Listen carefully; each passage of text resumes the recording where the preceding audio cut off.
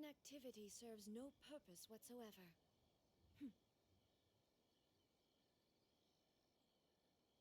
For the sake of the Kujo clan's future, I shall not give up. For the sake of the Kujo clan's future, I shall not give up.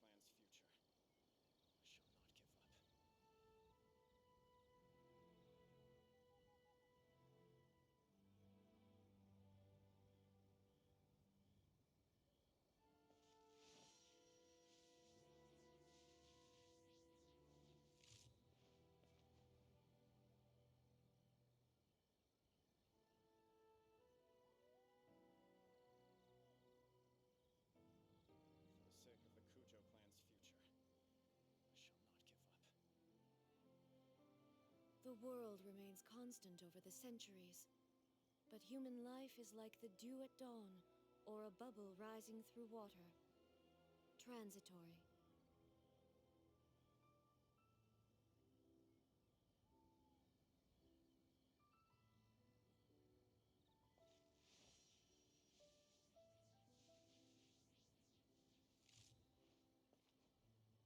For the sake of the Kujo clan's future, I shall not give up.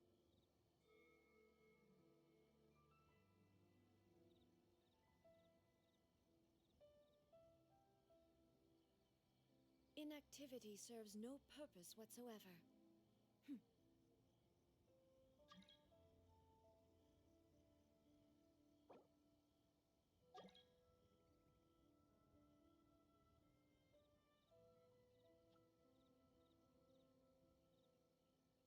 For the sake of the Kujo clan's future, I shall not give up. For the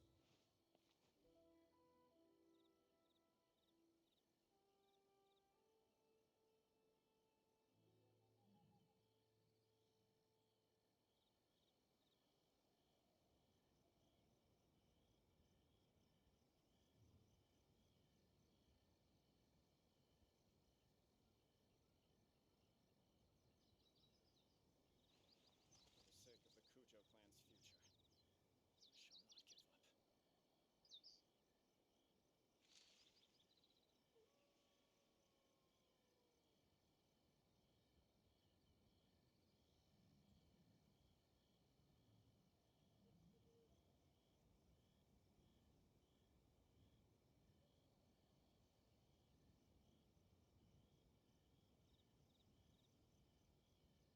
future, I shall not give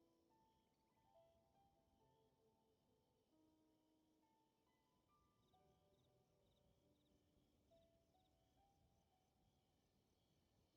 The world remains constant over the centuries, but human life is like the dew at dawn, or a bubble rising through water. Transitory. For the sake of the Kujo clan's future, I shall not give up. Hello, stream. Hold on, let me check audio if it's working.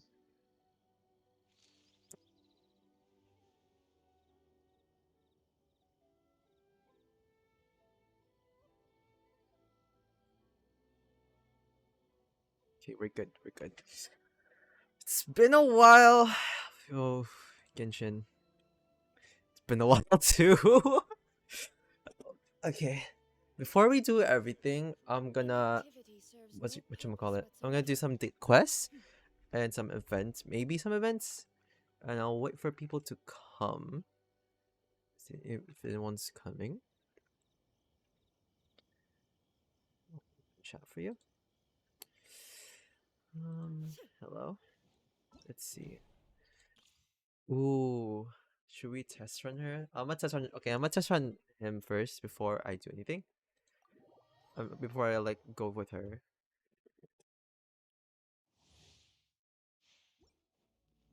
Baiju. Hmm. A bitter pill to swallow. Hmm. He kind of slow for me. I don't know. Let's Come a see. little closer. Oh. Okay, it's been a while. Okay.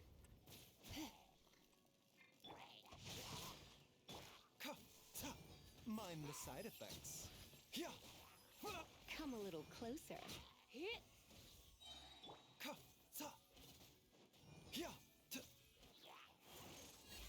You're in for a little shock. Come a little closer. I forgot it's only Rain 3 people. outlines I your keep pressing 4. Jesus. Okay. The doctor will see you now. Rain cutter.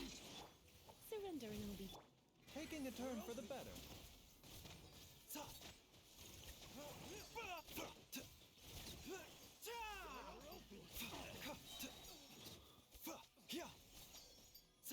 Annoying. Okay, I kinda glad I didn't pull for Baiju. Hold on. Can they ping this?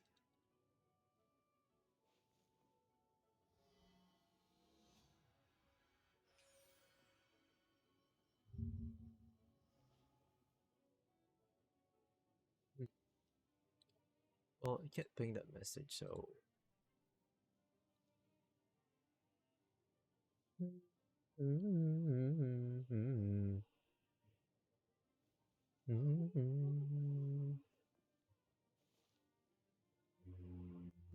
We're good.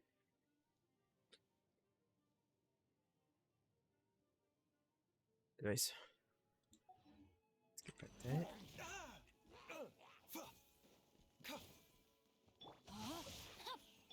Try not to enjoy this too much. I keep forgetting it's just 4. Rain outlines your fate. Mind the side effects.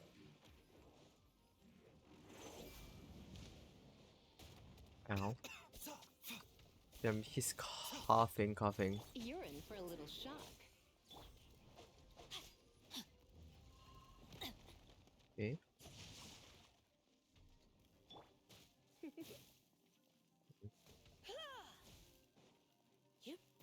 Oh, that's Lisa's? Come a little closer. Blitz. Let's spark the Rain cutter. Remember, health comes first. The doctor will see you now. Not for me. He's not for me. I think I didn't pull him. I wanted to pull him when I saw him first time. Like, what element is that? Like, because there was no dinner for except him, and he wasn't still available. But he's okay to me.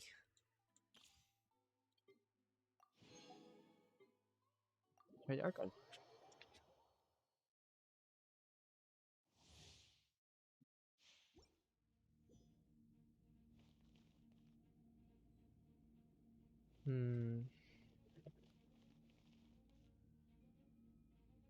Is that a real person or is that a bot?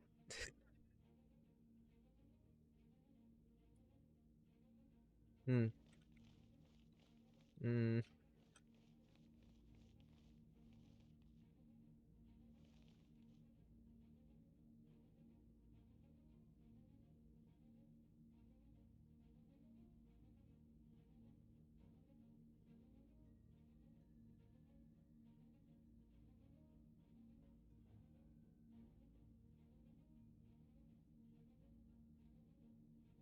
Okay. Oh, looks pretty cute. Oh, that's how we change her. Wait, what? How does she? I'm. I need the visual, but I'll try to read her. I'm not a visual person, but I'm gonna try reading her what she does. Wait, can I see it here? What does this do? If it's a guest of Salin, soldiers come forth in aid for Venus. 4 months will summon either Solan members or the singer of many based on Freena's current alignment. Foaming, bubbling in like celebrant shell Yui. That consumes a certain amount of stamina to unleash a solo dance, dealing physical damage to nearby opponents and charging her arc element. If some members or the singers of many water summoned by her elemental skill, some sort is up present, their lineup will switch in.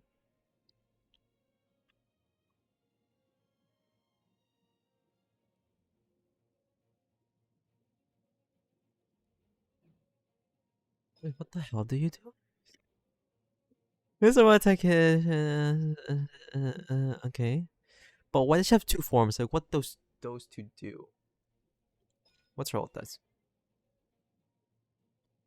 Hold on. What does her ult do? Roses, the impulse to revel, creating a stage of foam that will deal AoE damage based on Freena's max HP. So she's an H. I need to gather HP for her. Okay. During this time, when nearby party members' HP increase or decrease, one fanfare point will granted to Farina for each percentage point of their max HP, by which their HP changes at the same time. Farina will increase the damage dealt by an upcoming healing bonus for all the. I should have got Kokumi. I should have gotten Kokumi.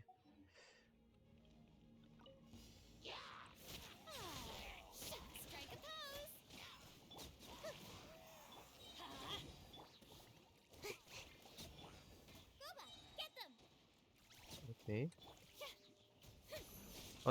Oh, they help. But what about the solo one? What the fuck is that? Ow, ow. Okay, chill.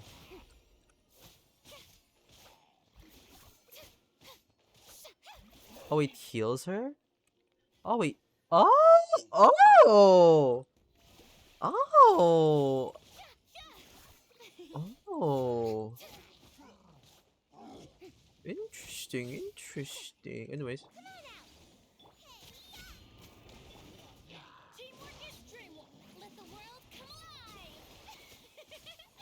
Help me, my friends. Wait, I kind of like it. Fuck it, I need to not charge attack.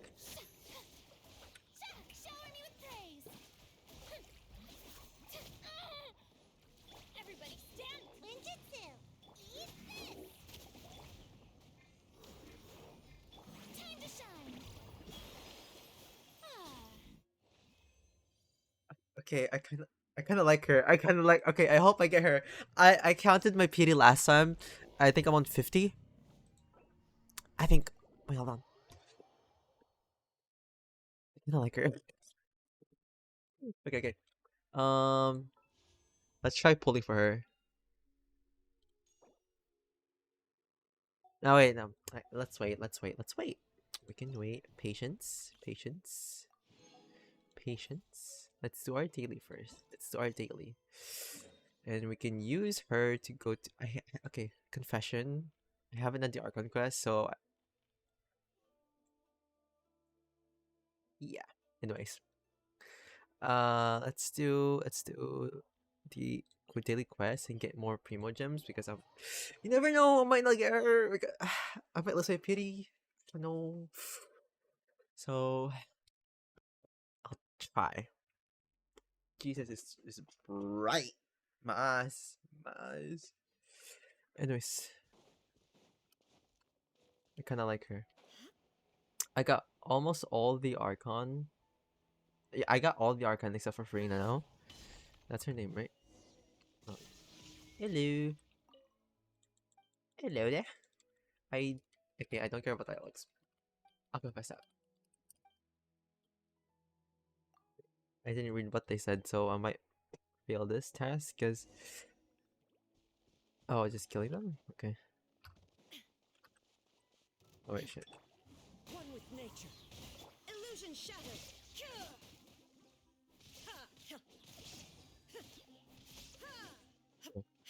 No, what? I'll do this as fast as I can, guys, so I can get hero gems. Thank you. Okay. Okay, should I pull? Should I pull? Should I pull right now? What do you think? Like, I could pull. I mean, I have 8k. Wait, let me see how much my pity is. Pity. 1, 2, 3, 4, 5, 10, 15, 20, 25. Oh? Wait, where's my... Where did it all go? Did it...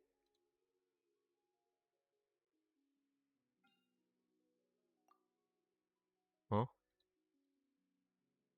What? Oh, it reset?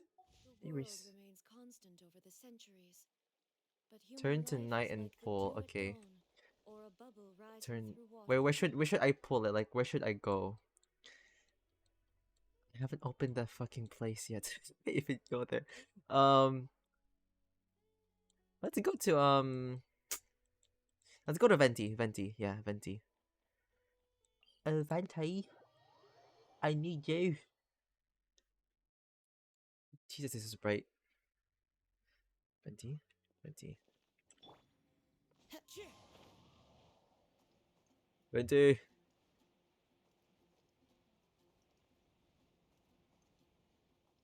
Eh. Sacrifice all the Archons? Me out. Ooh. Okay. Where's the grass? Where's the... There's a lot of, like... Where's a lot of places where there's a lot of TNT? I don't wanna kill them all. Hold on. Let me get the Archons first. Oh, there it is. He needs... Do I want to level up Venti? Okay. Let's find a high place. Oh, wait. This place existed. Jump from the statue. Oh, can I just kill them from jumping there? All of them?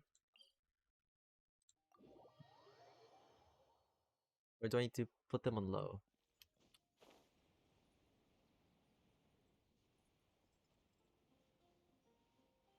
Let's try.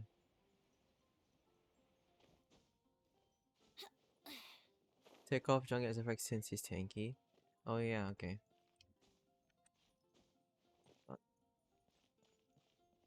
Yo, Zhongli. Wait, why did I do that? I went the long way. Okay, my artifacts are shit in Zhongli. I didn't focus him at all. Let me lock it first because I don't wanna.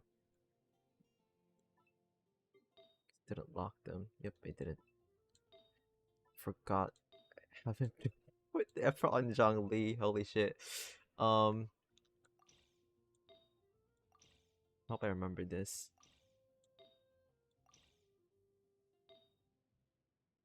Okay. Who shall go first? Let's go by the release date. You motherfucker survive. Oh boy. Okay. Go up. Go up on your legs. Up your dick, I guess. Hold on. There we go. Do you even have a dick, Venti? I don't think so. Okay, this is a struggle. This is a struggle coming up here. Holy shit. Okay, walk on the arm. Now die. Zhongli.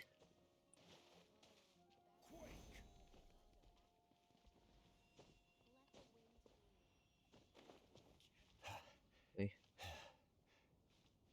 What? Wait, hold on. Why the defense goblet? Okay, I I let's just say I didn't focus on Zhongli. Okay, let me be. Huh. Okay, Mummy, you're next.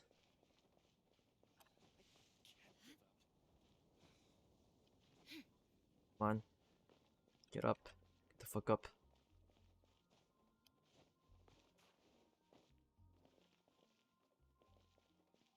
Ugh. Bitch survived. Okay, she's a Archon after all. Okay, Nahida, you better have low health, I swear.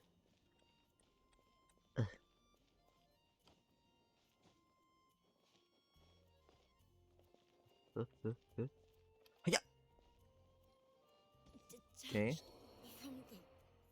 last one, last one. Nahida, you can do this. Oh, you have 940, 9140. Good. I also didn't focus. Okay, I stopped playing this game, okay? I just got here because of the new Archon quest.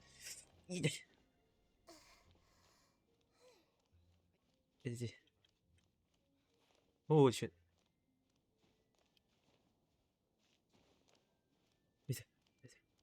Hiya!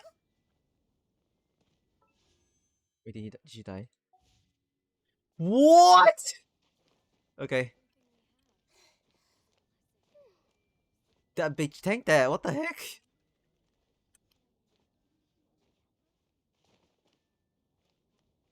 Me. Oh my god. Yeah, I don't care. Let me wish, let me wish. Please. Please! Okay. Okay. Okay, wait!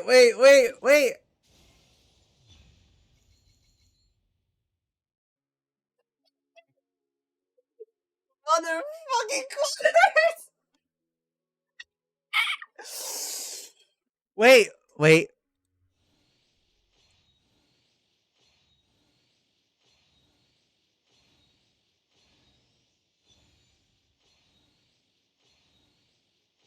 Okay. I mean, I got D-Luke. I got D-Luke. I can still pull more. One. Okay. Okay. Come on. I know. Come on. Genshin gods. I know I haven't playing for a while, but... Oh, I got her. Is she her? Okay, Charlotte. Hey, Charlotte. Yeah, the camera bitch. I forgot. I thought you were the other brother, other siblings, the other two. Alright. Hi, Cole.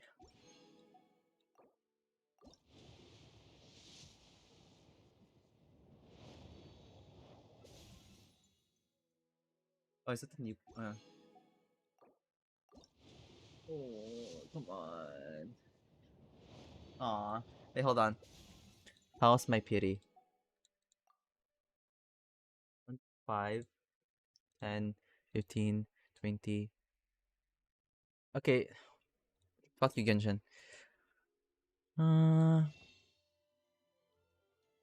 Go back to the statue.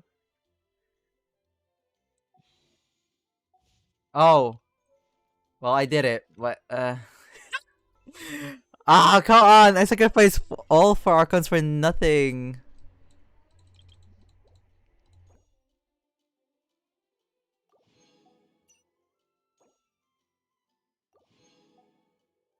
You fuck.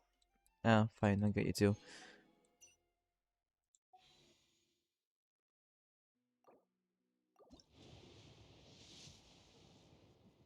Money. Money. Okay, I don't care about Cole. I know you're healed already. Stop being a bitch. Nah, not worth it.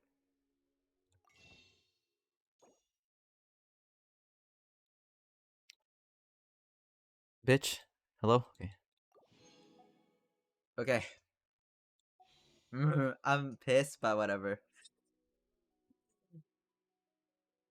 No, but it's fine. I'll get her sooner or later. Let's do the. Let's go to the. Hold on. Can you shut up? Thank you. Let's see here. Bit here. No, not that one.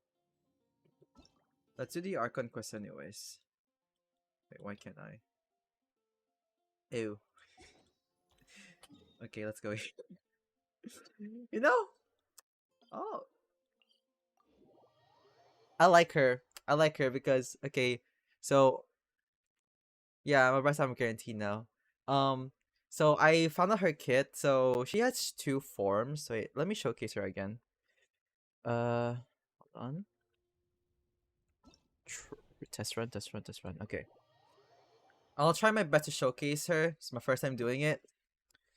So, wish me luck. Okay, she has 2 forms. She has, I think this is solo. Oh, this is this is not the solo act. So this little creatures will help her fight the enemies. In this form, you will notice that she changed because of her hair gets longer in the back. This one, she will summon another creature that helps heal her. Oh, there she is. Hey, this is her. She helps heal her. And her ult does AoE water damage? Yeah. Let's see. Let's do this. Hit me. Hit me. Hello? There you go. Yeah, that thing help me heal. Then this one, they help me fight. So by changing her form, you need to like do the charge attack. So that's her charge attack, changing forms. Now down low, I need to heal. Now heal me. Thank you. And this is her ult, does AoE damage.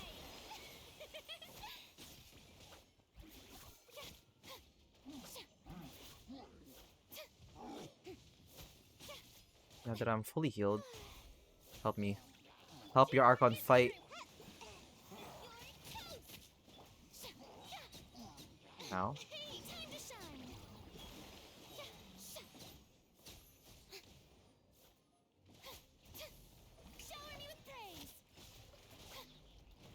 Oh fuck, healing. Everybody stand back. Nice and split. Hey, come on out.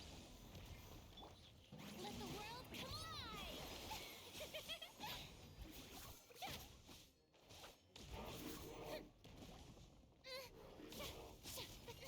Stop that. Ow, ow. Oh, was another one. I thought that was the last one. Shit, okay. I didn't mean to press that, whatever.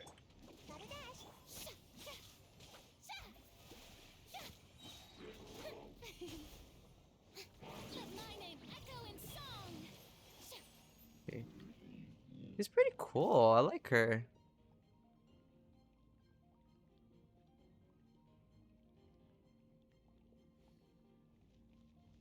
Okay, thank you. Bye. Thank you for coming.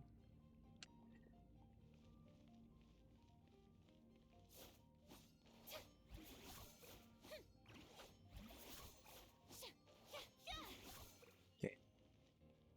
Now let's do the Archon quest. I didn't got her, but whatever. At least I'm guaranteed now.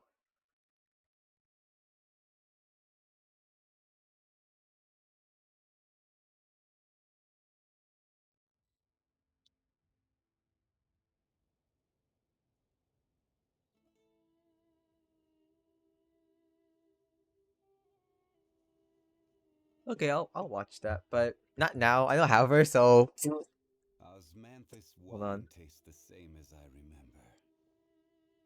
But where are those who share the memory?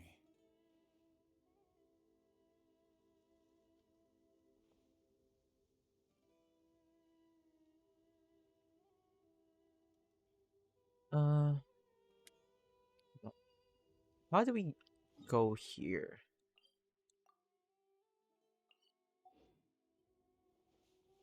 Okay, let's go up, I guess. Yeah, I haven't done this place either. I kind of stopped playing it, but you know. Well, let me get my main team here. The wind knows me.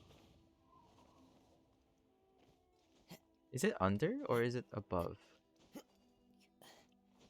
I'll go above first.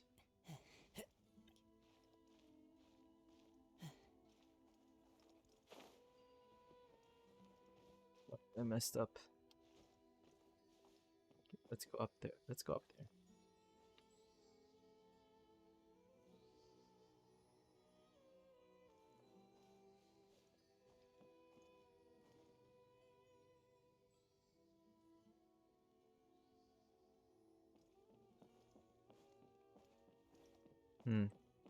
How do we get up there?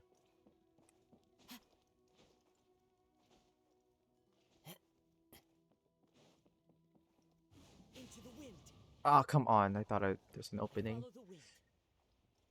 Follow the wind.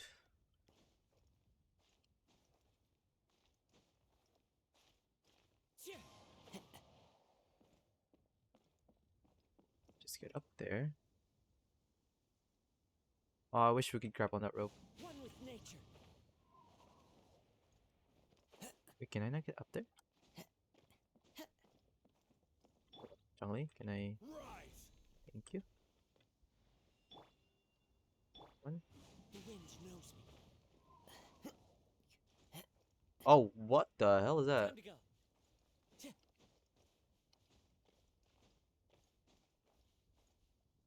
Oh, well, Time to go. okay. I don't know what that is, but oh well. I'ma just I'll get here one day. One day.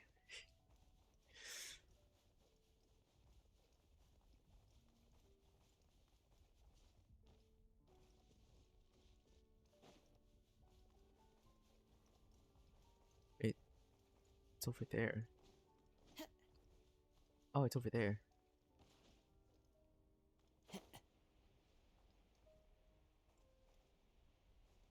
This looks pretty. It's pretty.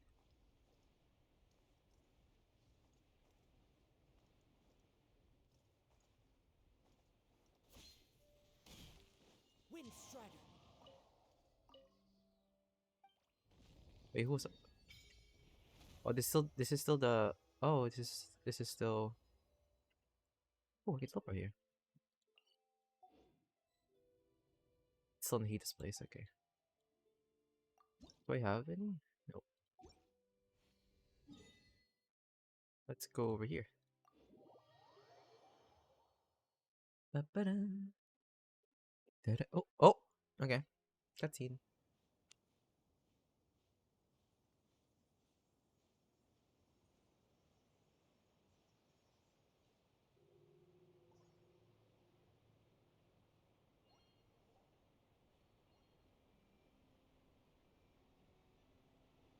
Ooh, pretty.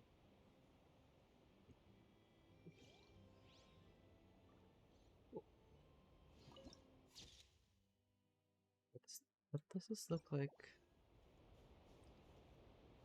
Oh. How do we get there? Wait, is my Archon quest open now? Nope. Wait, involved with another quest? What quest?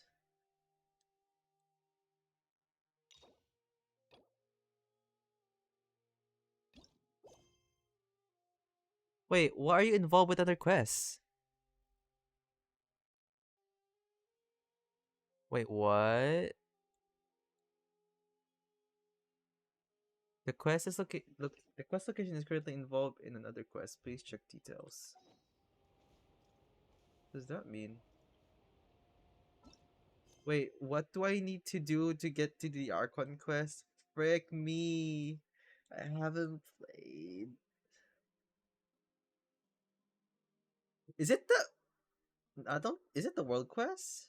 No way. It's not.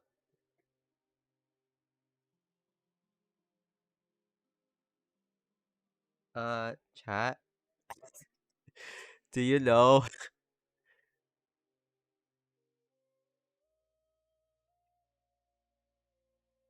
Uh is it I don't think it's them.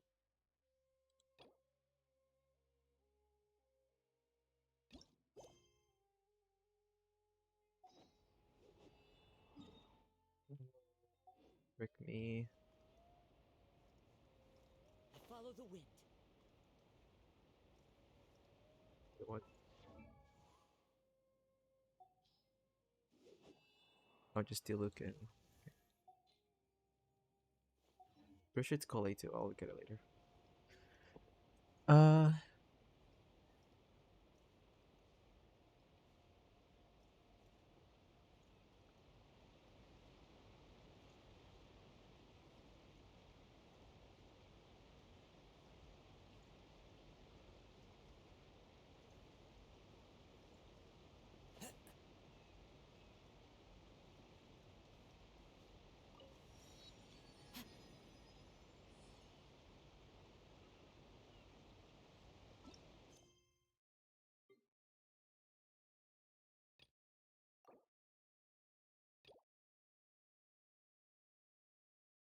Okay. You have to do okay. Let's do her quest. Fuck me. Yeah, I got set back to do her quest again. Hey, Dia, you're back. Are these two friends of yours?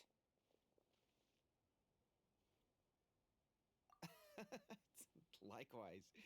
There's no need to be so formal with us. We're a pretty casual crew. Anyway, since we've got newcomers, let me fill you in on what Dakan al-Ahmar's been up to lately. They've become extremely aggressive. Apparently, even their own now have become acceptable targets. They even attack other relics brigades, just the same as any other mercenary brigade.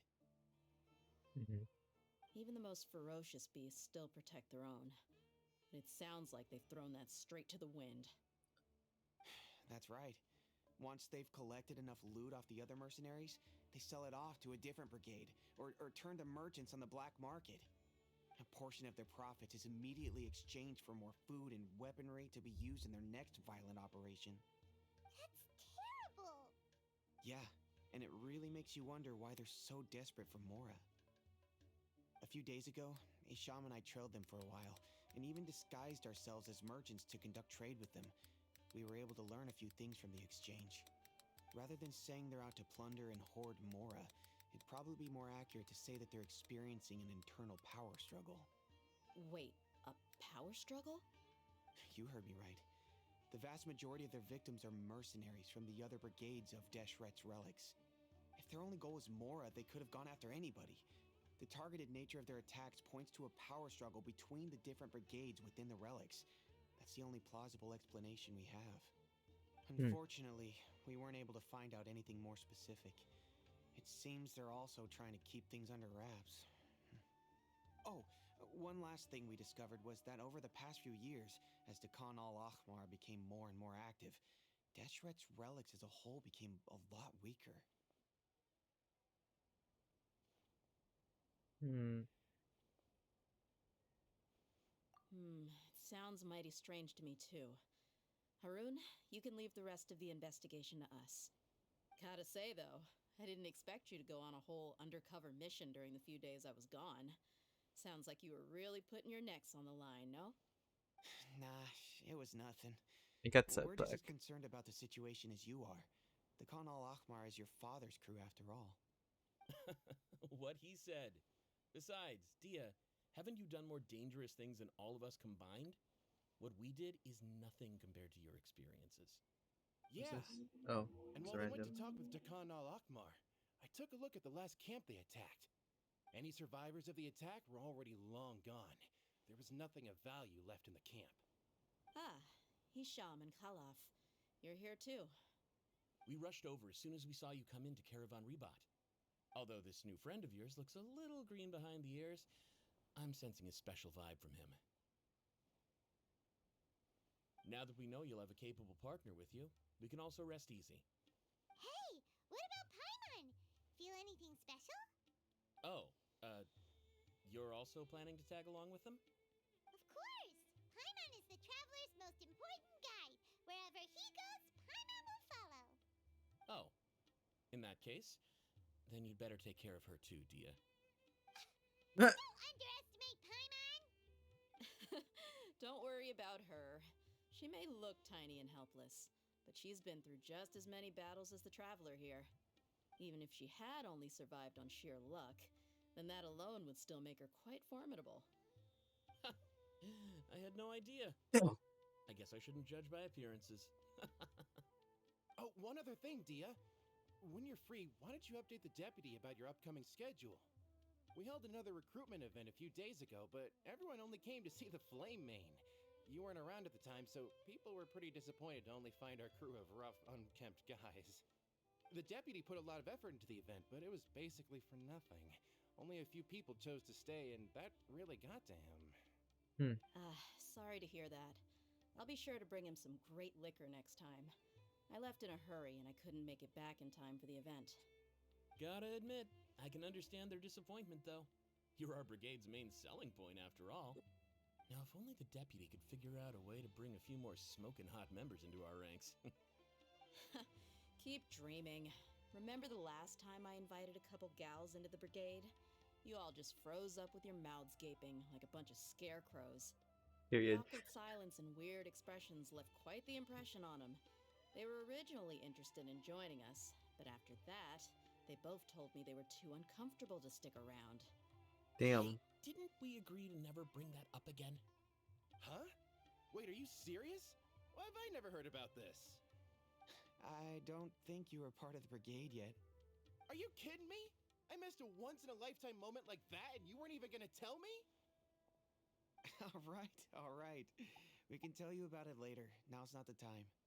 Hey, don't you try to change the subject. You and Hisham get your butts over here and tell me everything right now.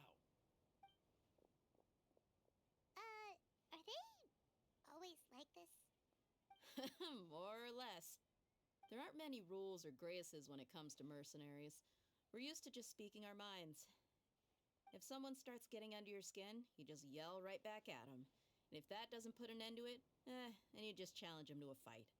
But we also don't tend to take many things too seriously. Being direct and getting it all out of your system as What the soon hell? as things come up is better than keeping everything bottled up, never talking about it. That's also why I never spare their feelings when I talk to them. If I want to laugh, I'll laugh. If I'm angry, then I'll unload on them. It's hard to stop once you get used to it. Though, I can never do that when I'm with the Homayanis. Hey, knuckleheads! Can you at least tell me the rest of the intel before you go back to your bickering? Yeah, you hear her, Holloff? Told you we gotta focus on the investigation first. I drew up a map. Right here is the spot. There you'll find the merchant caravan responsible for getting rid of Dakan al-Akhmar's looted goods. All you gotta do is wait and ambush them in the evening. They'll have no idea what hit them. Perfect. Thanks for that.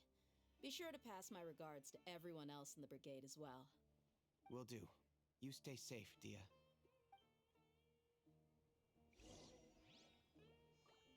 Okay. Now can I do it?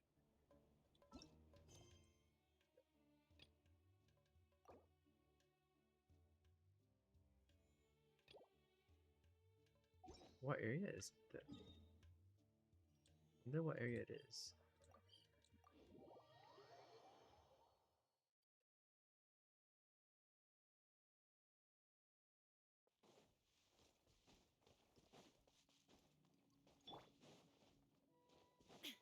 Should do my exploring team. Hold on. Place. Let's just find a spot to hide and bide our time. It's gonna come down to a fight one way or another, so let's all be careful. No need to worry. He knows his way around a fight. I'm not worried about that. What I meant is that we probably shouldn't go too hard on the enemy. After all, we still need to get information out of them.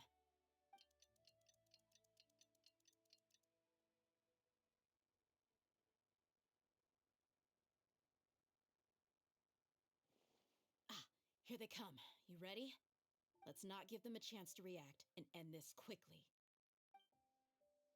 Yeah, I wanted to on my exploring team. Ah, I think I can do it. Oh, Dia! Feeling lucky today? Into the wind.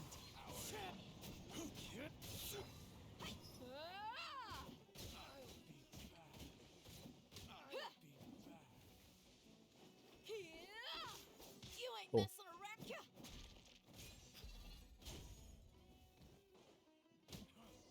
You won this one.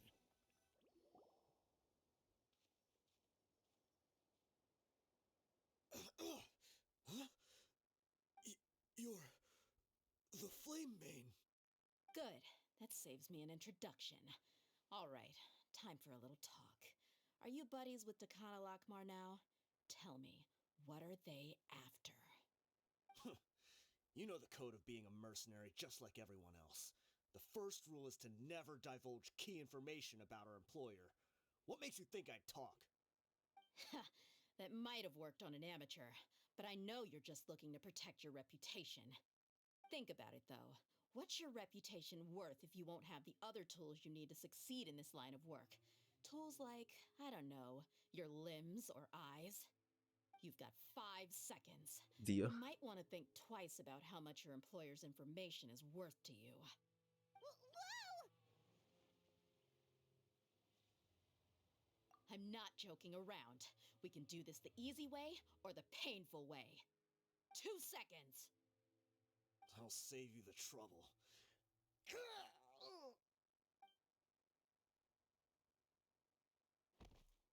Hey, Huh? yo. Are you crazy?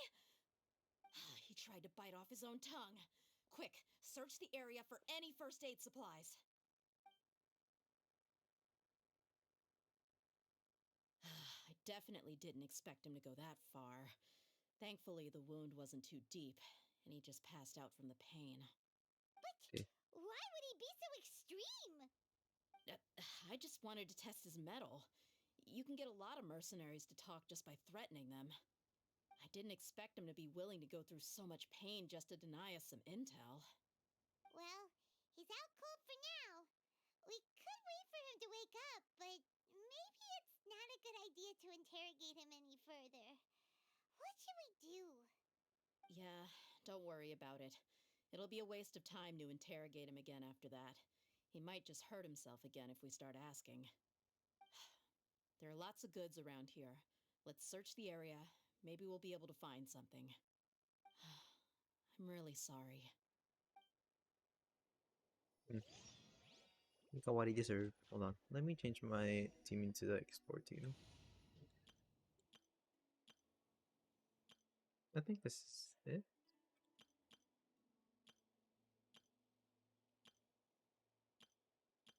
Yeah.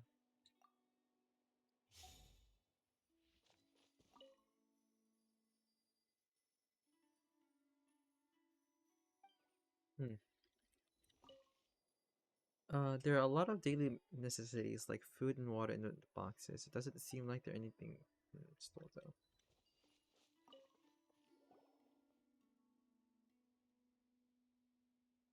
We found a piece of paper with a bunch of names on it. Maybe it's a record of something. Let me take a look. If this really is a merchant caravan, they should have a record of their transactions. Yep. I see an entry for Dakana Lakmar right here. Kusela, Idrisi, Bashar, and Takriti. All familiar names. Dakana Lakmar has been trading for a hefty supply of food, weapons, and medicine.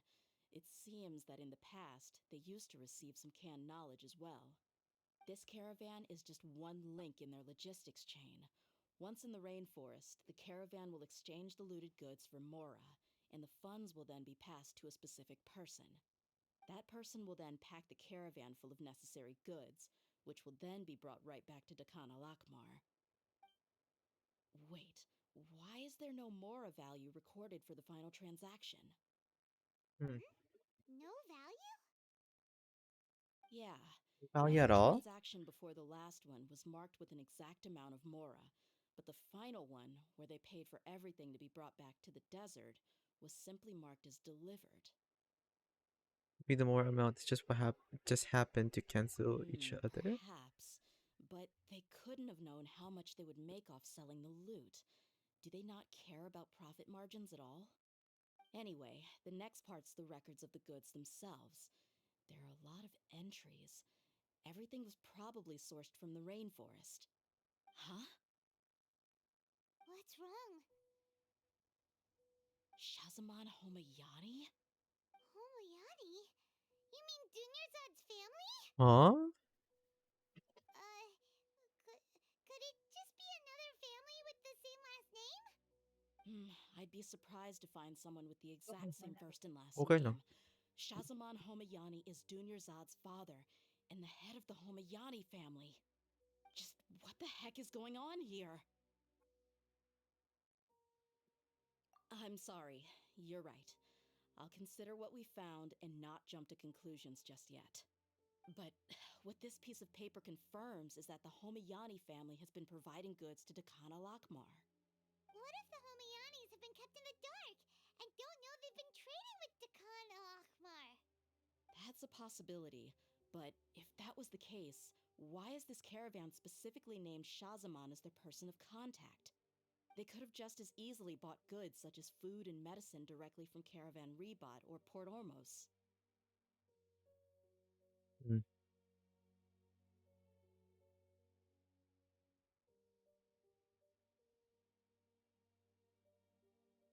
Hmm. Perhaps she's been supplying the brigade's operation this entire time. Funding violence and looting.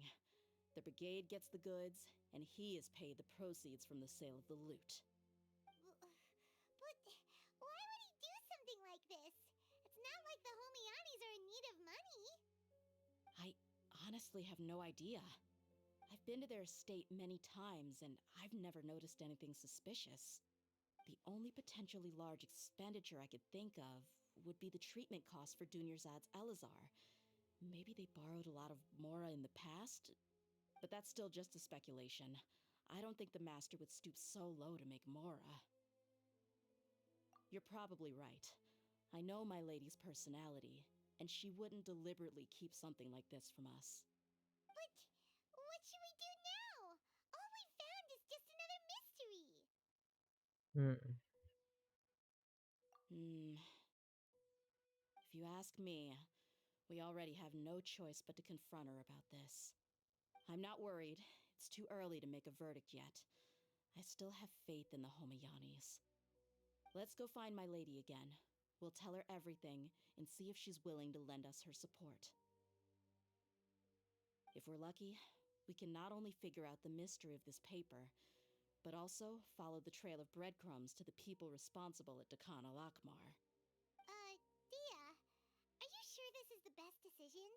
What if instead of getting the help we need, we just end up revealing everything we've discovered to the enemy? I've considered that possibility. But even still, I want to tell her what we found. I think I owe her that much. True friendship is built on trust. She showed genuine concern for me when we first brought up the topic. I can't repay her kindness with doubt and suspicion. That's not how I deal with people. You're right. Paimon wants to trust Dunyarzad too. Yeah. Let's pay another visit to Sumeru City. I wonder what place that this is using, that Dia is using also. Oh, I can do it now! Never mind! Let's go!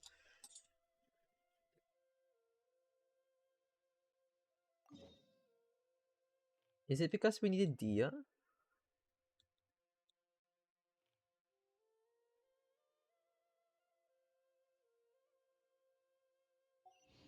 hold on. A blade embraces its duty, as a jeweler cherishes their gems.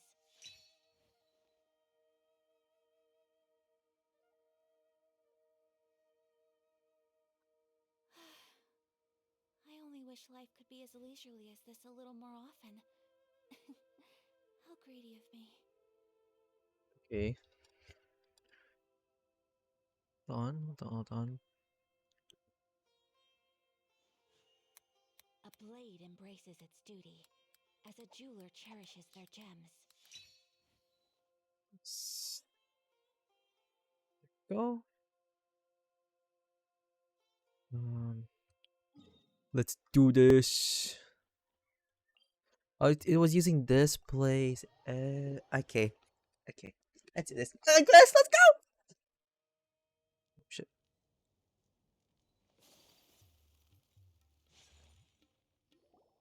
Good old caravan we bought. Now let Paimon think. What Hmm. were we up to the first time we came here? Oh, Paimon remembers.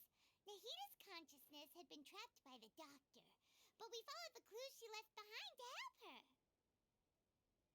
So much time has already Remember what, passed Paimon? since then, and it seems Sumeru's changing for the better now that Nahita's in charge, right?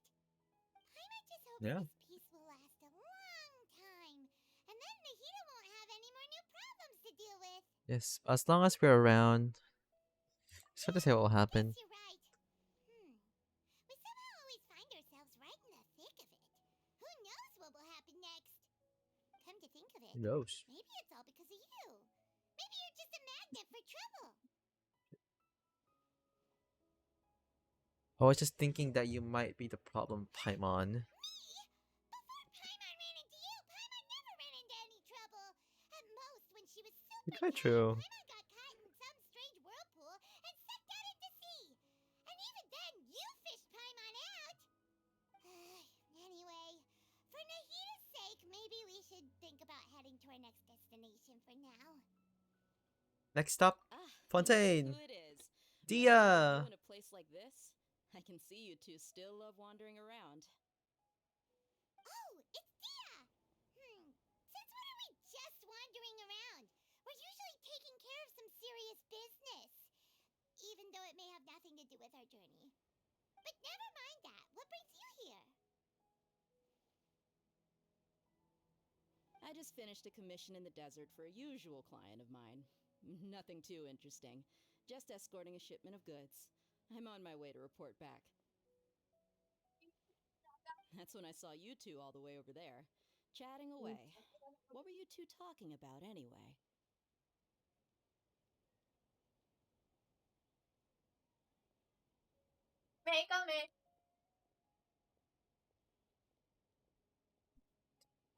This. Huh? Oh. You serious? Can't say I saw that coming. But you are travelers after all. I guess you'd never stay for too long in one place. Bumping into you like this will become a rarity. I'm starting to feel sad just thinking about it. Aw, Dia loves us. How about I gather a few mercs to escort you two? What do you say? Thanks, but no need. Oh, Paimon had no clue you'd miss us so much. But don't worry, we'll come back to see everyone when we get a chance. Sounds good. All you need to do to get to Fontaine is cross this stretch of desert and navigate some waterways. Knowing you two, I'm sure it won't be anything you can't handle. So, when are you leaving? I believe as soon as we finish a few more. Oh, wait Sure, a you should sec. be some of these. Paimon just remembered there are still a few dishes in Sumeru that Paimon hasn't tried yet. Now, where's that list Paimon made? You want Fontaine guy? I see. Guess you won't be needing a going away party or anything. It's sad enough to see you go like this. Though, now that I think about it, Sumeru wouldn't be what it is today without you. Seems true heroes always prefer leaving quietly. By the way, should we go say bye to Nahita?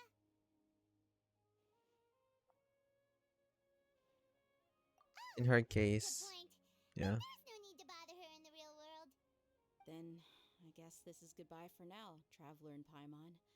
Whether as a client or a friend, you're always welcome to come find me. Take care, Dia. Goodbye, Dia. Bye-bye, Sumeru.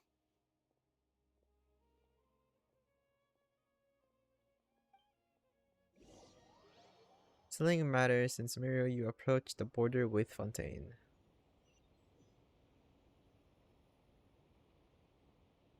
Oh, we're here.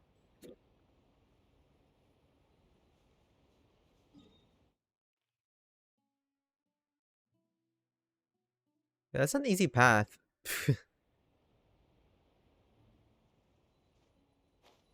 Fontaine. Hold on.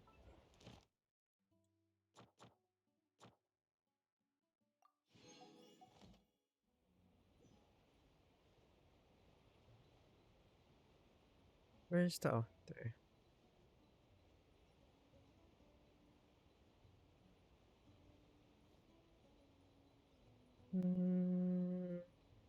Yoink.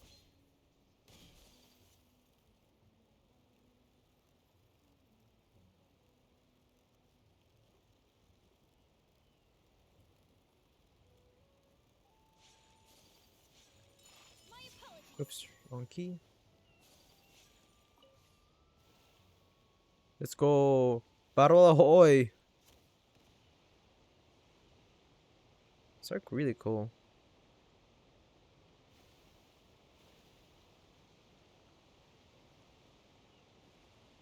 Whoa.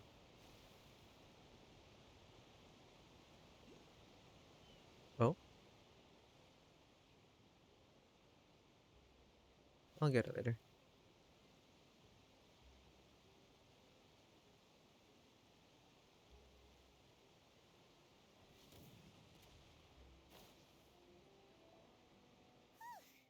After crossing all that sand and water, we finally made it! Oh, this must be Fontaine's port! Wow! Really? Everything looks so advanced in Fontaine! So I Paimon's heard maritime it's about... industry here is extremely developed, and there are all kinds of unusual machines! It's even more impressive than I expected. Seeing the sights as a tourist is nice, but maybe it would be better if we found something to do. What do you think? Let's start by meeting the Hydro Good Archon. idea. Nahida gave us loads of useful information. Yeah, only her. Seeking out the Seven is probably still our best source for information at this point. It's also to find my sibling. The more we can learn, the better. So, what do you think the Hydro Archon's like? Will we get along? Nahida said that she has a very unique personality, whatever that means. Hmm. To learn about a We'll see. nation's god, start with the nation's people. There seems to be some locals talking over there. Let's go see if we can join the party. Let's go. If you ask me, it's a tragedy how things ended for him. Clearly, he was a pretty decent person. Yeah, I didn't expect that kind of ending for him. I thought he would at least fight on a little longer for his family. I was expecting a sudden plot twist, but it's a pity that it never happened. Still, his story is quite the tearjerker. I wonder who. Excuse me, can I help you too? I couldn't help but notice you standing here listening. Hi. We're travelers new to Fontaine, and we had something we wanted to ask, but you seem to be really busy talking about some kind of play, so we didn't want to interrupt. Play? Oh, no. We're talking about something that really happened. In fact, it's a case that was just heard a few days ago. Really? Case. Like a real trial? But the way you were talking about it and the words you used just now made it sound like some kind of story. Well, good tales are often based on true stories, aren't they? And what you see in reality may also be someone deliberately putting on an act while harboring ulterior motives. Whether something is true or not simply isn't that important. The main thing is whether the story being acted out on the stage is splendid enough.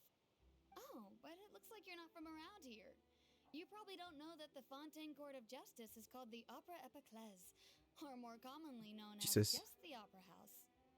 Was that French? So they see trials as sort of an opera? Shouldn't court cases be treated a little more seriously than that? Not to question Fontaine's way of doing things. It's just that putting someone on trial is usually a very serious thing. No worries. Other visitors to Fontaine have wondered the same thing. You could say that we just don't want to waste the moving stories behind those cases. And as for your worries about whether the cases are treated with due reverence, we have the absolutely just and honorable Chief Justice Neuvillette. As well as the Oratrice Mécanique d'Analyse Cardinal, a machine created by the Archon. Between the machine and the Chief Justice, false charges and injustice are a thing of the past now. TikTok doing that so much. Origis mécanique de l'analyse cardinal. Origis mécanique de l'analyse cardinal. I love it. Oh my god, yes. A judgment of Hmm. Oratrice? Is it some kind of machine too? Oh, Paimon's curious. We should check it out if we get the chance. What? Wait, can you do? Wait. Almost forgot to ask you our question. Can you donate me some? You know, I lost pity. So can you donate Primogems? You know, just donate. You know, donation would be nice. Well, I was forgot question. Do you know the English winner? Oh, that's easy. Just go to the Opera House. Lady Farina practically lives there. You could definitely say it's her biggest passion. Lady Farina. I mean, that's nice, but you know, I would rather have the Archon. It's actually pretty fun. I kind of like the Archon, the new Archon. I think what they mean is that they wish to speak with the Archon Personally. Yeah, we want a personal. In that case, I'm afraid it's going to be a tad more difficult. You'll have to make an appointment well in advance, and it'll depend on whether or not she has any time slots available. Slots? Is the Hydro Archon super busy taking care of official stuff? Wait, didn't you say that she's always at the Opera House? No. Lady Farina seldom takes an interest with a nation's affairs. The reason it's difficult to make an appointment is simply because she's incredibly popular. Wait, is that Lynette? That's right. After all, I saw her ears. Though she may tend to get a little dramatic from time to time, people can't get enough of her. Wait, is it? What's her name? Is it Lynette? I forgot. They're twins. I forgot their names. Described that way before. Huh. Wait, Paimon gets it now. The Hydro Archon is kind of like a big celebrity here, right? Yeah. Yeah, I suppose you could say that. Perhaps you could even say our mascot. Hang on. Paimon, she's the god of this place. You're talking about. You should show some more respect. Yes, you're right. I guess I should at least try to be a little more Is that tree in the background? in front of visitors. Otherwise, I might get arrested and find myself face to face with Monsieur Neuvillette. Neuvillette. French. Sure, there's a lot of laws here, but nobody's going to be arrested for saying something disrespectful about the Hydro Archon.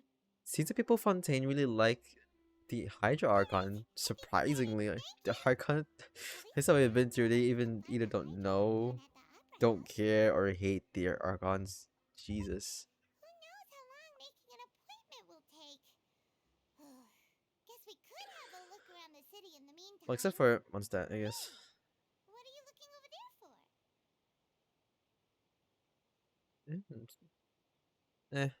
Delay maybe. Let's go over there.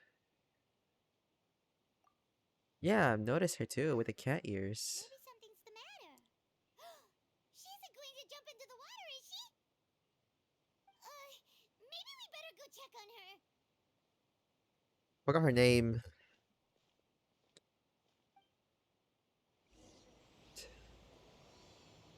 The prelude of whatever. Wait, okay, that's not quite anything. Where's the statue? Ah, I see where it is. Hello.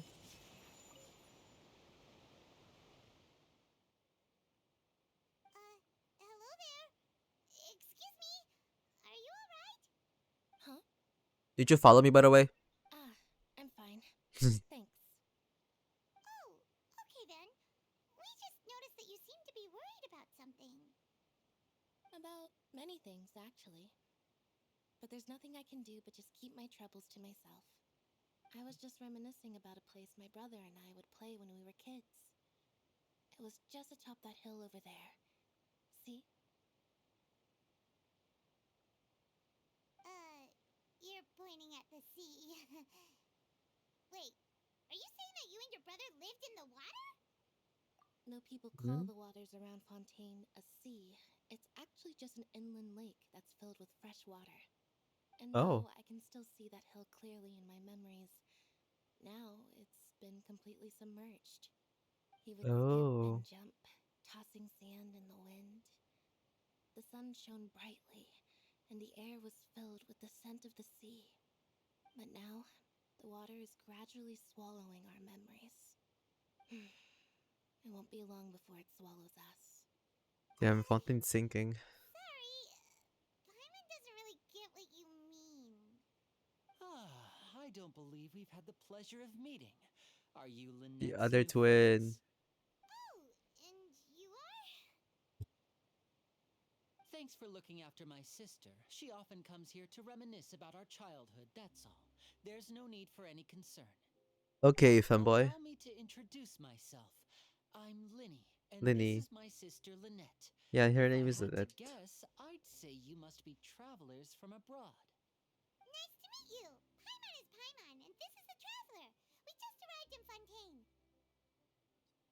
We were just talking with your sister. Even though we didn't really get what she was saying. I see. It's unusual for Lynette to be so willing to talk with anyone. In fact, she seldom speaks at all. I'm usually the only one she ever talks to. Oh, Okay, really? Linny. Then you two are just like us. Paimon's always the one talking for some reason. Is there anything left for me to say with you around Paimon? Or, you know, whoever's give this guy a dialogue. So that's how you think it is? I also think my brother can be too talkative at times. Seems you were right, Paimon. We are quite similar. So, what did Lynette mean just now when she said that the water is engulfing your memories, and that it won't be long before it engulfs you too?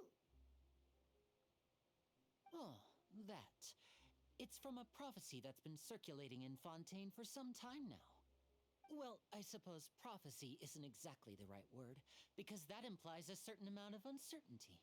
There's no doubt about what's happening in Fontaine now. What's happening in Fontaine? Where to begin? Give us a story. Let's put that question on hold for a moment. We still haven't formally greeted each other yet, have we? Did all the introductions earlier not count? Hello, traveler. Hello. Hello, Linny.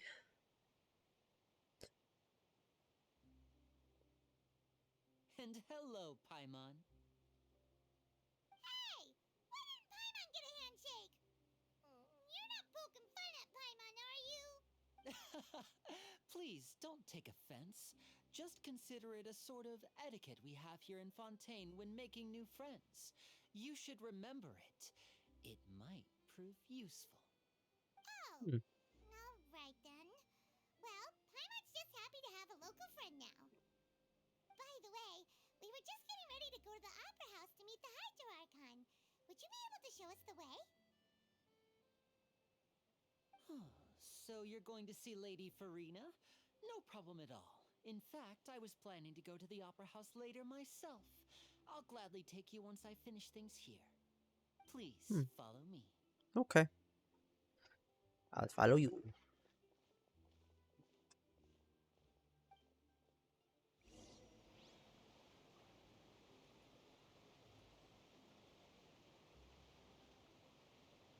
before I do that, I'm gonna change one of the characters to Traveler because we're gonna get the water statue.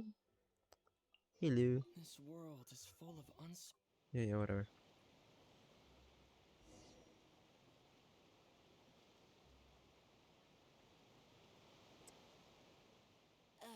You said you were going to see Lady Farina?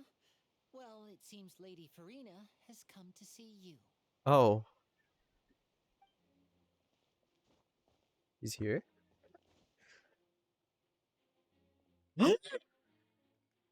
Big booby mama. Those buttons are holding for the life. Holy shit. Is it? It's her.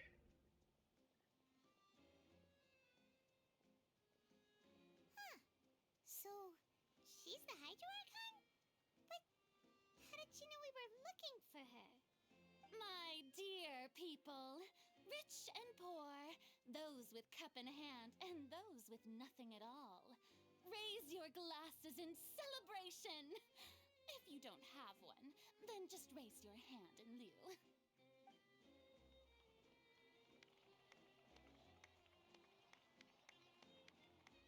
As you can all see, two unfamiliar travelers have arrived in our nation. Come, let us make a toast in honor of this traveler and his companion who have journeyed here from distant lands. How did she know? Is she talking about us? I mean, yeah. What is she to be holding a glass? The fuck? I've long heard of the turmoil and chaos you left in your wake as you visited other nations, but I welcome you nevertheless. No, I have come to receive you personally. Fear is for insignificant cowards. I am a god, and I will never entertain the notion of such meaningless wariness. You can be rest assured, I see clearly your sincerity. Of course, seeking an audience with me is the most sensible thing to do.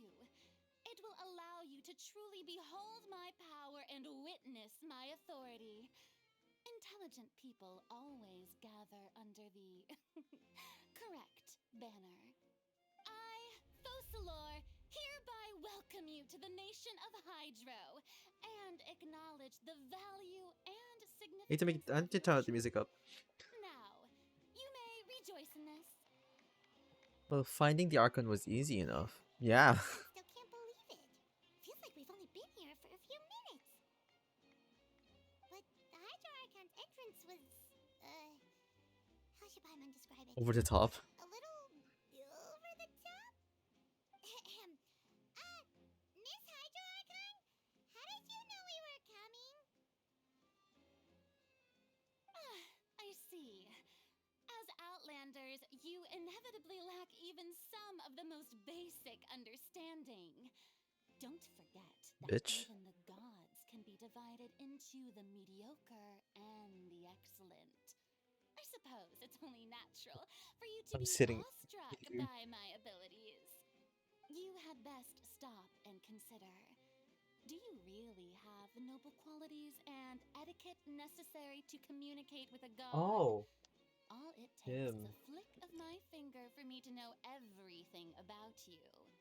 Uh-huh. Talk about sounding high and mighty. Oh? What's with these looks? Perhaps the welcoming ceremony still isn't enough? What else should I say then? What else should you say? Is she waiting for us to start talking? Wow, Wait, I my didn't baby. expect to see Lady Farina here. What a surprise! Wait, does this mean they're the legendary blonde traveler? How did I not notice before? Hey, what's all the commotion? Oh, is that Lady Farina? Is there some kind of drama going on? Of course. That's the blonde traveler. The one all those stories are about. Wait. Farina came here to personally see him. Wait, we have Looks stories? like this is gonna be the duel of the century. A duel? I've got to see this. I knew Lady Farina would never disappoint.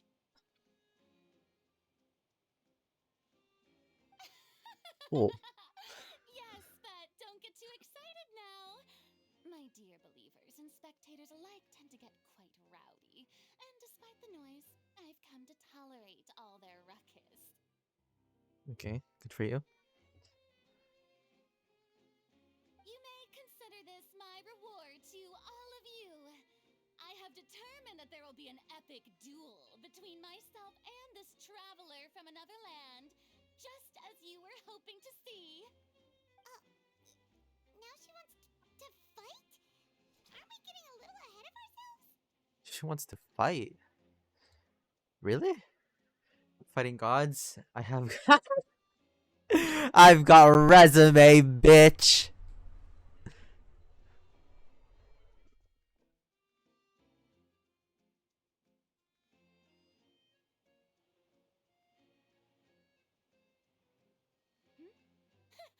Are you not afraid?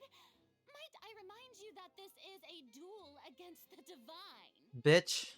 Try What are you me. trying to do, traveler? Provoking a god in front of her people? Stand down, Clorand. Florence, that's her money. That's her You money. have the That's her courage to name. draw their Money. sword against a god. He is obviously a true warrior. Unfortunately, people nowadays only crave to be thrilled, and a mere duel will not slake their thirst for excitement. Kinda true. Huh. Yeah, she's right. Just a duel wouldn't be all that interesting. On Araneus, criminals are always requesting duels to defend their honor. They're getting a bit old, to tell the truth. You see. Then, as the god of justice, I shall face this traveler in another kind of duel. A duel in court. All right. Now that'll be worth Y'all like seeing. talking and shit? I mean, Right. I kind of like This is watching those two. Fontaine, after all. Such a grand opera house, it would be a pity not to use it. The drama, the tea, the spilling of it. Seems you've spent a little too much time in the opera house. Besides, how exactly do you plan to have a duel in court? You mean you're going to put us on trial? And we haven't committed any crime. Period.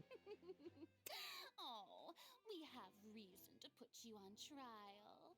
It's obvious, isn't it? Sorry. Obvious? According to Fontaine law, no one is permitted to release any flying objects within Fontaine city limits during the first 3 days of each month. Paimon? You are clearly guilty of violating this law, no? Paimon? Oh, so that's what they've done wrong. That's Our Lady Farina. No one knows the laws of Paimon is not an Fontaine like object, she though. does. You call that obvious? What kind of law is that? Wait, flying object? You mean Paimon? Precisely! Now, if you two have no objections, then in the name of the Hydro Archon, I order your arrest. My apologies, Lady Farina.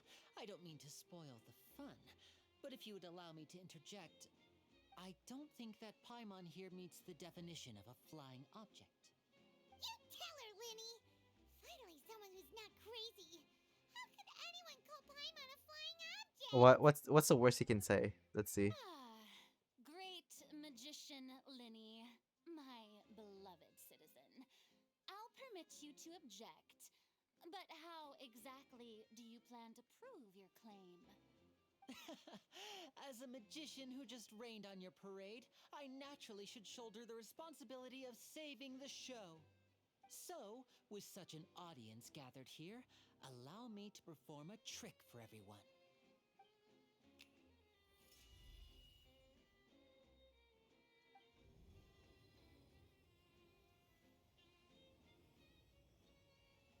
Oh my god. Ta-da! What's that on Paimon's back? Hey, when did Lenny do that? Oh. Damn, he's smart.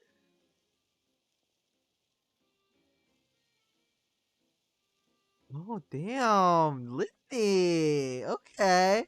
There. Okay. As you can all clearly see, Paimon should be classified as, well, something like a balloon. This rope has been in the traveler's hand all along. It was just that no one could see it before. Huh? You call that magic? You've got to be joking. I thought it was pretty good. Nice one. Huh. I'm not sure what to think. It seems Lady Farina's charges no longer hold water. We're gonna do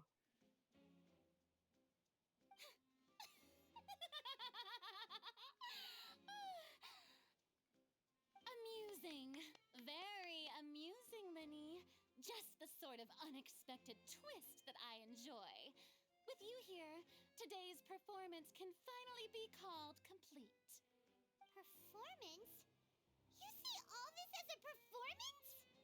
In which case, consider the matter of your trial resolved. The god of justice will not bring charges against an innocent person. But when there are valid grounds, I will not only judge travelers from abroad, but even the gods of other lands. Hey. I look forward to seeing your upcoming performance at the Opera House, Mr. Linny and Miss Lynette. That's enough for now. Toodaloo!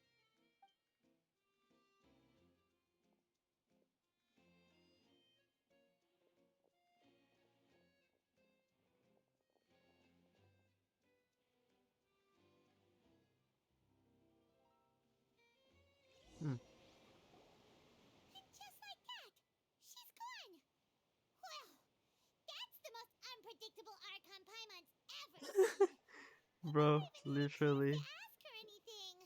But that's a problem for future Paimon. That whole scene just now was really... Don't mention it. I just You're happened to bailing us out. remember that there was such a law, so I did a little preparation, just in case. I didn't think it would actually come in handy. So, now do you see what kind of god Lady Farina is? She can Yeah. be a bit confusing at times, but she is still amenable to reason. Yeah, confusing is a good way to put it. Is she really that reasonable? Anyway, Paimon had no idea you were a magician, Linny. It sounded like you'll be performing at the Opera House, right? I just know a few simple tricks I use to make a living. Lynette is my assistant. It will actually be my first time performing on the most prestigious stage in Fontaine, Oh. the Opera House. But isn't the Opera House where criminal trials are held in Fontaine? When there are no public trials being held, the Opera House hosts a variety of other performances. To the people of Fontaine, the line between a trial and a performance can be a little blurred. And speaking of performances, I would be remiss to forego this opportunity gifted by fate. Might I invite the two of you to see my performance? My brother's always excited to make new friends. Oh, sure. We don't really have anything to do now, and we wanted to go to the Opera House anyway. I would be delighted. Splendid. In that case, why don't we go together? I'll show you the way. I just have something to take care of first. Is there any way I can help? You really mean it? Isn't it Then I'll taller take you than up on your offer. Traveler? This is a magical item known as a magic pocket. Perhaps you can help me distribute them to the people here. Okay. Huh? What are they going to use it for? About that. Is he a criminal? You asked me before about the prophecy, right? Let me start by telling you a little more about what it entails. I'm not sure exactly when it began, but a prophecy has been circulating around Fontaine. It says that every person in Fontaine is born with sin. No matter how the nation of justice holds trial after trial, this sin cannot be absolved.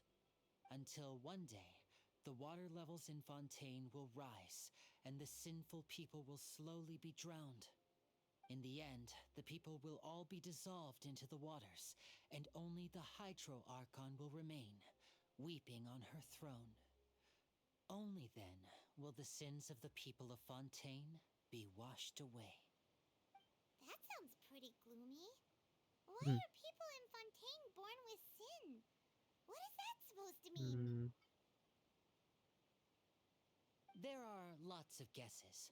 Some say that the ancestors of Fontaine stole the power of the seas and stirred its wrath. Others say that the people of Fontaine never heeded the first Hydro Archon's warnings and offended Celestia. But here in Fontaine, evidence is what matters. There hasn't been concrete evidence for any of these claims, so they can only be regarded as conjecture. If even the people in Fontaine don't know what sin they committed, wouldn't it be better just to ignore the prophecy completely? Why bother feeling guilty all the time? That's exactly what the people did at first. But in the last few years, the water levels in Fontaine have actually started rising. But now the water is engulfing our memories. Our Many memories. places have already been completely submerged, and now lie beneath the sea. Many people carry on with their lives as before and shrug it off as a natural phenomenon. But my family and I think that the people of Fontaine shouldn't ignore the possibility, which would end up sentencing them to death. We hope that at least the people who reside near the waterfront can move away before it's too late. So, we've started distributing magic pockets to them. As a magical item, these magic pockets have astonishing capacity. I'm sure they will come in handy when people are moving their belongings. Okay. Oh, Paimon gets it! It's like preparing for a rainy day! But this is more than a bit of rain. Perhaps Is he only stealing? absolute power could ever contend with such a catastrophe. But who knows? We're just tiny specks in the grand scheme of things. Now, if you'd like to help, then please give these magic pockets to I don't everyone trust nearby. Linny. Be sure to convince them to take it, regardless of I don't what trust we Linny say. at all.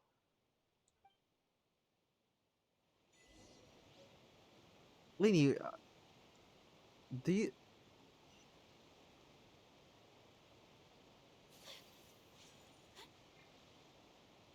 Hello.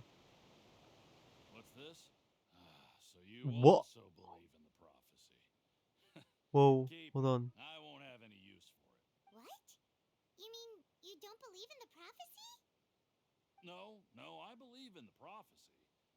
But I also believe in another story. What is it? The story says that people once lived in the ocean. They were one with the ocean and couldn't live apart from it. But as time wore on, people desired to live on land and developed blood vessels, encapsulating the sea within their bodies. Thus could people set foot on land. So, if you ask me, when the water rises and takes us all, it'll be like we're going home. Oh, we hadn't heard that one before. But people can't live underwater. They'll die. You should probably still take it. All right, I'll take it. I guess I just feel that being dissolved into the water doesn't necessarily mean death. I don't believe it. Whoa. Hold on.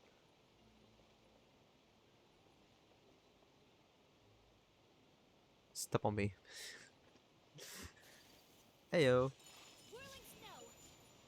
You need to stop doing that. So you're the blonde traveler that everyone's been talking about. My apologies for not recognizing you earlier. We didn't expect for you guys to recognize us. Oh, a magic pocket? Lenny, you gotta get me in trouble. I guess it's better to If prepare that for the worst pocket and goes hope into for the his best. Thanks. stealing those Oh, items, please, also thank the magician on my behalf when you get the chance. Get in trouble, are we? When will I be able to swim underground? When? Isn't she from Fontaine?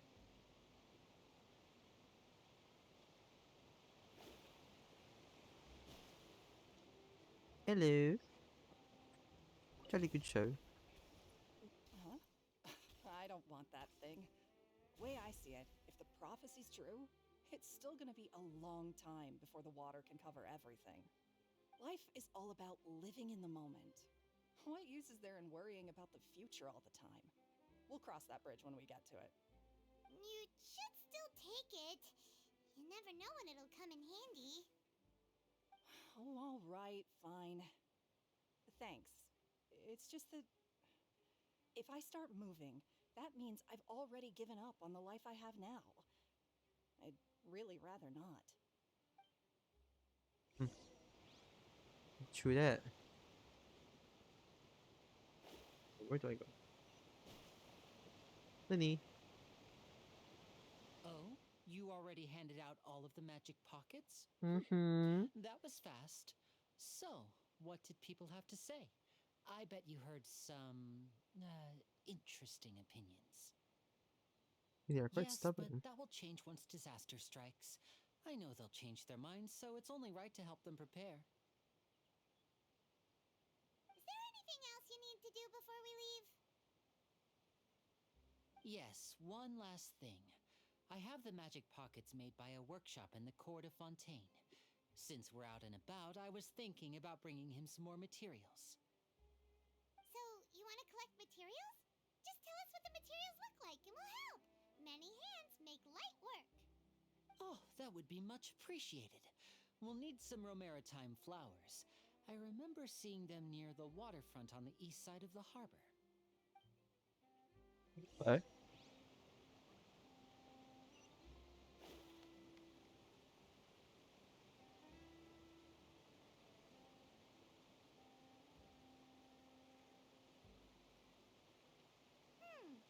It seems we have to use Hydro to collect Romaritime flowers. Good thing I have. Delve into destiny. Good thing I have her.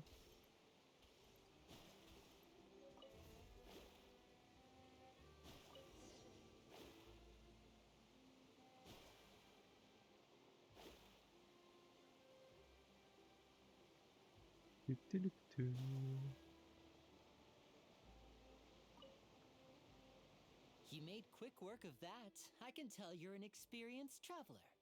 I've also finished collecting a few here. Maybe next time you'll feel like helping too, Lynette. No way. I'm in power saving mode today. Otherwise, I fear I may not have any energy left for the performance at the Opera House. Okay. Fine. Though the performance is still a long way off. Now that we're finished here, we should get ready to head back to the court of Fontaine. Oh my god, we're going with the car. We're going trial. Going to the court of Fontaine before we head to the Opera House? Good. Paimon wants a tour of Fontaine's largest city and try... What should I cut off? Where'd you get cut off? Wait, shh. Have you noticed that person over there? The young girl. Uh-huh. Huh? What's wrong with her? Paimon didn't notice anything. She's obviously a thief. Oh? Magicians and thieves practice similar methods. We divert attention, and a distracted audience is one that won't discover what you're really doing. Watch her movements carefully. Okay.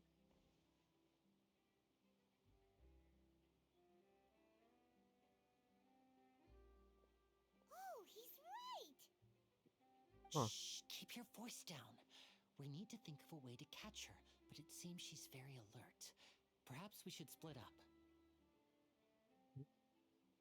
You two can ride the lift over there and wait up top. I bet that'll be her escape route if she tries to run. All right, let's Yay. go.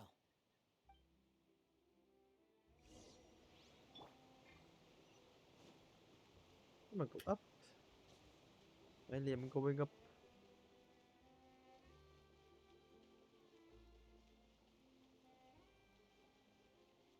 Alley-oop.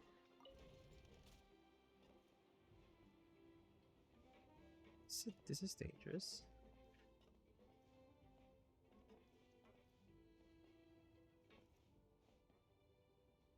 I'm an elevator. This is a long way up. Damn.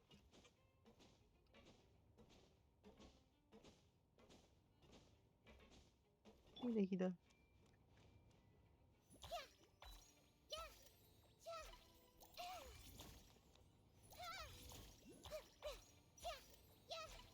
We up there? Hello. Whoa! Damn! Look at you, statue. Oh, whoa.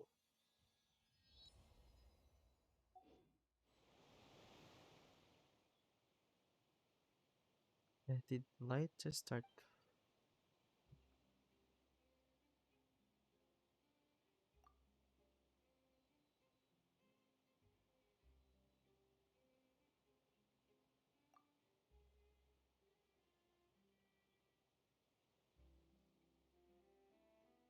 Was actually worried about. I have gills? Though after it lit up, that air doesn't feel humid. Come on. Well, we only need to. Wow, but being in water is scary. What if I accidentally get swept in the current and gets all turned? Oh, really? Then maybe Paimon can try going underwater with you. You'd better not go back on your word. We have. Oh, we can breathe on the water now. Hold on.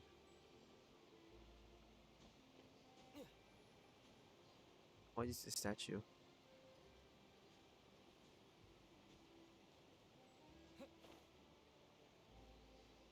Hold on. I'll do the Archon quest. I am curious about the statue.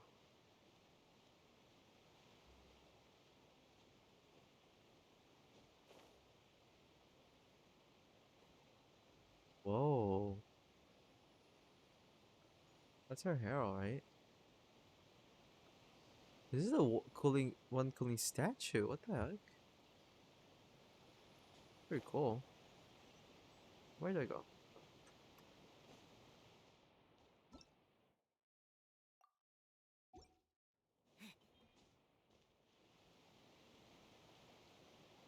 This is the spot where Lenny wanted us to wait. Nope. Right there. Oh, look! Isn't that her?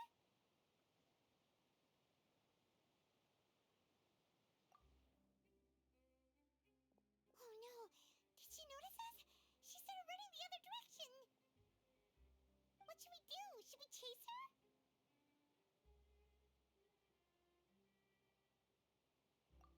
You're right. She might also be trying to lure us away.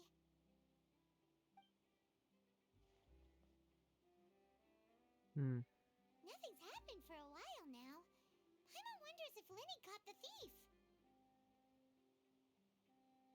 Let's go find Lily. Go. Lily?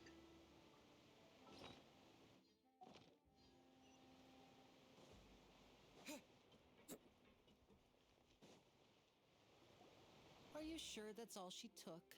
You should check to make sure you're not missing anything else. No, that was all.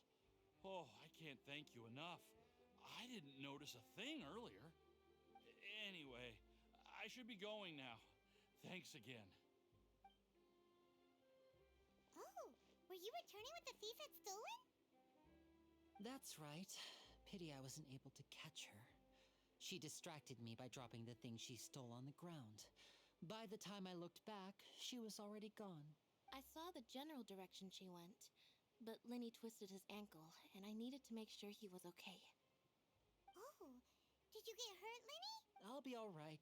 It's just a twisted ankle, that's all. In fact, it's feeling better already. If you want to play at being a hero, at least try not to get hurt doing it. Imagine what would happen if you managed to derail our performance as a result. Yeah. You're right, you're right. Sorry, Lynette. I have to admit that the thief was even more skilled than I had anticipated. But at least we were able to get the stolen items back, so it wasn't a complete failure. What a slippery little thief. Guess things turned out all right in the end, though. Lenny's initiative paid off. All right, let's put this little detour behind us. We should go to the Court of Fontaine now. Fontaine! Oh, this place actually looks really cool. Wait, I wanna be water. Give me your element.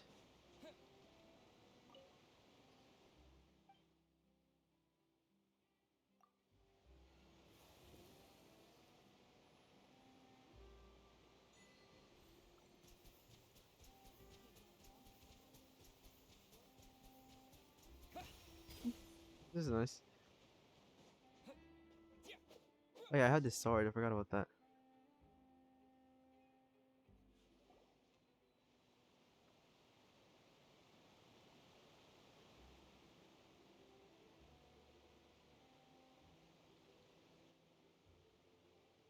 So, we ride this thing to go into the city? What an ingenious way to get around. People in Fontaine really know how to use water. This is an aquabus. It allows people to travel between several key Aquabus. locations around Fontaine. It's pretty convenient, but the ride can become a little dull after a while. The scenery is always the same. That's why it's better to travel with friends. So you mean it's still boring even when I'm riding with you? Oh, damn. No, that's not what I meant. It's just that, well, you don't really talk that much. Besides, it doesn't really feel like a real trip when it's just the two of us. It's the same as being at home. Whatever. Damn. Guess that's what it's like to be an older brother. It's about time for us to leave. Let's get on board.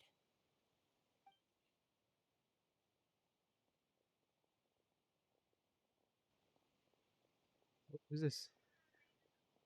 Oh, the camera girl.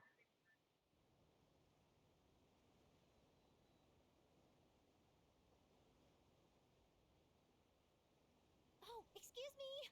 Aren't you the great magician Linny and his assistant Lynette? Hello. I don't believe we've... Ooh, she's Hydro. I mean, Hydro. Cryo. I'm Charlotte, a reporter for the Steambird. Nice to meet you. From the Steambird, huh? We've often relied on your paper to promote our performances. It's an honor to meet you. Wait, could that be the legendary traveler who's been making headline after headline in their journey across Tibet? Oh. Oh, I guess you could say that. Amazing! You recognize everybody almost immediately. I wouldn't be much of a reporter if I didn't know who's who, would I? Wow, today must be my day. Who knew I would end up on the same boat as so many VIPs? Could my vision finally be showing me some favor? So, Charlotte, what do you usually report on? Oh, Leah. Well, when there isn't any breaking news, I mainly cover the trials at the Opera House. You can still manage to keep readers' attention as long as you tell things from a clever enough angle, even if it's the same old topics. For example, reporting on how a scammer once deceived vulnerable girls into relationships, or how a financial criminal was once so poor that they ate a single piece of bread for 5 days.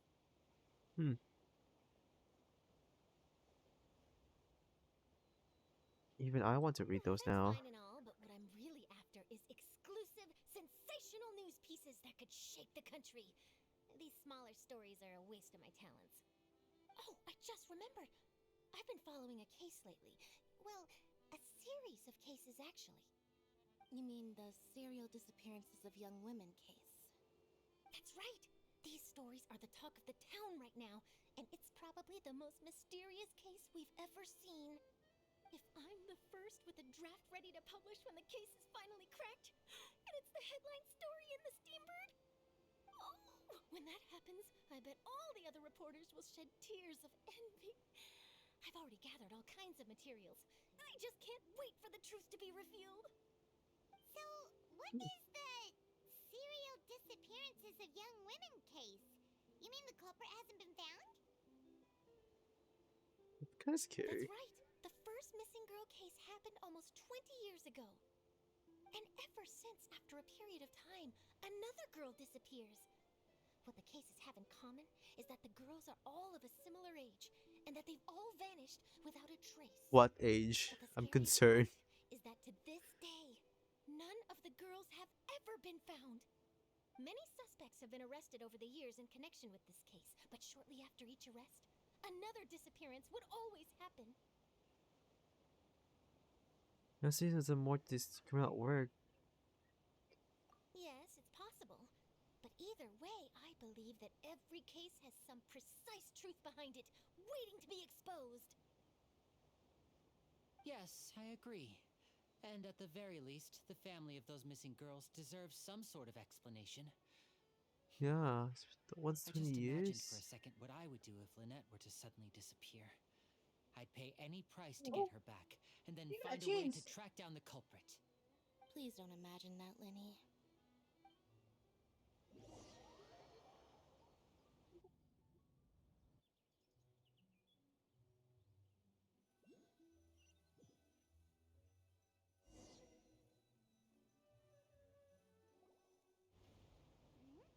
Hey, we're almost there!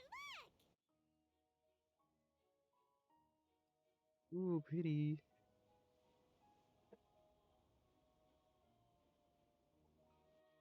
Would you think that Paimon would have just flown away?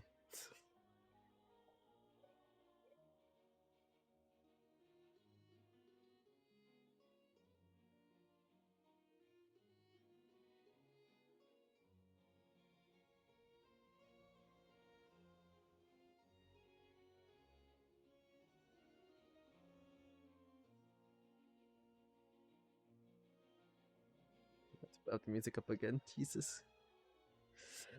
Okay, note to self, put up the music.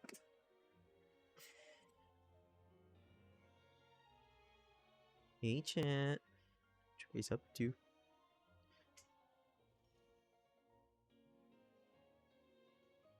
Well, I really enjoyed chatting with you. Life should be full of pleasant little surprises like this. Yeah, us as well. The ride went by too quickly. I have an interview to get to. I should get going before I'm late. Bye. Okay. Bye, Charlotte. Hopes we can chat again soon, Charlotte. See ya! Bye now. Oh, be sure to stop by and see me at the Steambird when you have time. What a tough job. Always running around and interviewing everyone. Well, where should we go now? If you don't mind, how about we stop by my home first? Besides, I still have all the materials we collected. Sure, we wouldn't mind at all. This city is so huge, Paimon wouldn't know where to start anyway. Okay, music.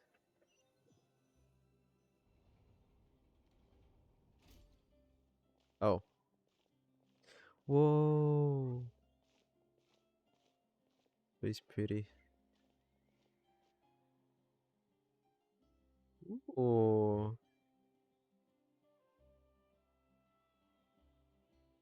So it is pretty, what the heck?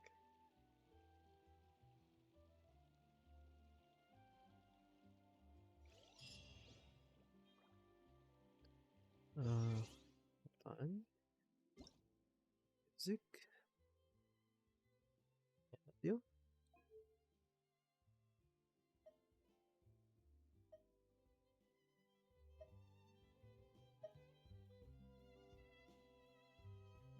There we go. Let's turn it down now, just because.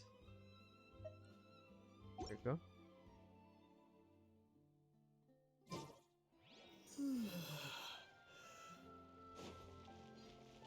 Wait, oh, it's blue now. Go!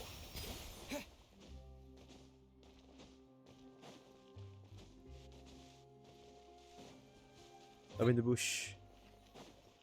Oh, Fontaine looks really. Wow. Fontaine.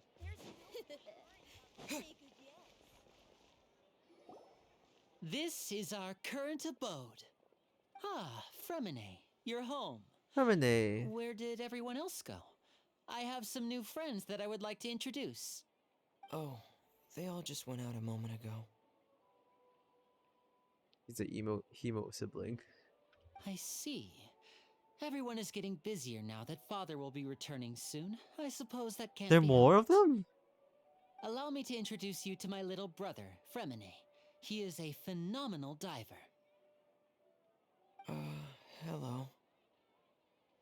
Hello. Nice to meet you. Paimon is Paimon, and this is the Traveler. Oh, you sound very proud to have a diver as a brother, Linny. And he sure seems to have a big family. Yeah. What the heck? Linny, could you come here for a moment? Hmm? What is it, Fremine? Do you have something to tell me? Alright, go ahead. It's alright, go ahead.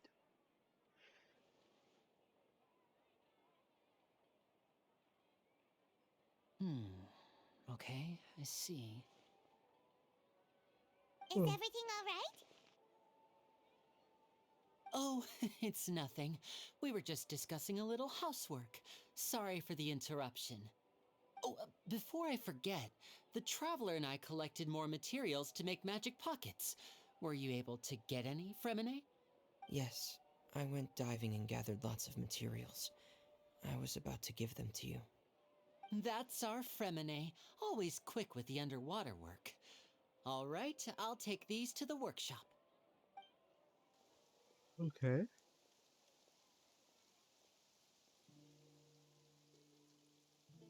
That thing, that little thing, that dog thing. I want to meet it. It's nighttime. It's raining. Looks like rain. Oh, you're right. But wasn't it clear and sunny just a moment ago? Fontaine's weather sure is weird. I'm afraid that's just how it is here. It often rains on days It's like- where there are trials being held in the Opera House, but Oh. don't worry, it'll clear up soon enough. This is like a British What's like wrong, Fremine? they like There's a legend about the rain that I tend to believe. It's said that a dragon of water once resided in Fontaine. Though we don't know where the dragon went, every time it weeps, the skies will cloud up and pour out rain. When I was a child, my mother told me that if I wanted to go outside and play, I should yell toward the sky at the top of my lungs. Hydro Dragon! Hydro Dragon! Don't cry! be that fire dragon, be that elemental dragon of Fontaine. If it's an elemental dragon, then having the power to make it rain wouldn't be very unusual. Let Paimon try something. Hydro Dragon, don't cry! Cute. Doesn't seem to be of any use. It is just a legend after all. You know, you might be a more popular magician if you understood the concept of romanticism. Or could at least play along. Sorry, it might be because we've never met the Hydro Dragon. Perhaps it can't be comforted by the words of strangers.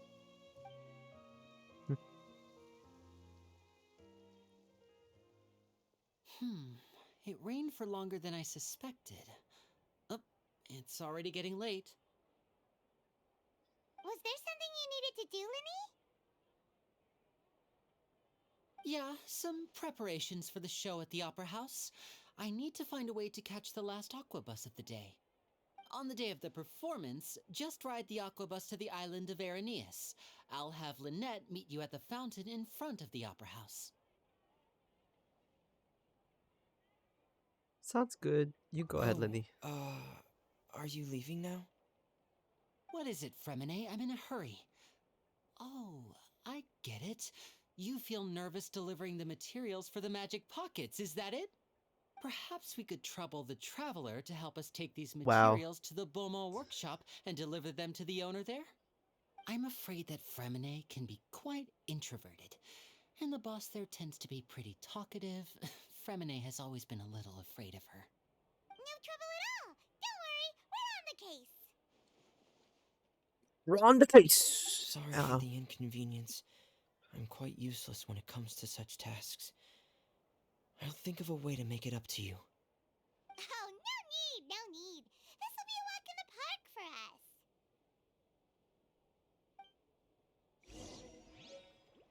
us. It got dark. I should be closer to the screen. Let's see, where are we? Oh, the statue's just right there.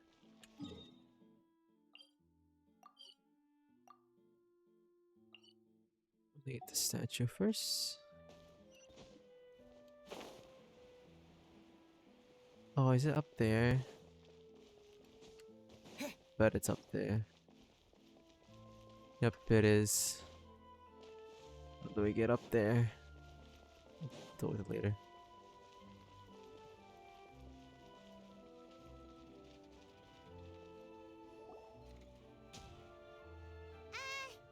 Hello? Is there anyone here? Oh, hello there. New customers? Estella. To buy, or do you need something made? Or perhaps you're just looking for a chat with me. Oh no, we're just here to deliver some materials. Here they are. They're for making... what were they called again? Ah, these must be for magic pockets. I could tell right away. I've already made several orders worth now. Do we need to pay? No need. They've already prepaid several batches worth. When they told me what they'd be using them for, I even offered them a discount. But they insisted on paying the full amount, saying that I had a business to run. True. It seems both their hearts and their pockets are made of gold. Whoa. So, is Linny actually loaded? I can't say for sure, but who knows? Maybe there's good money to be made being a magician in Fontaine. Hey! Is this machine what you use to make stuff here? It looks really advanced. Why use your hands when a machine can do the work? It would be a waste not to use the latest technology, and wasting is a kind of crime. But where does a big machine like that get its power from? Well, it's a little complicated. I'm not sure I can put it in layman's terms for you. But basically, everything we usually use here in the city is powered by indemnitium. It's a type of energy that's produced from trials. Huh? How can trials produce energy? Well, I'm not completely sure of all the details myself, but basically, when a trial is in session, the oratrice mécanique d'analyse cardinale harvests people's belief in justice and converts Who it into pronounced that? energy to be used all around Fontaine. I hate TikTok, but I love it sometimes. People pronounce it different now. Oratrice mécanique de l'analyse cardinale. Oratrice mécanique de l'analyse cardinale. So that's what its other function is? Paimon heard that the oratrice was created by the Archon to make judgments. But Paimon still doesn't get it. How could something unreliable like people's beliefs be turned into a stable power source for these machines? Well, Ventinida, but said. Oh, yeah! So that means the Hydro Archon relies on the machine to take the energy created by belief and turn it into power for all of Fontaine, right? Even though I've never heard anyone really put it that way before, it sounds like it makes sense. Besides indemnitium, we have another type of energy called pneumosia. It isn't produced by the power of the Archon, but it is unstable by nature. Even now, it still cannot be widely used by civilians. I thought I'd find you hard at work, but here you are chatting the day away. Since you're already talking, I'm sure you wouldn't mind a few words with me. You again?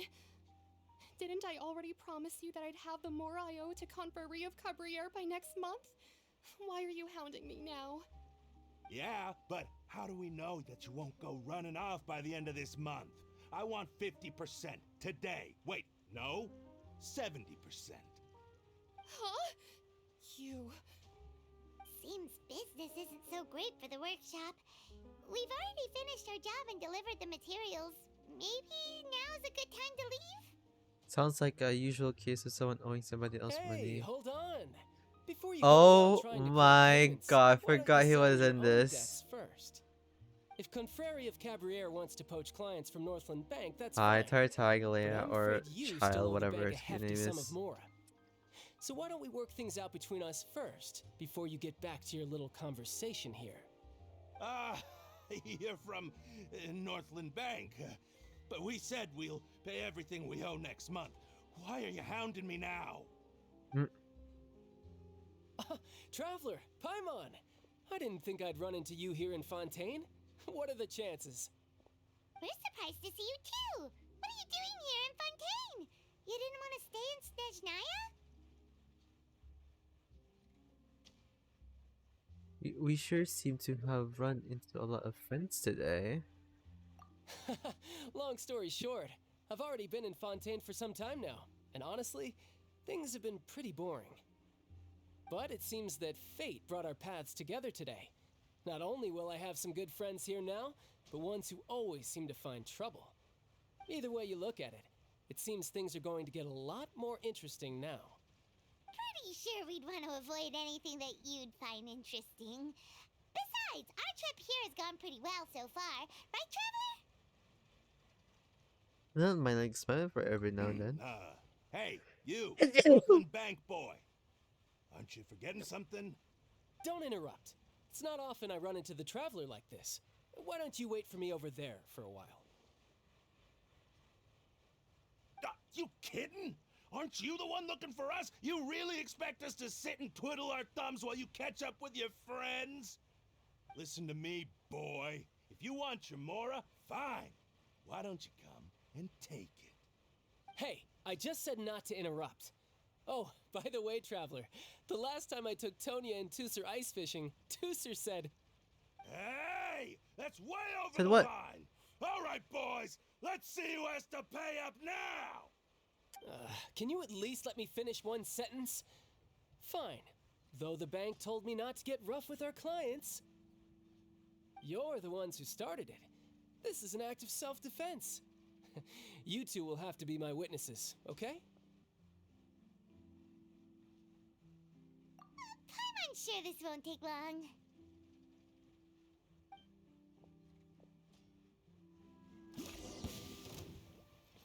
Wait, oh. Yeah, shouldn't let your guard down.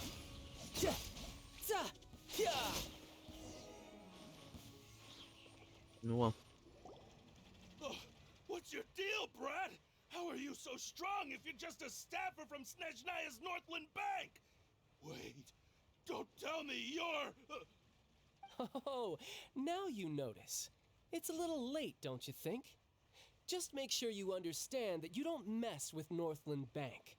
Got it?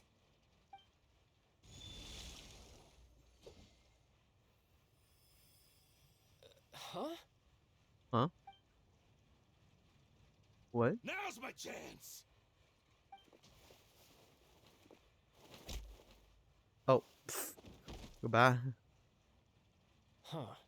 That was weird.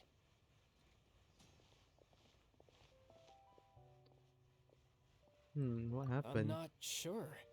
It's as if I suddenly lost control of my hydro powers when I needed them. Maybe there's something wrong with my vision? Strange. How could that happen? First time Paimon's ever heard of someone losing control of their vision.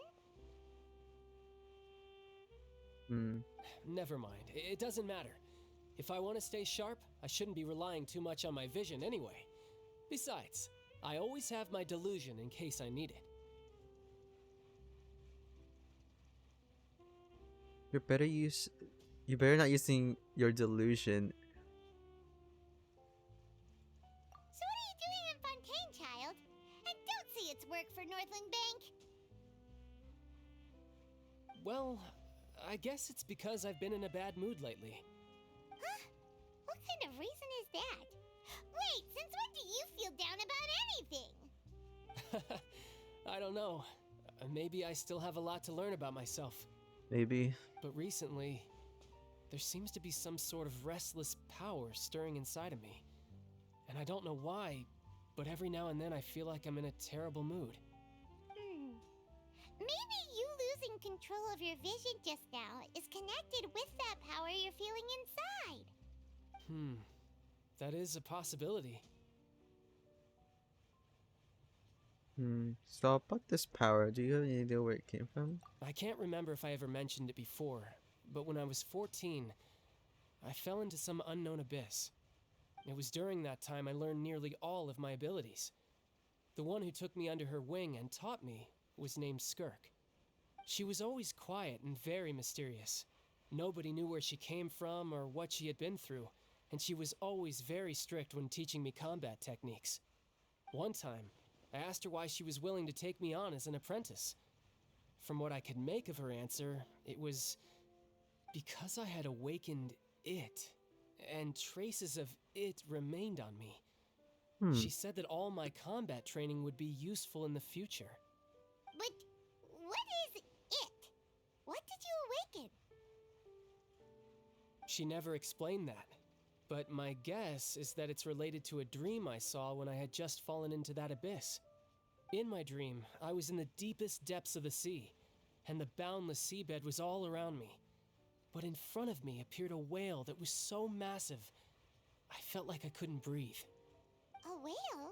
Oh, that sounds familiar! When we fought against you before, you summoned a huge whale that seemed to leap at us. Is that the one? That's just an abstract form of a whale that I create using my elemental powers. It takes that shape because the scene I dreamt of the whale has always been stuck in my mind. I'll never forget it. So you used the whale as inspiration for one of your moves? Huh. Seems a little twisted to Paimon. So why don't you just go ask your master? Maybe she knows the answer.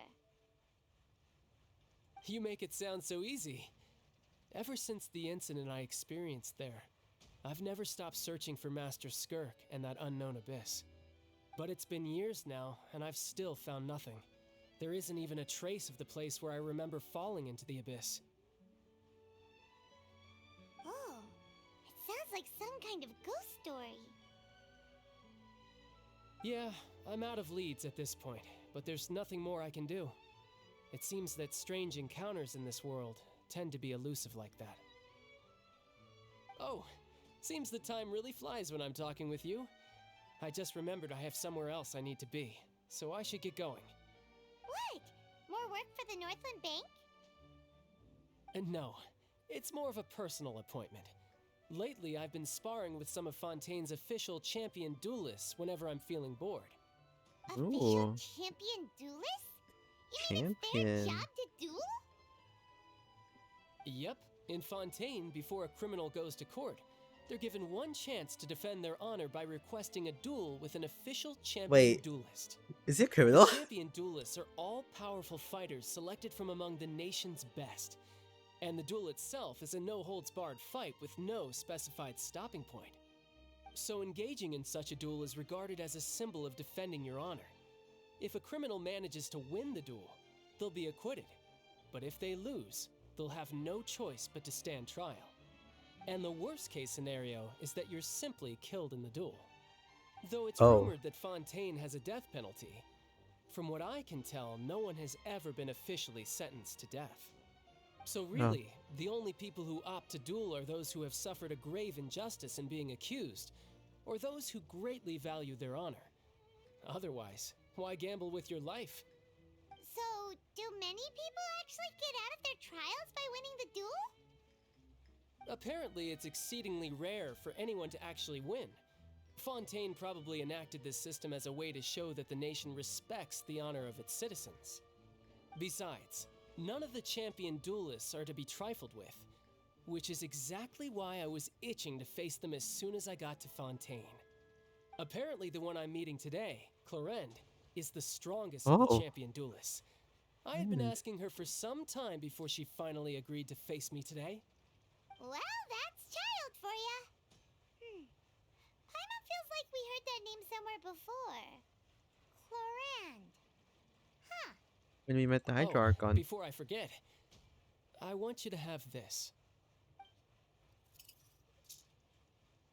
Huh? What? Your vision? You're seriously just giving it away? I'm just worried that it could become uncontrollable again. I'd be pretty upset if it got in the way of my duel. so I think I'll be better off without it for now. Besides, I just need you to hold on to it for a short while.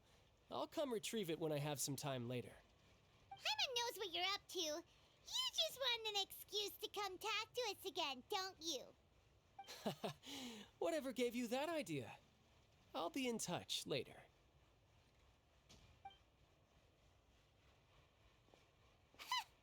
That sneaky guy.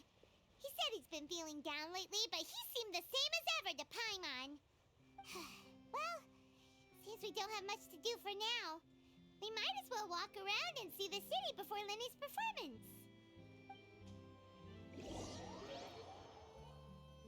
It's getting really dark in here.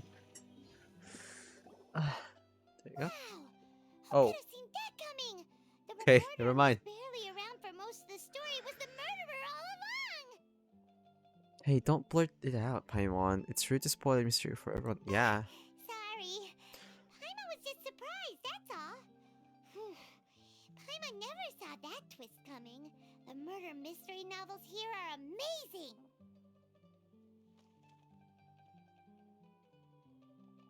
Never thought I'd see the day when Paimon would enjoy reading. Whodunits here in Fontaine are a lot different than the light novels you see from Yai Publishing House. Both have their merits, but Paimon thinks this style of novels are more, well... Don't let Yai hear that. The moment when the mystery is uncovered, especially in the one Paimon was just reading. You should buy a copy and read it too.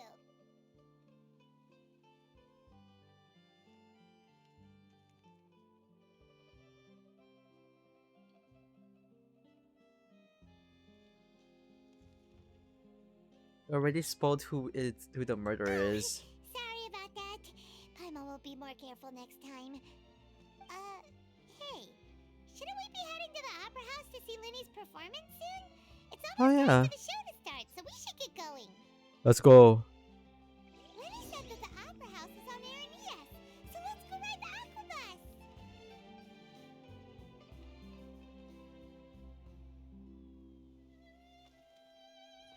Wait, where is it?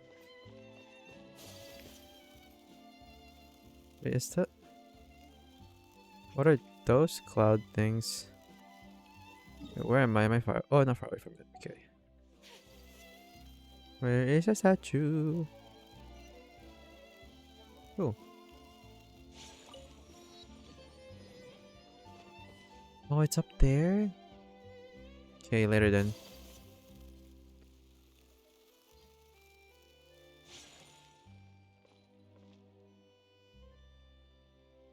Hold on.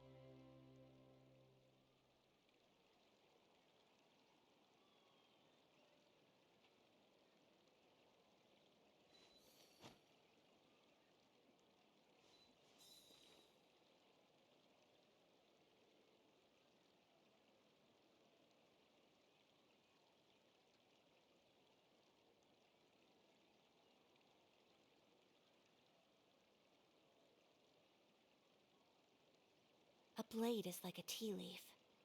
Only those who Whoa. sample it many times can appreciate its true qualities.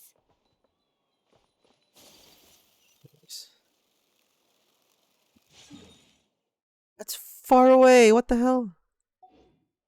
Yeah, let's get that first then.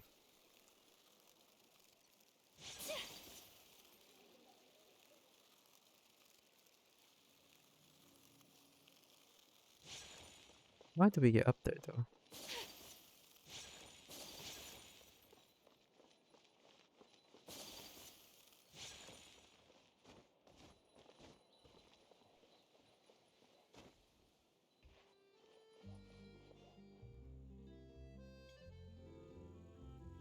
A good newspaper should be a lighthouse of truth.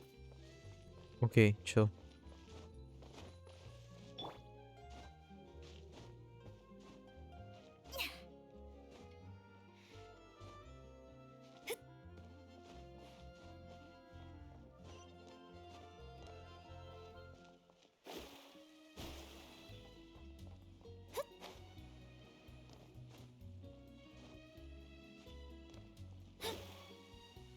Oh, water.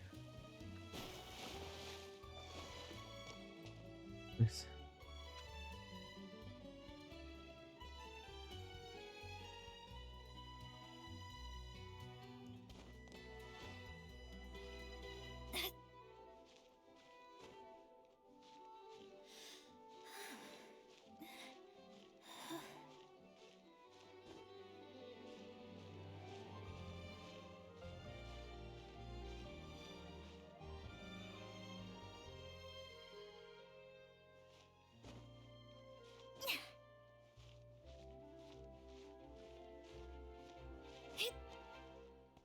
Let's do our stamina.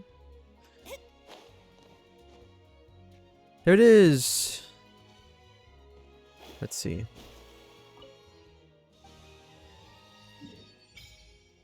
Oh, whoa.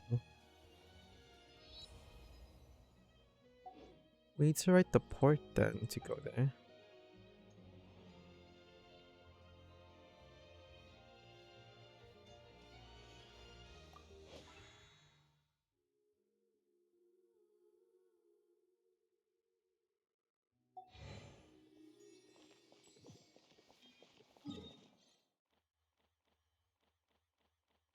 Okay, while we go there, let's take that.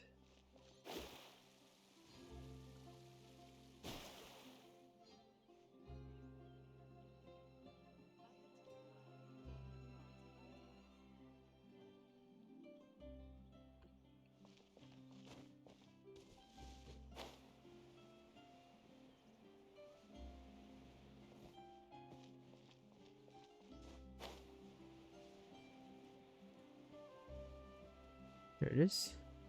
Oh, but the port is right there. I'll sacrifice the port for now. Let me scry. Let's go back up.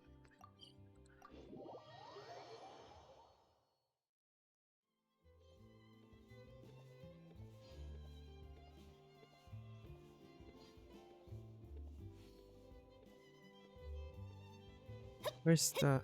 There it is. Doo, doo, doo. Delve into destiny.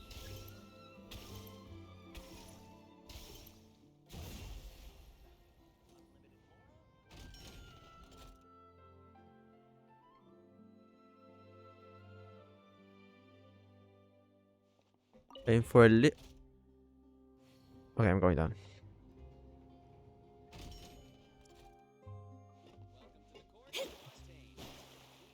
Hello. Oh, who's this? What? That's cute. How do you do? When does the immediately? Oh. Okay. Welcome to the Navia line. I am Elfan. The boat will be departing imminently. Please do not stick your head, hands, or other body parts outside the boat. The Aquabus operator is The not fuck? responsible for any accidents or injuries resulting from doing so. Also, please remember to buy the Steambird, though I don't read it myself. Yeah, okay, bitch. The destination of the current tour is Arenias. Points of interest worth visiting include the Fountain of Lucine and the Opera Epiclese. Is that the... If you look to the left in the direction we are currently...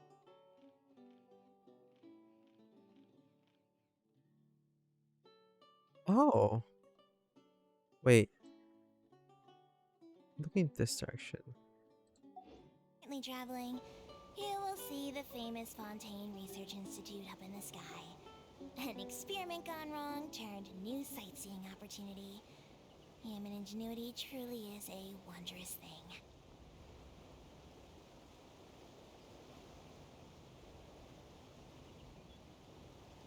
Is that it, chat? I don't think so. Like the dragon spine dragon?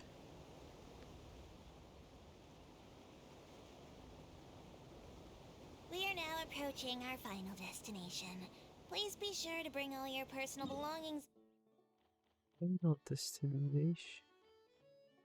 To go right there. with you as you disembark. Even though I will take any forgotten items to the lost and found, the paperwork is rather annoying, as Melusine hands are not suitable for grasping pens. Please be careful when disembarking. It has been my honor to be your tour guide this trip. Thank you. Thank you.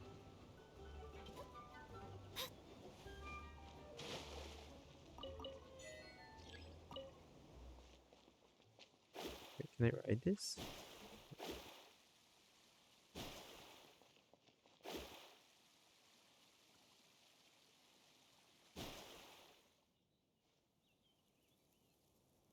chat.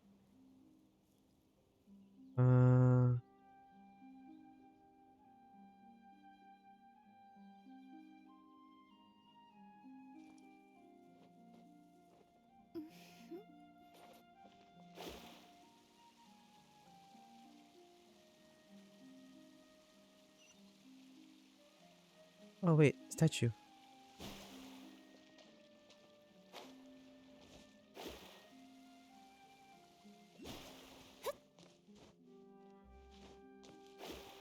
Fine, I'll get it. Oh.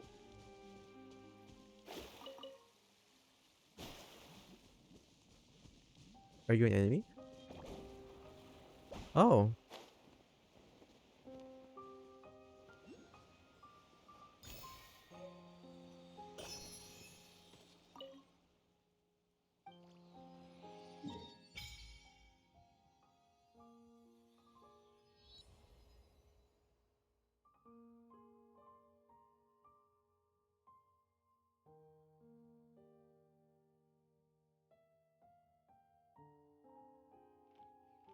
Ooh.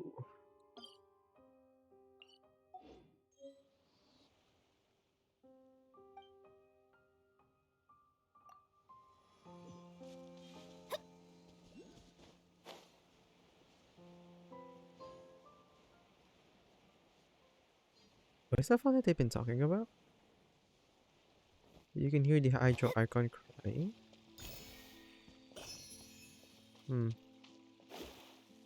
We'll see, I guess.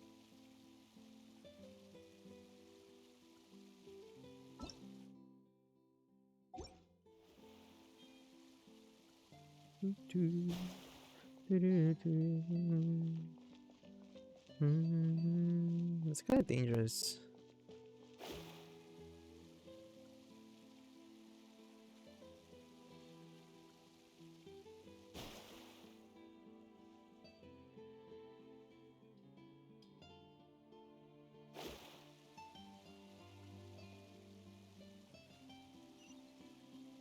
What the? Up guard poodle? What the heck? Ooh.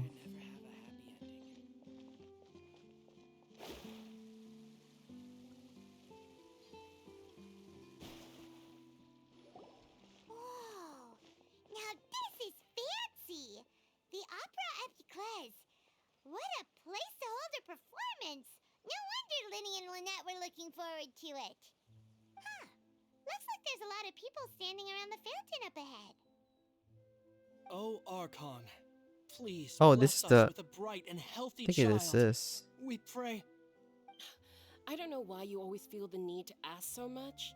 I'll be happy as long as our child is healthy and lives a peaceful life.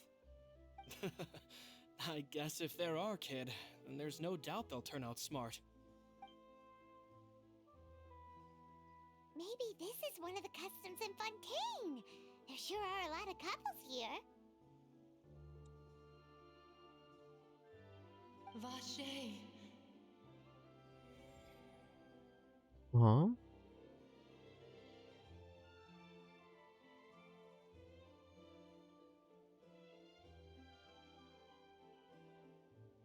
What's wrong? Vache. Vache. Vache? Who's Vache? No, Paimon didn't say anything. Are you hearing things? Welcome to the Fountain of Lucine. All the water flowing through Fontaine converges here. It's customary for newlyweds to come here and wish for children. Lynette! You scared Paimon! When did you get here? Lenny asked me to wait here for you, remember? Right. I seem to be heard some faint voice now. What Oh do wait, you mean? nah. There are a lot of people here right now.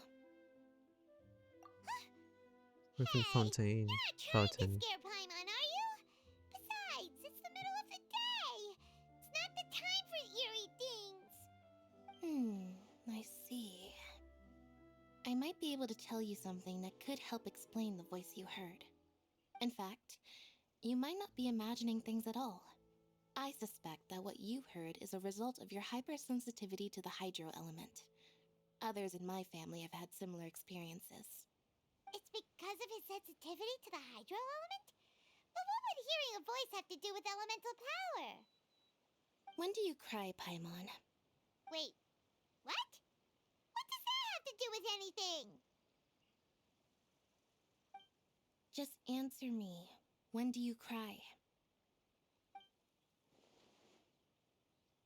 Depression. When Paimon's really sad? Oh, and when Paimon's super happy. Oh, and also when Paimon's really, really scared. Then you should understand that tears contain your most intense emotions. Like I just mentioned, the Fountain of Lucine is where all the flowing water in Fontaine converges. Even the tears that fall to the ground will eventually gather here. So maybe what you heard was the intense emotion coming from someone's tears. So, what did the voice say? Huh. If you were hearing their emotions, then Paimon wonders what happened to them. Rather than worrying about them, we should worry about my brother first. Don't let that calm look of his fool you. He tends to get pretty nervous just before a performance. So chatting with Linny might help him relax a little before he goes on stage. Oh, right. That makes sense. Let's go in and see Linny.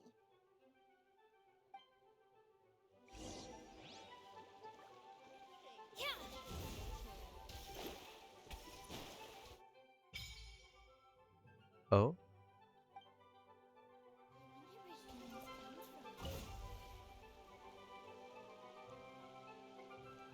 Hmm.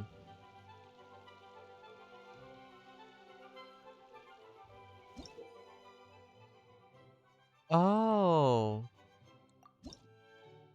This is where I get this. I see.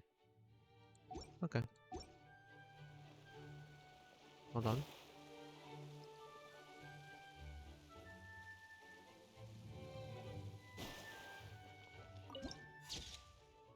Nice.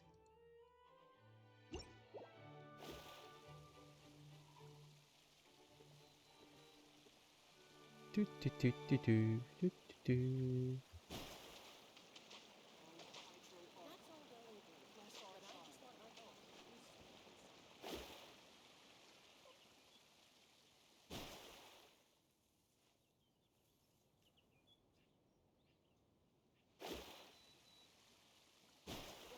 I mean,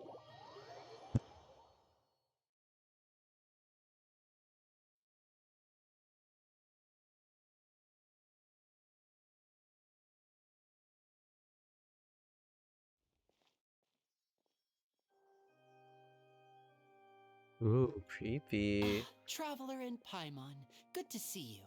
I knew you two would come. Are you kidding? We wouldn't miss it for the world. We've been looking forward to it. I can tell, judging by how early you've arrived. But you're actually right on time. The audience still hasn't started entering the venue yet, which means now is the perfect chance for us to take you to the best seats in the house. Wait just a moment, I'll fetch the tickets. Tickets.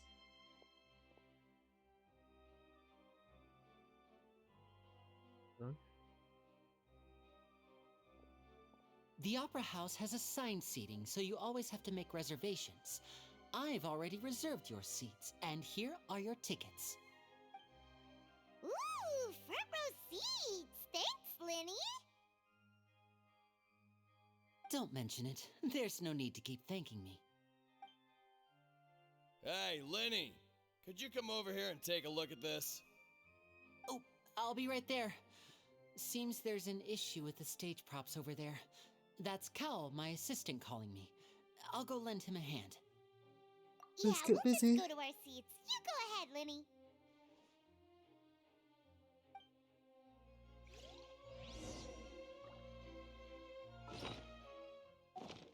Oh, is it?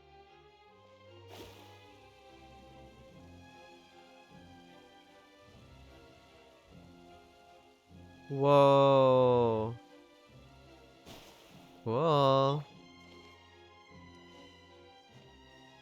Oh, it's him. Toward cheese making Nick or released career. Oh, these should be our seats. Come on, let's sit down.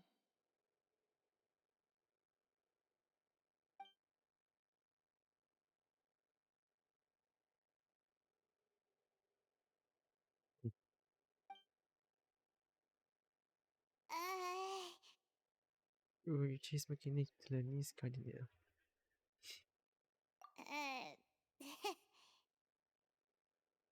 Paimon. Hey, traveler. Maybe we should strike up a conversation with the person next to us. Since we're sitting together and the rest of the place is practically empty still, it's kinda awkward if we don't say anything. Of course you put this on Paimon. Excuse me, I did not realize you felt awkward. I am terribly sorry. I would be perfectly happy to chat with you if that is what you would like. Oh my god, this is kinda handsome.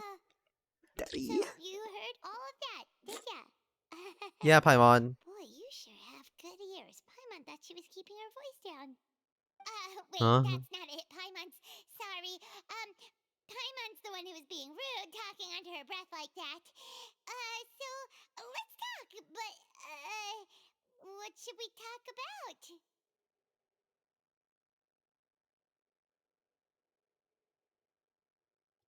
Oh shit. My cup. Thank god it's empty. Oh, Paimon's got it. You're also here early and sitting in the front. Are you a friend of Linny's too? A friend, you say? Well, if Mr. Linney would like to be my friend, I would be more than happy to reciprocate. Oh, so you're not friends with Linny then? Oh, this is getting more awkward by the second. Paimon nearly forgot to make her introduction. Nice to meet you. Paimon is Paimon, and this is the Traveler. We just arrived in Fontaine. Nice to meet you. It is an honor to meet you two. I have heard of your deeds across Teyvat. And as required by proper etiquette, I will also introduce myself. I am... Oh, Monsieur Nervillet. What an honor it is to have you here to see my show. Ah, Mr. Linney. I should say it is in fact an honor for me to see your performance in person. Wait, Nervillet? Nervillet? Nervillet? I saw you all chatting just now, but it seems you still don't know who Monsieur Nervillet is. Nervillet. Allow me to introduce you to Fontaine's Chief Justice. That seat is always reserved for him. It wouldn't be too much to say that he's the symbol of justice and honesty here in Fontaine. Ooh, sorry for being so rude just now. Paimon had no idea you were such an important person. No offense taken. Being Chief Justice is merely what I do for work. Nearly every person has their usual reserved seat, so I'm not so special, really. And by the way, I should probably let you know, even though I would prefer not to, there's someone sitting up there in the VIP seats that has been striking a pose for quite a while now.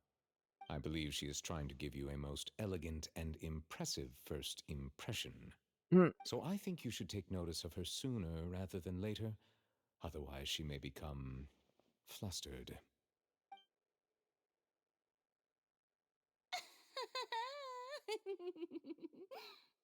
Huh? Oh, it's Farina, the Hydro Archon. Huh.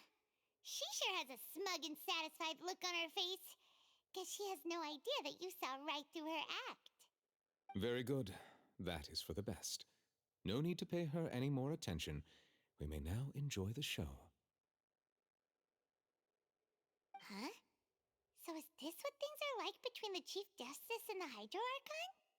All right, please wait just a moment longer.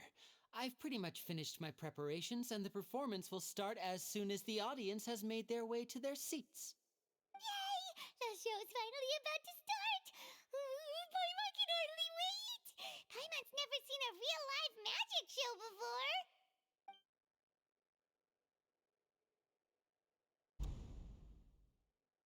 Oh shit, okay. Oh, they're dimming the lights! The show must be starting! Sorry. Paimon will try to stay quiet. Welcome, one and all, to the Opera Epicles. I am the star of today's show, Linny. And over here is my sister, Lynette, who will be working as my wonderful assistant. Please, let's give her a warm welcome. Hello, everyone. I know she may seem to be a little sleepy right now, but that's just a sign that she's nervous. Whatever. Now, some of you may be thinking, two vision holders who can freely manipulate elemental powers performing magic is not true magic at all. So, I would like to take a moment to assure you that elemental powers will have nothing to do with what you will witness on the stage today. Okay. Both Lynette and myself have removed our visions for the show. That way, even the gods won't be able to help us. Oh, good point. That's what makes the show real magic. Now, Okay. without further ado, let the show begin. Lynette will now exit the stage to make some preparations. I know you might miss her, but don't worry. She'll be coming right back on stage momentarily. Perhaps in an unexpected way. I'm sure she'll be stealing the spotlight soon enough.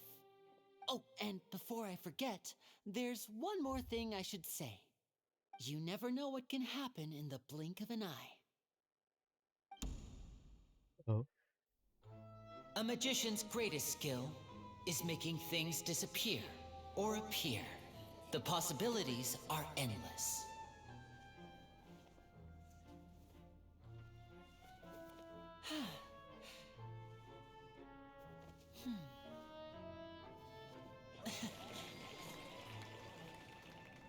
Huh?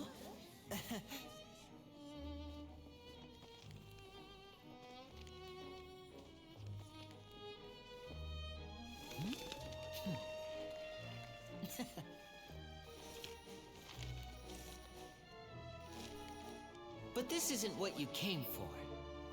These little tricks, you've seen them all before.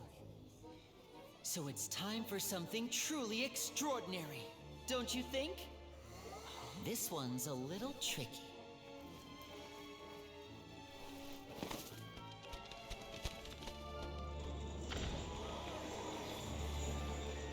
Using this water tank, I shall make my sister vanish completely, right before your very eyes.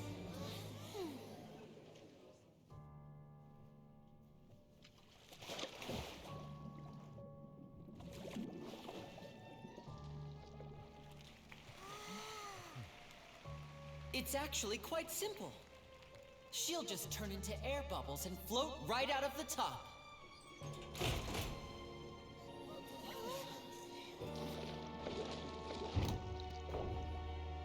Oh no! I told them to check all the props carefully. With the lid on, even air can't escape. An amateur magician would be getting very nervous right around now. Luckily, it's me on stage, so let me show you what a true virtuoso can do.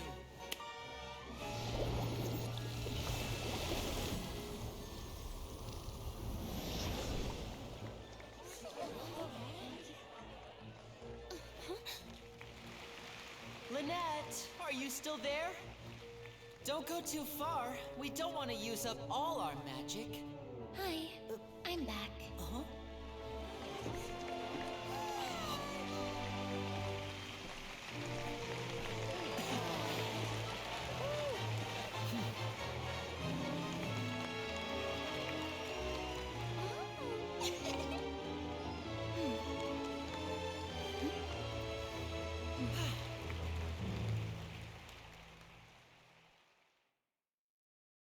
It's cute. That was a cute magic show.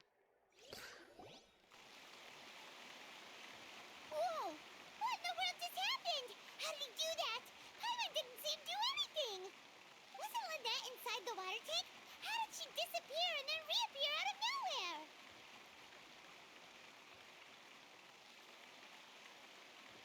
What a show. If we could see easily through his tricks, then that would mean that his skills are still lacking. To appreciate magic, you should focus on the show happening on stage, rather than getting caught up in trying to see that which has been intentionally hidden. Guess you're right. Paimon couldn't believe her eyes when Lynette reappeared. Amazing! Thank you, everyone. I'm glad you enjoyed that performance. But our magical journey has only just begun. I've prepared even more astonishing surprises for everyone here. The magic of transformation and disappearance can go far beyond what you've just seen. I'm sure many of you are thinking that escaping the water tank was impressive enough, but Lynette is still my assistant after all.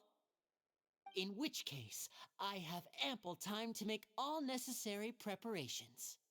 So, for my next trick, I will require the participation of one lucky audience member. Please, if my assistants could bring out the magical boxes now. There are 2 boxes and only 2 boxes. One is here and one is there in the aisle among the audience. Okay. I'm sure many of our clever audience members have already guessed our next magic trick. A swap! Our lucky audience member and I will each enter a magic box. After 1 minute, we will each emerge from the opposite box. Now please, everyone pay very close attention to the box you see here. Don't give me any chance to make a move. Wow! How's he gonna do this? Hey, do you think this is all magic tricks, or does Lenny have actual superpowers? The Let's watch lucky and see. audience member will be generated by this random number selector. It selects numbers entirely at random. Even I don't know who will be chosen to participate. Ooh. Now then, let's begin. Let me see. Oh, row 7, seat 3. Congratulations!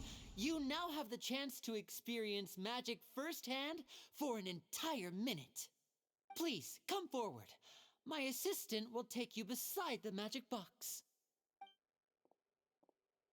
I'm sorry, it might be a little cramped inside, but no need to feel nervous. We've carefully arranged everything for you to be as comfortable as possible. You don't need to do anything, but no matter what strange things may happen, don't come out of the box. If the magic is interrupted, who knows where you might end up? You might even find yourself in the Fortress of Meropide. Okay. Oh, okay. I'm just nervous.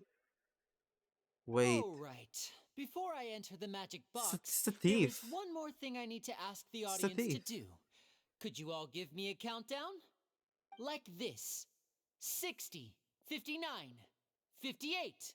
Just keep counting down. You can go a little faster or slower if you like. I won't be able to see anything in the It's a pitch black thief. box, so I'll be relying on your voices to know when time is up. Oh, and no tricks now. If you quickly count from 60 in just 30 seconds, then I'll be in a tough spot. Ooh! Paimon kinda wants to count faster after hearing him say that! No, that won't do. I can see it in your eyes. You still can't be trusted. Let's practice together. Come on, repeat after me. 60, 59, 58. 8, 7, 9, 58. That's right, perfect. Keep it going. All right, I'll see you all on the other side once you've finished counting. Okay. 54, 53, 52? Huh? Why aren't you counting, Nervalette? Nivelet. I am counting in my head. I think things are exciting enough in here as it is. Merely a consequence of my identity and personality. Do not worry about me. Just enjoy the show. Oh, alright. You look so serious that Paimon thought you might be feeling uncomfortable or something. 40, 9, 38. Mr. Linney, are you all right in there? Is everything ready? Yes, I'm fine. I'm just double-checking the direction of the magic. It would be a disaster if we get sent to the wrong places. For example, midair right above the audience? Okay. Even though he's saying that, Lenny doesn't seem nervous at all.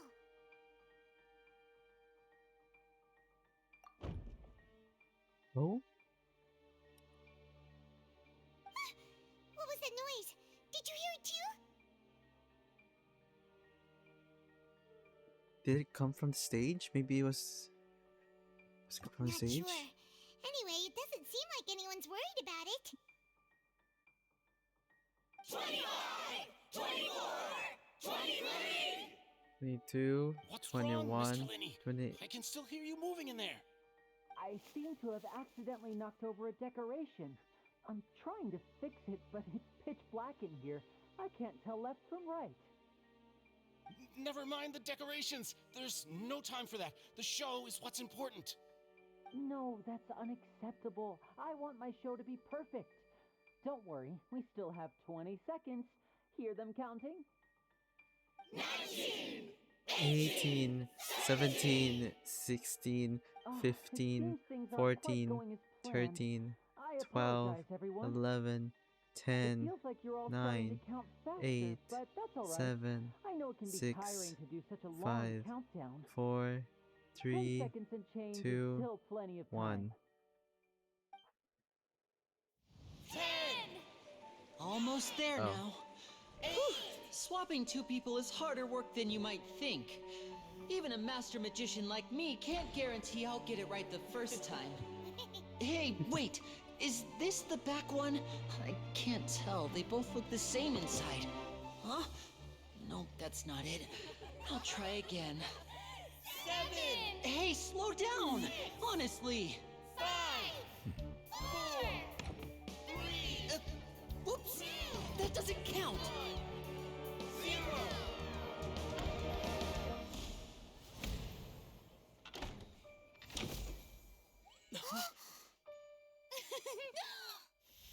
Ta-da! Damn, okay.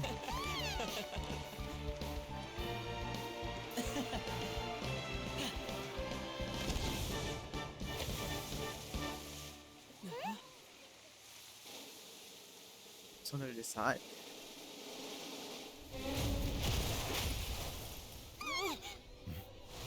What? It fell.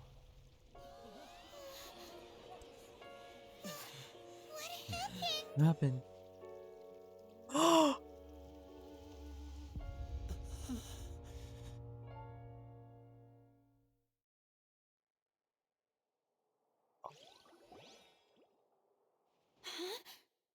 Is this part of the show? Mr. Lenny, you're going to use magic to fix the stage now, right? What happened? Oh no. Maybe this isn't part of the show. The girl was still in that box, right? This performance is over. Medical staff with me. Guards, secure the scene and detain all the performers. Seal the exits. No one is allowed in or out at this time. Yes, that's right. If this was just an accident, then we must investigate the cause. But if this was all part of some scheme, then those accountable will not escape the judgment of the God of Justice. No need to be alarmed, you two. We'll get to the bottom of this soon enough.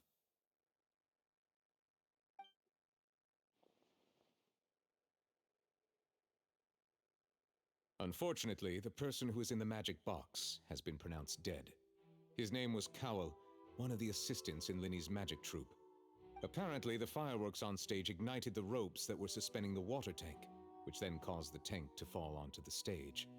As of now, we are still not sure why we found Cowell in the box, rather than the guest from the audience. And after an initial search of the area, the guards have confirmed that the girl is nowhere to be found. It appears that this incident was not merely some mishap with the performance. And there are many indications that it is connected with the case of the serial disappearances of young women. The serial disappearances case? That's the case that Charlotte mentioned before.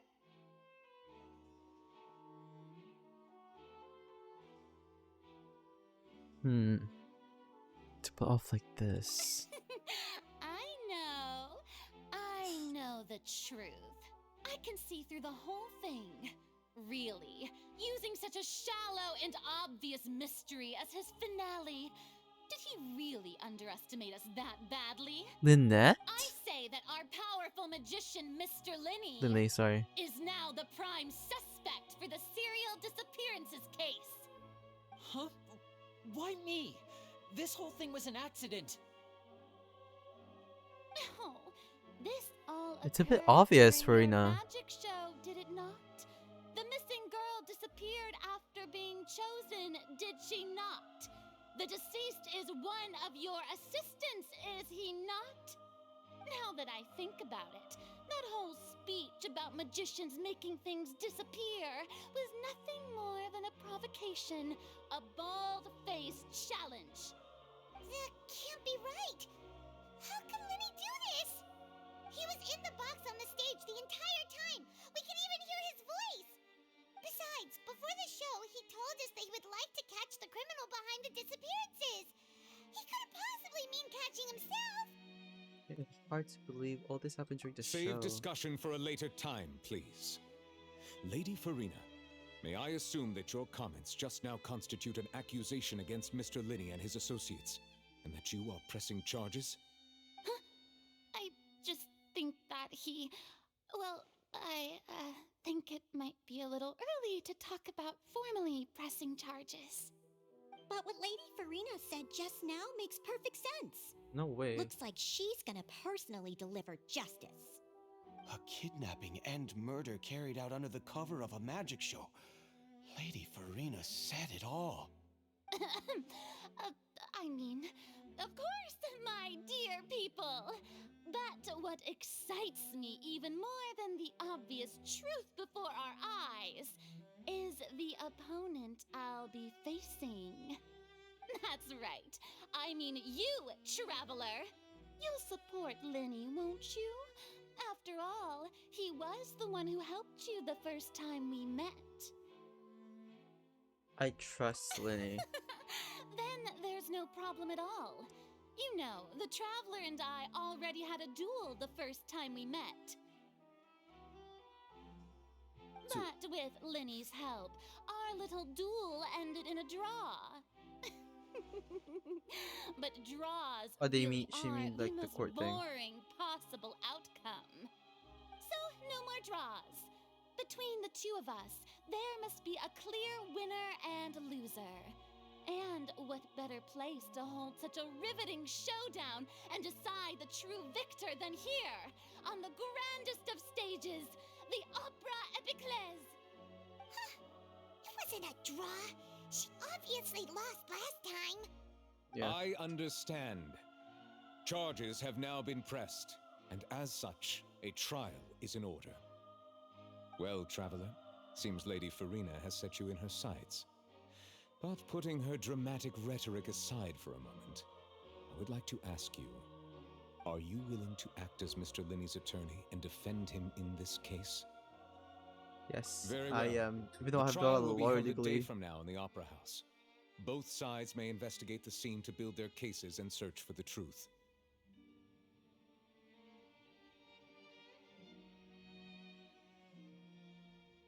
Linny and his troupe are all potential suspects and shall remain within the Opera House.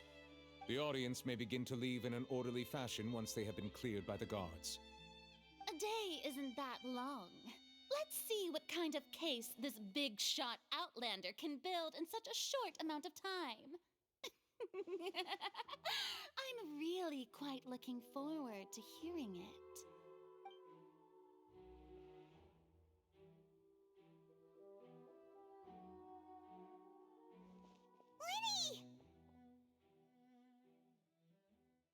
Hmm.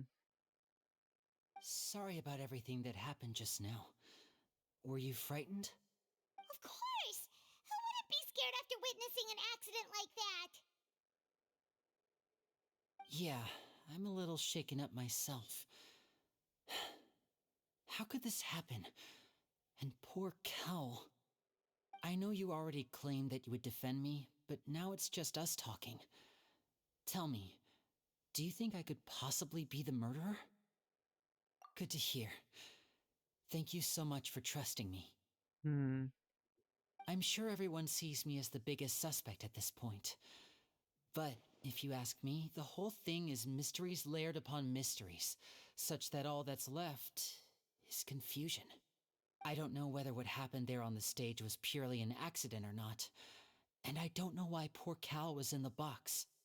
As for how that girl chosen from the audience could suddenly disappear, I'm afraid I don't have any answers either.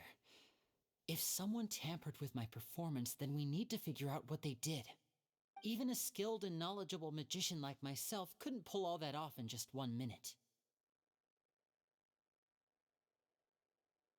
Yeah, it's very strange. Which is precisely why we need to investigate. As this book says, the impossible could not have happened. Whatever happened must have been that which is possible. Oh my god, what the fuck? Where did you get the glasses, Paimon? I bought them when we were reading at the bookshop in the city earlier. Of Pretty course cool, you did. Huh? Don't worry, Paimon used her own savings to buy them. It wasn't from our travel funds. I think they look cute on you, Paimon. You have good taste, Lynette. That's the right attitude. Feeling depressed isn't going to help me now. I need to get back to my normal self. But with the guards watching our every move, it's going to be especially difficult for Lynette and I to prove our own innocence. Good thing you agreed to be our attorneys. Thanks for that. We'll be counting on you. Yes, thank you so much. I won't let you down. Yeah, just leave it to us. Oh, since we're going to start investigating, Paimon has a question first.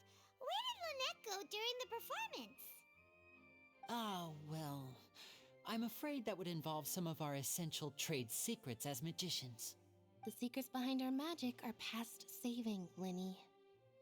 I suppose you're right. The truth behind our tricks is going to be important evidence that will be weighted during the trial. 'Tis truly a pity. As a magician, our magic show is a work of art. We've poured countless hours and spared no effort in perfecting it. But if revealing our secrets will help you uncover the truth behind what happened, then it will be well worth it. We should go somewhere else if we're going to discuss our magic tricks. We'll go speak with the guards, and in the meantime, you can go investigate the stage and the seating areas. Alright, let's go have a look while the investigation teams are still here. Detective Paimon is on the case!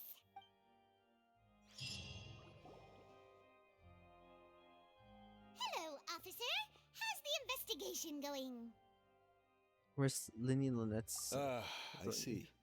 You must be the traveler that Lady Farina mentioned. Listen, I'll be perfectly honest with you. I'd avoid getting mixed up in this whirlpool of a mess if I were you. Huh? What do you mean? Come with me and you'll see. The deceased is one of Linny's assistants, named Cal. Even though he hadn't joined the troupe long, he was hardworking and everyone generally liked him. The assistants are usually in charge of setting up and inspecting the props, as well as assisting with the show and keeping the crowd engaged. As you probably saw when you were in the audience, the water tank suddenly fell and smashed the box with Cowl inside it. What? This is the real mystery. We've already searched the scene and were unable to find any traces of the girl. However, if you look carefully, the box was positioned directly under the water tank. The ropes holding the tank were then burned by the pyrotechnics on stage, causing them to snap. All these factors lining up so perfectly makes it hard to see this as a mere accident. If anything, the more logical explanation is that the whole incident was intentionally planned, and Linny is the most likely person to have access to all these areas. But he doesn't have a motive. Are you both good friends of his? Well, you can't say we're good friends, but we've known each other for a little while. So in just a short time, he was not only able to win your trust, but even convince you to act as his attorneys. I know there's no such thing as magic. The real trick of a magician is holding the audience in the palm of their hand. I've seen a lot of cases, and I can tell you that people are the least reliable kind of evidence. Nice. But that's not always true. Sorry, I tend to be pretty straightforward. Just know that I'm warning you for your own good. Anyway, you may investigate the scene of the crime yourselves if you're curious. Who knows, maybe you'll be able to come up with some new evidence. You can use the case record to confirm your current evidence and include collection situation and sort case-related information. You can check as yet undiscovered evidence and clues in the case record. Investigate the corresponding area to locate them. Use a perception skill to find evidence and clues that can be investigated within a certain radius around yourself. This will advance your overall progress. I'm not sure if I got that, but we can try.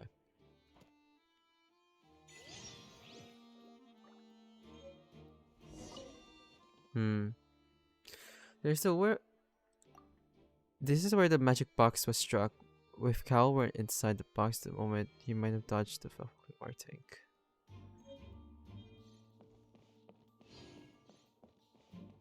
Whoever the murderer was, they must have made preparations well beforehand.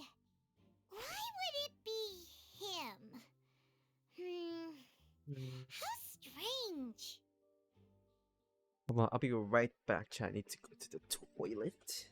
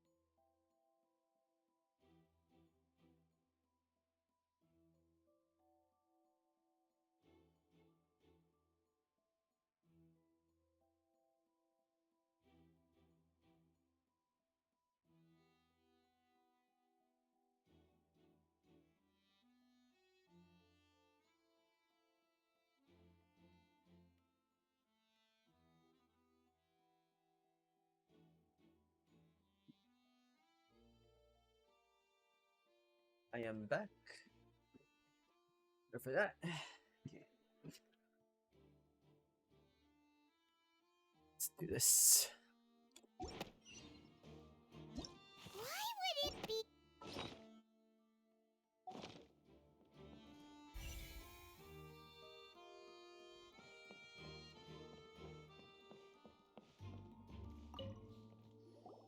Hello there. What are you investigating? Oh, this location has also been cordoned off because the Magic Troop members are currently considered prime suspects. The investigation team is still collecting evidence. The seats were all booked in advance, so we were able to deduce the missing woman's identity by checking the guest list. Is she the thief? Could you tell who she is? Sure, it's not like this is confidential information. We will publish it later anyway when we petition the public to help us find the missing person. Her name is Halsey. She's a painter from Fontaine who's made a bit of a name for herself. Apparently, she wasn't a regular at the Opera House, but she'd been feeling some pressure with her work lately, which made her decide to come see the magic show. The Magic Troop members all claim not to know her. We have looked into her social connections. It seems that she has no personal grievances or conflicts of interest with the suspects. Simply put, she wasn't related to the Magic Troop at all. which matches the features of the previous serial disappearances. Were the victims of previous cases also chosen at random? That's how it seems to us, in any case. Apart from the fact that they were all young women of around the same age range, there really weren't any other connections between them. Okay then. No need to be so formal. If you do happen to see the missing girl, please be sure to contact us. It is of utmost importance that we get to the bottom of these disappearances.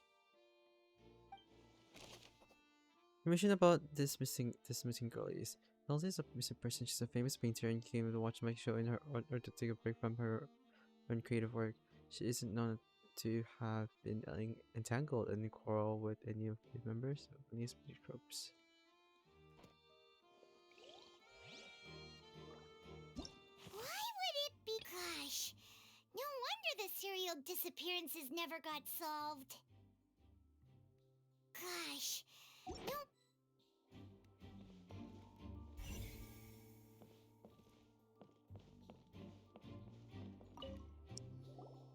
So this is the rope that broke and caused the water tank to fall. The rope looks pretty durable. How can it be burned through so quickly by fireworks?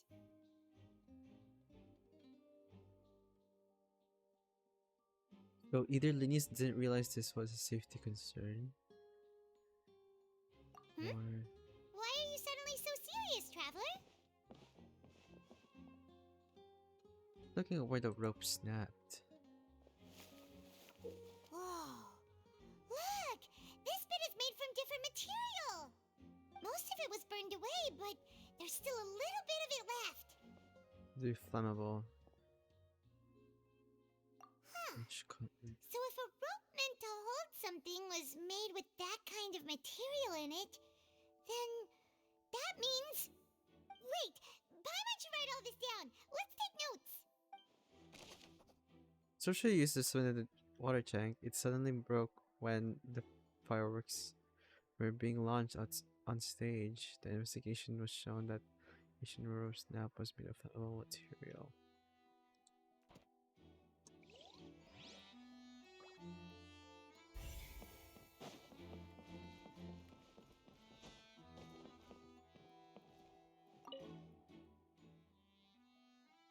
The broken magic box was left on the scene after guards completed the investigation. Looking at it now, water tank must have stuck it really hard. Can we look up? Nothing up there.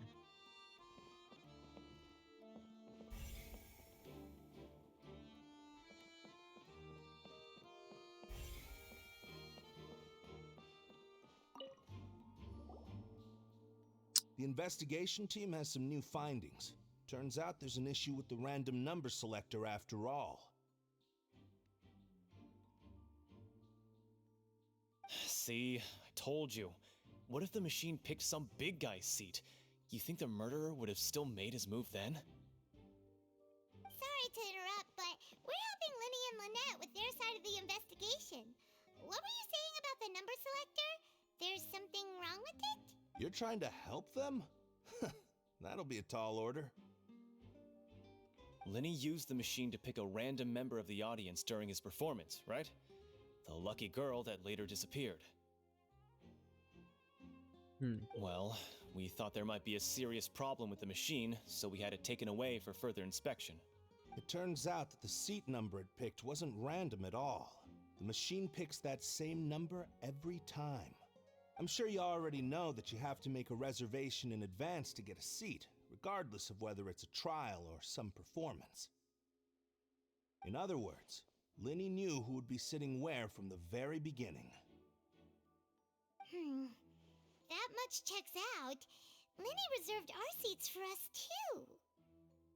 Bet you see why I was saying it'd be tough to make a case for Linny. Thanks, sorry to bother you. Even though it's bad for Linny's case, Paimon had better write it down. The device is used to release magic performance and choose the lucky number in the audience. However, the guards, yes, have found that it will be generated the exact same number no matter what. Clearly, someone tampered with it.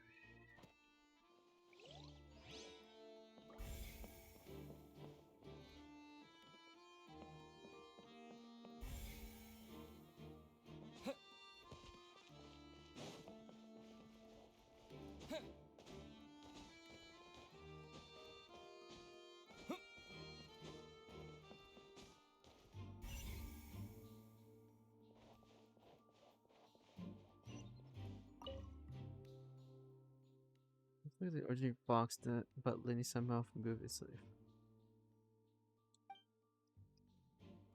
Look under, bro.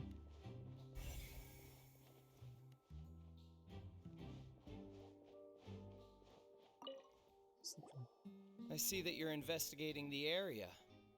Well, it just so happens that I'm interested too.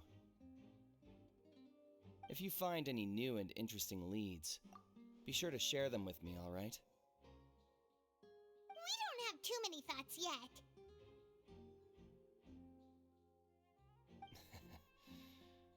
Then why don't I tell you my hypothesis first? The way I see it. And I'll start it with that loud thud. The thud? Oh, you mean the sound that happened during the countdown? Yes, exactly.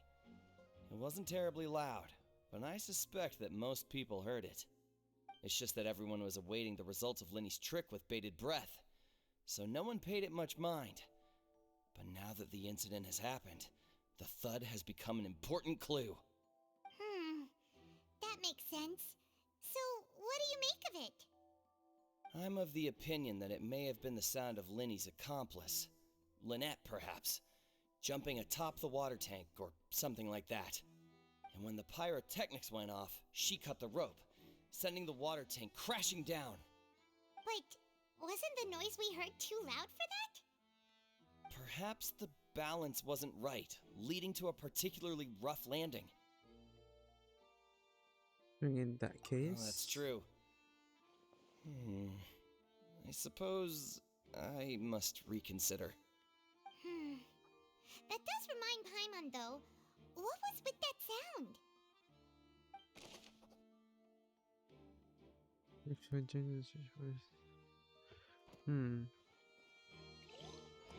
Who could it be? Who could that... Who could it be? I don't think it's Lynette. Or Lenny, whatever. Lenny's still talking to the guards. It seems he'll have a lot. I think someone will be assigned to monitor us later, but that's alright.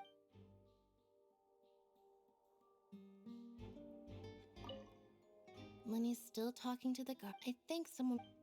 I can talk to Lenny. Yep. Lenny's still talking to the guard. I think someone. Okay.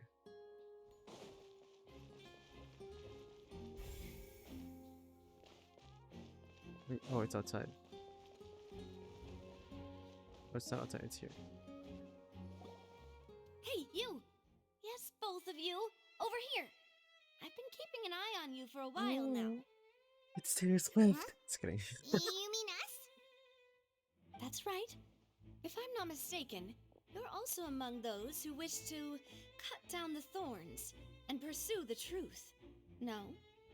And by the looks of it, you're not from Fontaine. Well, you're right on the more about that one, but who are you?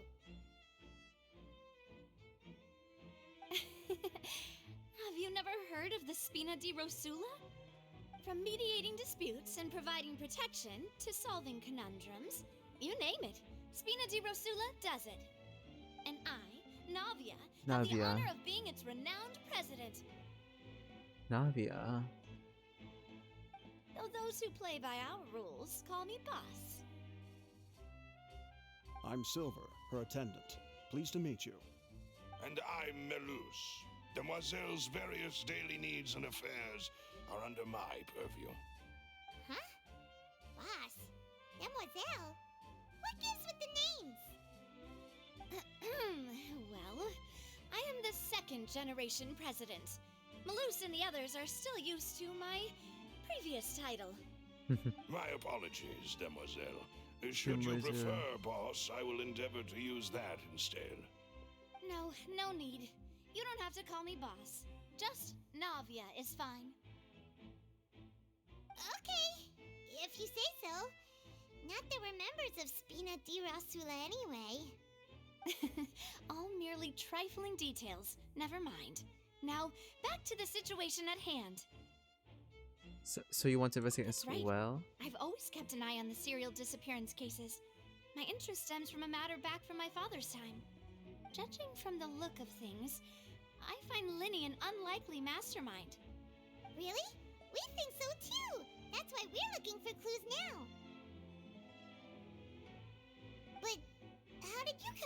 conclusion?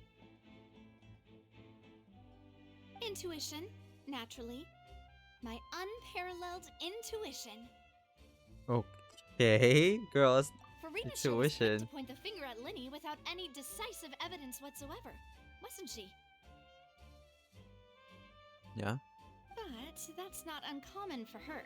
If you remember, the Justice had to interrupt her and ask if she was pressing charges just to keep her from getting carried away. Anyway, a trial begins the moment someone levels charges. And, of course, there was no way Farina was going to back down in that situation. Sounds more like you just don't trust the Hydro Archon. Well, what's your opinion? I must admit that she can be interesting at times, but liking her doesn't mean that I'll blindly agree with her. Well then, you put it like All right. that? I've answered your question. Now, it's time you answer mine. Wait a minute, did that answer count? Well, I say it does. But don't worry, you won't hear any pointless questions from me. In your opinion, do you think it's right to treat a trial like it's an opera? Nope. Well? Not always. And why would that be? Doing so make it easy for the truth to fall by the wayside. Some serious like trials shouldn't be treated like an entertainment. See, Silver and Maloose? I told you they'd be different. Most astute of you, demoiselle. I too think that the traveler's response was most excellent. No matter how wonderful the script or how fervent the audience's expectations may be, the trials that go on stage here must be based in fact. And if that can be done, boss, then... All right, that's quite enough, Maloose. Anyway, I like your answer. You passed with flying colors. Now, I need to make some preparations, following which our joint investigation shall commence. You two shall be my assistants. Okay, well, no. Become assistants! Oh, well, I can be the assistant, sure. Or your companion, if you like. I'm really not that fussy. That's more like it. I think you're missing the point. Far be it from me to brag, but I believe that Demoiselle's intuition will be instrumental in uncovering the truth. Okay, I'll trust it, I guess. You wish to save a friend from false accusations, and we wish to unravel the disappearances. In this sense, our goals are aligned. You have a point. You're quite the talker, aren't you, mister? And what about you over there? What do you think? You seem like you've got something on your mind. I have nothing to add. Oh, alrighty then. We'll be making some preparations first. Just be sure to let us know if they start revealing Linny's tricks.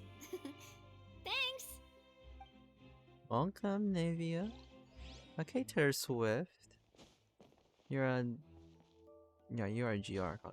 A Geo Archon user. What are you? Sorry, but no one can freely enter or exit the Opera House at the moment. If you wish to leave, you must register your identity with us first. No, we're not leaving. We're representing Linny and Lynette as attorneys, so we're investigating the case. Were you always guarding this entrance? Yes. After the Chief Justice gave the order, everyone coming in or out must undergo a strict inspection. So, the missing girl couldn't have left from here. At least, not from that point on. I doubt there was much opportunity then, either. How can you be so sure, Well, because I was in charge of security near the entrance at that time. I couldn't see Linny's performance from here, which was quite a shame. Just my luck. But still, I did not abandon my post, and I stayed put no matter how loud the applause was. If someone had so much as even approached the door, I would have noticed it, let alone if they had tried to leave. We Melazines are good at that sort of thing, you know. Melazines. So, it's safe They're to say the girl Melazines. couldn't have left through here.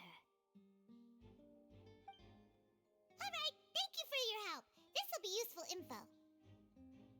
Millazines. I just exit to the opera house. No one left the opera house during the magic show, and after the incident happened, only those who had their identities cleared by the guards could leave.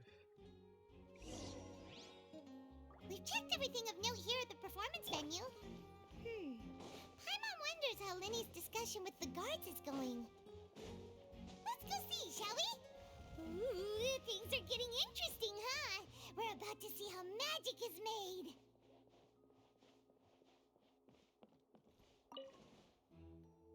Can't even see the performance from this. What the fuck? Realistically, you can't even see the performance here. The hell? I would never see it here. No matter how tall it is.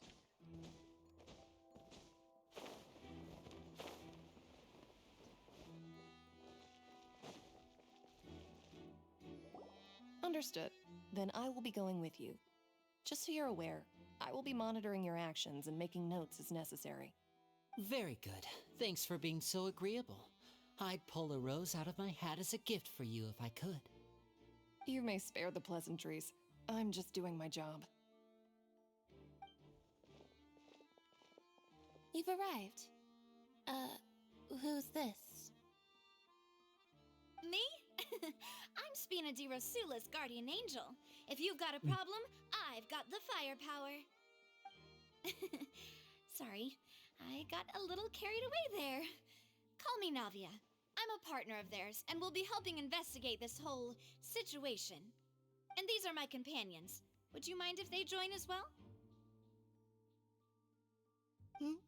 Fine by me.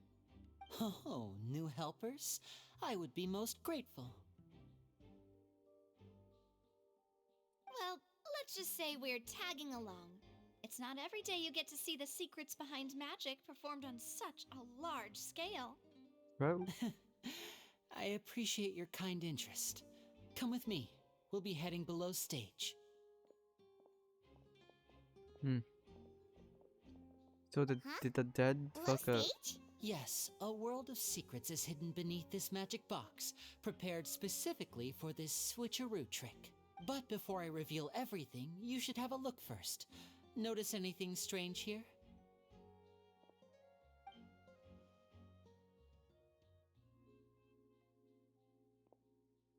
I'm not trying to be dramatic. Remembering the details of a trick will help you understand the methods used to perform it more easily.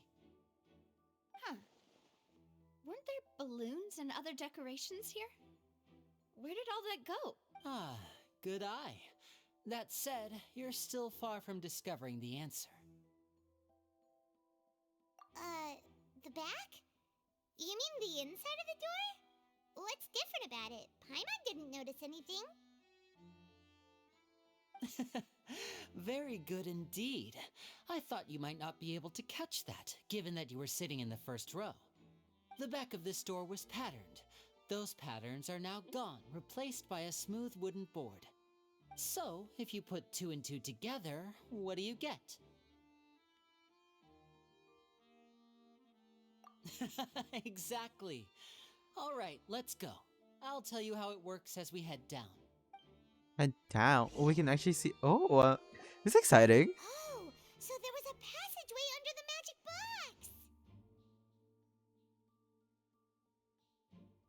box.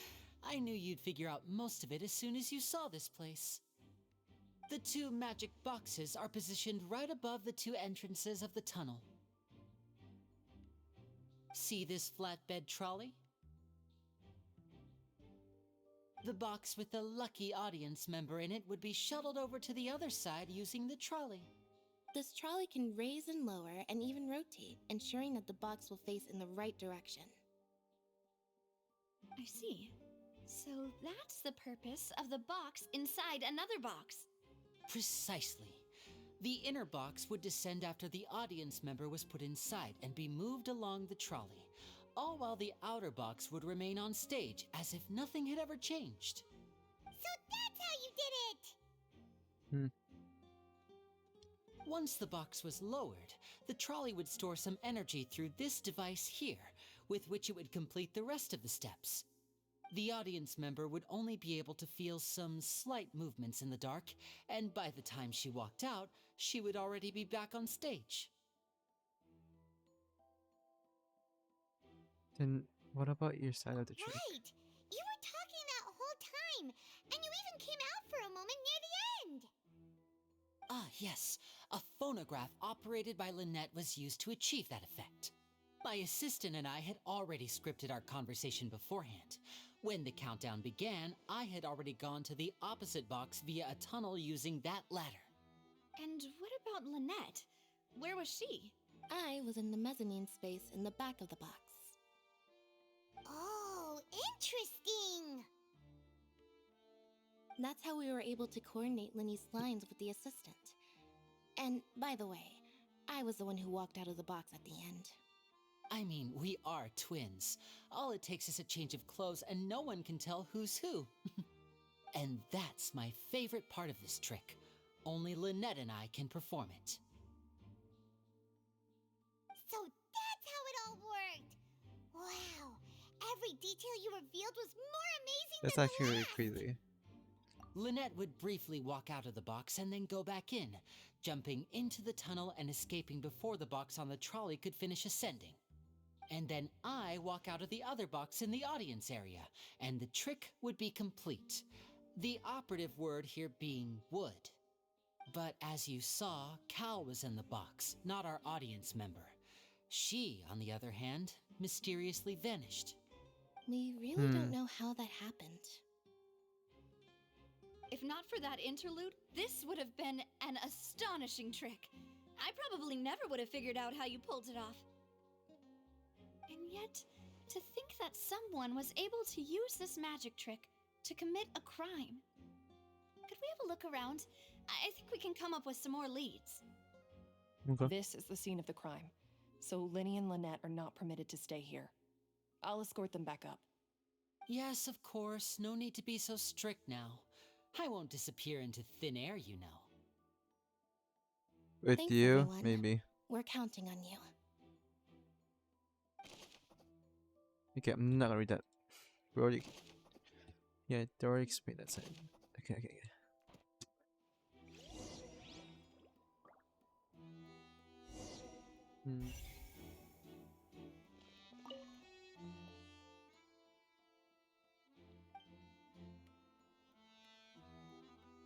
Okay.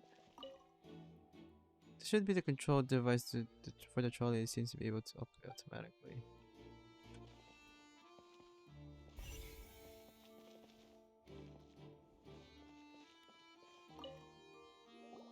Huh. What's this? Looks like a hook tied to the end of a rope. Huh? There's all kinds of odds and ends here. Perhaps it was a prop for a different trick. But why would it have been left here? Whatever it is, let's make a note of it first. A rope that has fallen to the ground, a metal hook has been tied up in one of the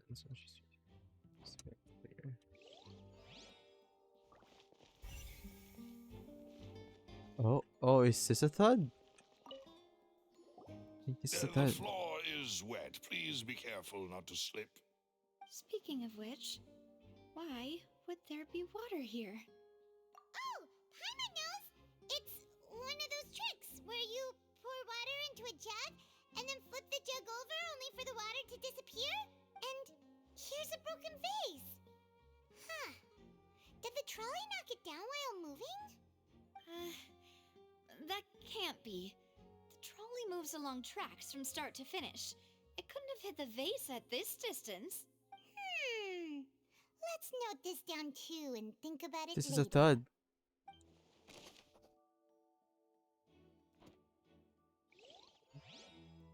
Why would it be? We all heard that noise, didn't we? The performance would not have been visible from where the doors were guarded. If Paimon were on duty, she would have snuck back into the audience seating. Well, there was no chance Paimon could have seen that the box had 2 layers. And that's why only the two of them can perform this trick. Digging a tunnel just for a magic trick? Whew, that must have been a lot of work. Whoever the murderer was, this rope was obviously tampered with. People needed to register and reserve a seat for the show. That, combined with this number selector, could allow you to pick a young lady instead of some old fogey. Yeah. Could This be. is probably a prop, too. Oh, looks like it could hook onto a lot of things. Like the traveler's fishing rod. This flower vase is probably a prop for the show. But it also could have been used in the crime. He knocked this over. They knocked this over, whoever they are. Oh. Oh, these are the clothes that the lady chosen from the audience was wearing, right? Her clothes are here, but she's nowhere to be found. Right. And do you really need to do that if you're kidnapping them? Ugh, this is so confusing. Paimon doesn't want to be a detective anymore.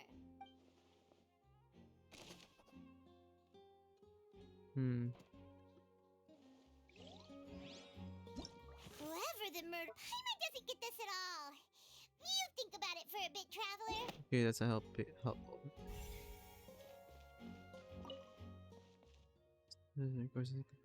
Magic shot.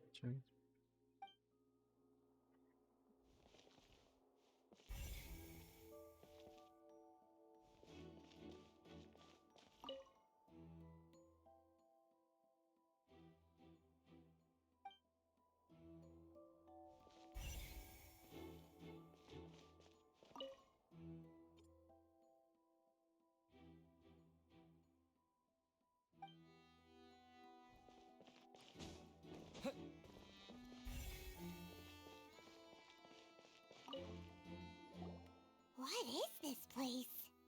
It seems someone could fit through here. Could this have been the suspect's escape route?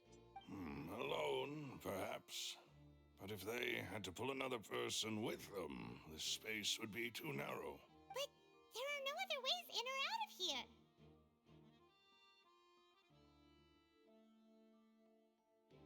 Oh, you're right! Let Paimon write that down.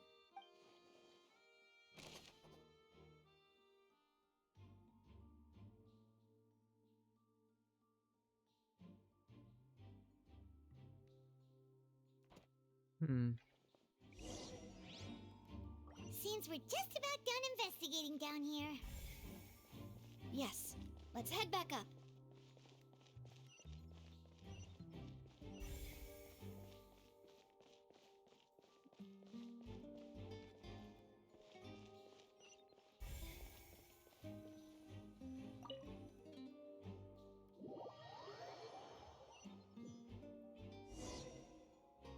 Well, we've ascertained the state of the crime scene. Let's find a place to sort out our findings once Malus returns. It seems to me that there are several things that don't add up here. Exactly. Apologies for the wait, demoiselle.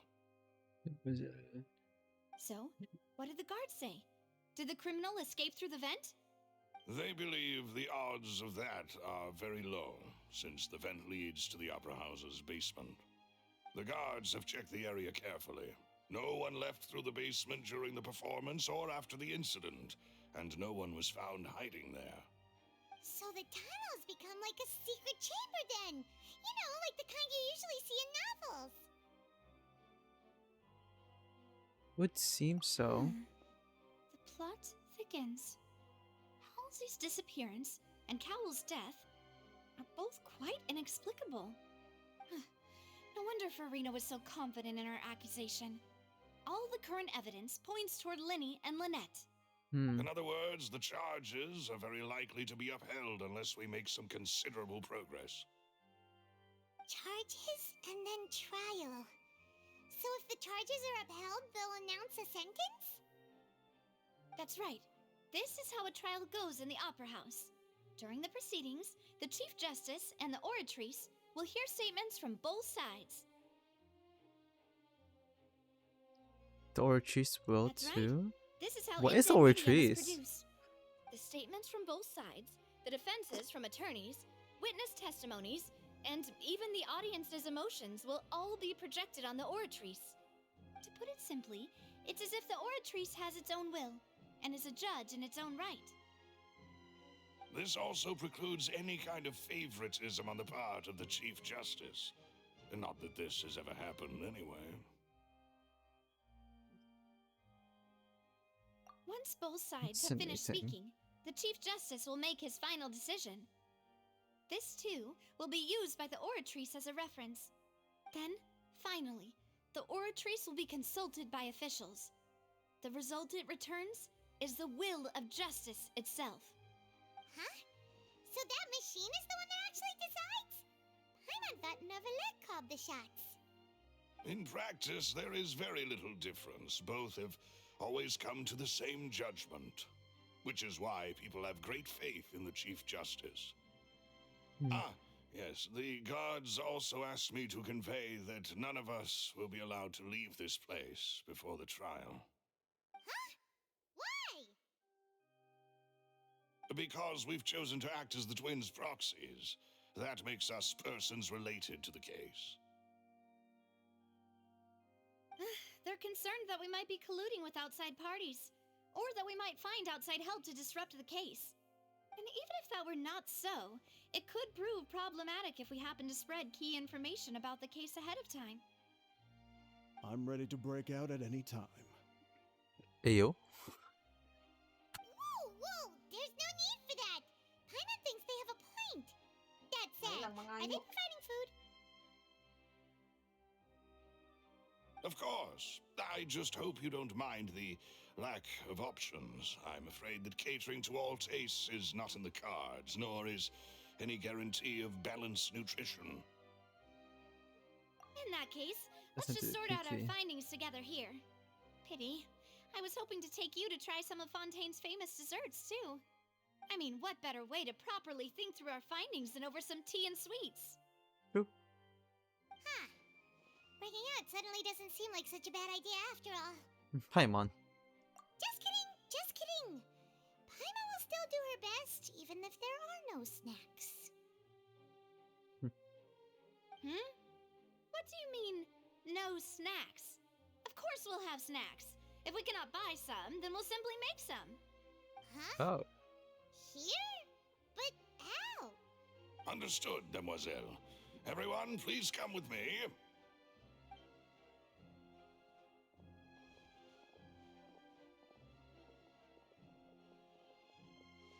Wait, you're carrying a portable stove with you? What? Yes, I must be prepared to meet the Demoiselle's baking needs whenever the fancy strikes her. Damn. I have eggs, sugar, and almonds at the ready. Good work, you two. Then I'll get to it. Please sit tight for a moment. You'll get to taste my awesome snacks soon enough. These three are quite the interesting group. What's this? Little thing.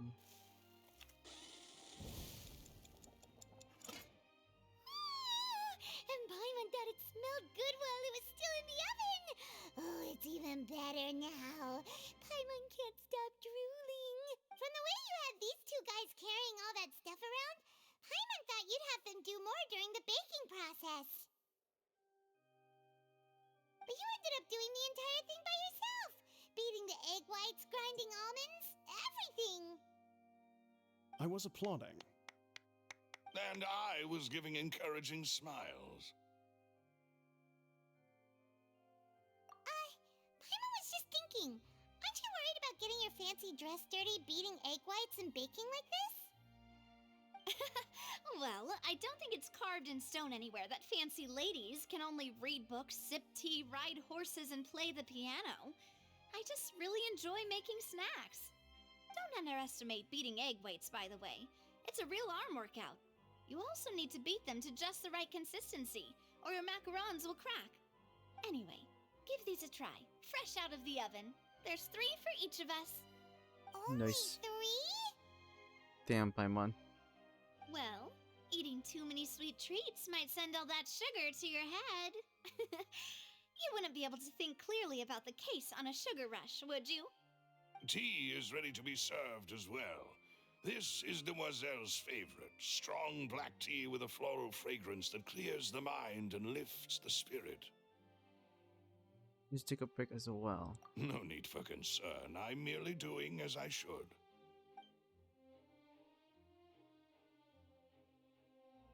All right then. Down to business. As Paimon mentioned previously, the tunnel seems to be something of a secret chamber. However, we can assume that Linny and Lynette were not alone within it. We'll Some be right criminal back. also occupied its sealed confines.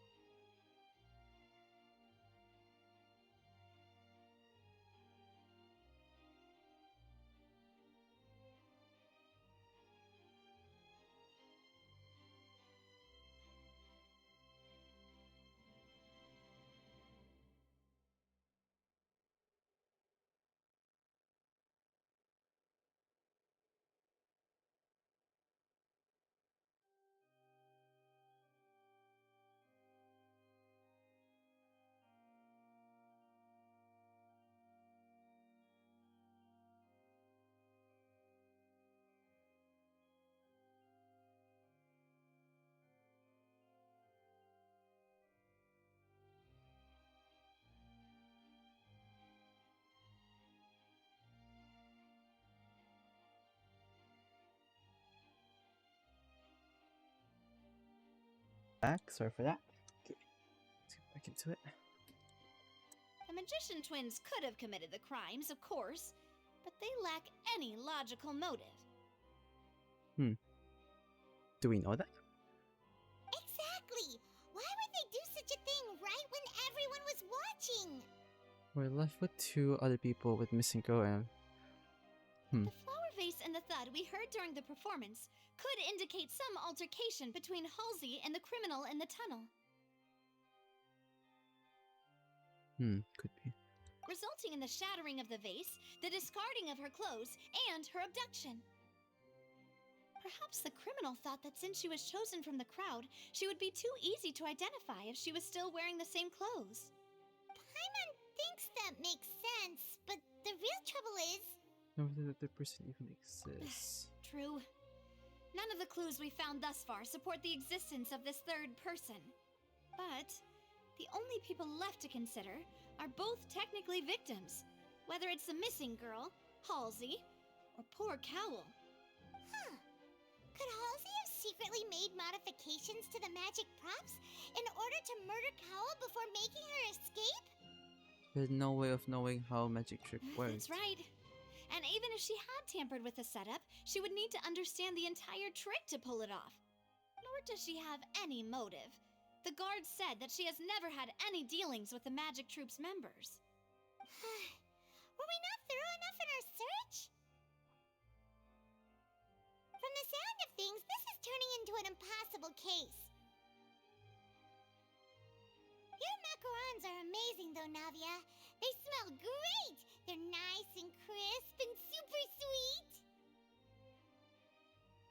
They are my specialty after all. And I see you've already had 5 of them.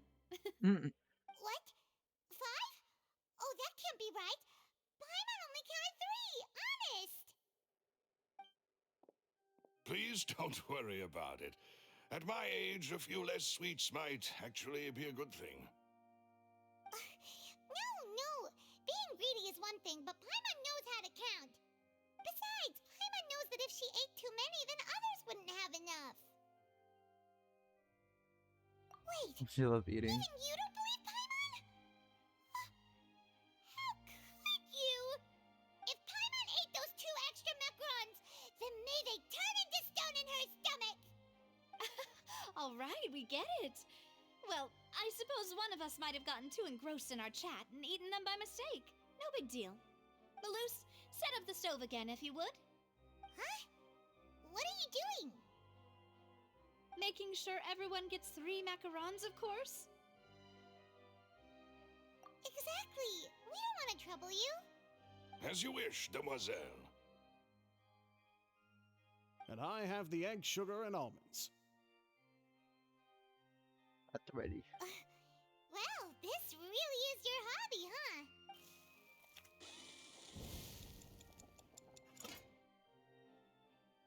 Well, that's it for snack time. I'm going to have another look around the area. I don't know what we're looking for yet, but we've still got some time. As attorneys, I suggest the 2 of you think the case over again. It would be awkward if you got all tongue-tied on stage during the trial. Alright, thanks for your help, and for the snacks. It was nothing. A small task for the Spina di Rosula. Silver, Malus, it's time to go. I'll be back if I find anything new. Either Kawa or Halsey had motive, but after having talked to Elio, it's very low. Alright, it's time to put our heads together. We've got to get our defense ready for the trial. Oh, it's probably gonna be a long and difficult case. There's no point in worrying about that now. We just need to prepare. Here, take Paimon's notes. They should help you review the situation.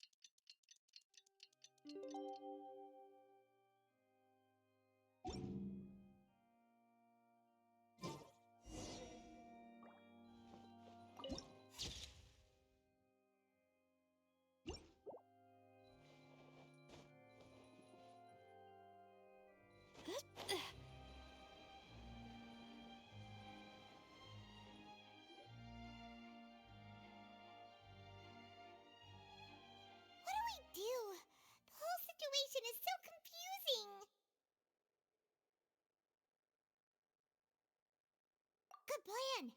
Impossible things don't just happen. We'll get to the truth one way or another. Just relax. Even if everyone else suspects Lenny and Lynette, at least we will be supporting them from the stands. Oh wait, I was muted the whole Besides, time. I So doubt sorry, chat. Farina understands any more about what happened than we do. Thanks, Navia. Well, we'll be going then. Best of luck to you. Thank you.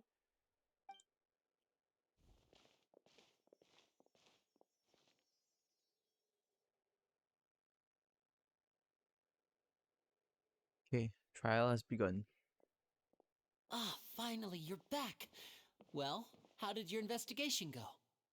To be honest, you might be disappointed. No. We're already very grateful that you were willing to help. Well, now, don't you all look disappointed? Don't tell me that your investigation came up empty-handed. That was to be expected, of course. The guilty can never produce proof of their innocence. But don't let that stop you. I shall be terribly disappointed should you, my most anticipated foe, concede so easily. Yes, you wait. Since both parties are present, I declare that the trial regarding the magic show incident is now in session.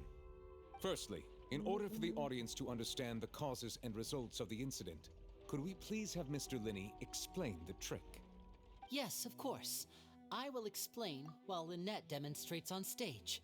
All the necessary items have been prepared.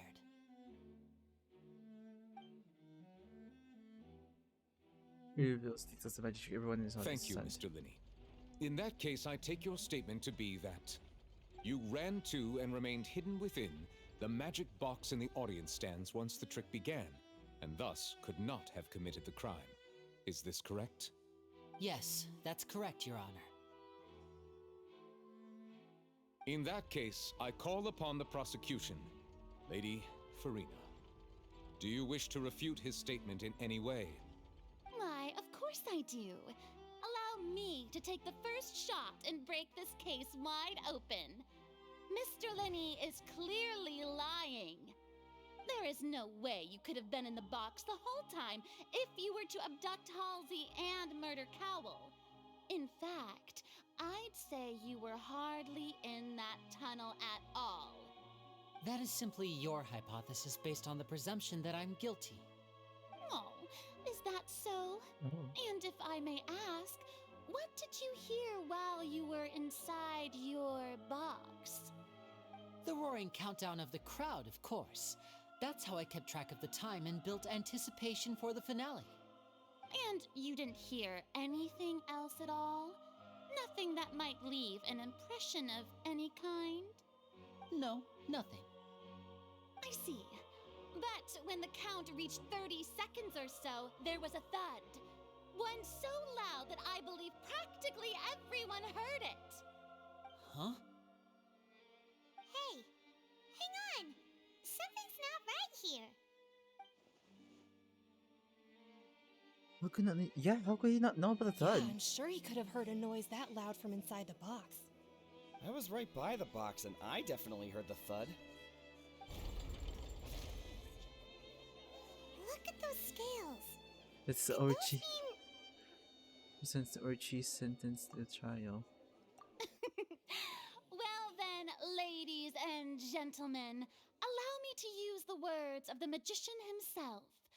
You never know what can happen in the blink of an eye. Indeed, it seems his alibi can also collapse in the blink of an eye. Of course, I have armed myself to do far more than smash your alibi. Confidence cannot go unfounded, and my foundations are rock solid. Tell me, aren't you and Lynette actually from the House of the Hearth? The House of the Hearth? They're Futui? No wonder they did something like this. So the serial disappearances were the Fatui's doing. Now it all makes sense. I've got a feeling that what happened on stage probably wasn't just an accident. That's irrelevant. Our identities have nothing to do with what happened.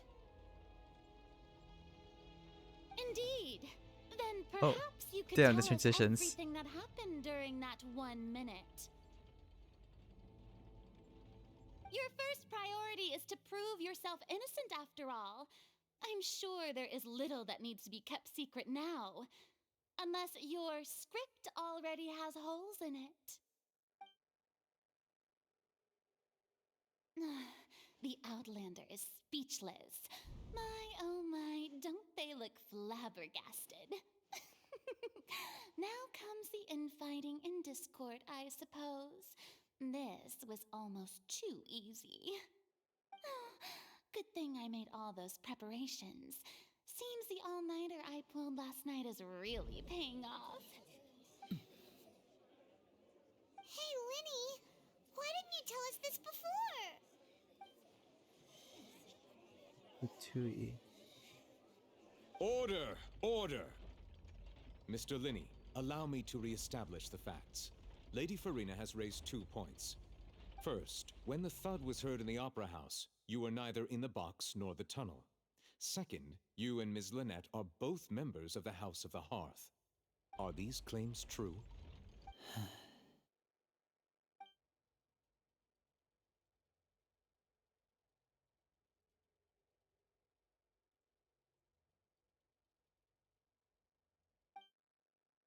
The shot is here in Fontaine alone. There must be some scheme work here.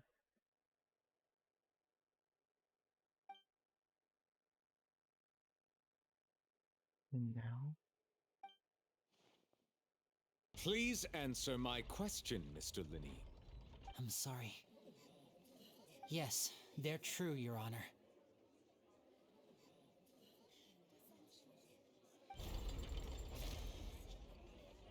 I knew it!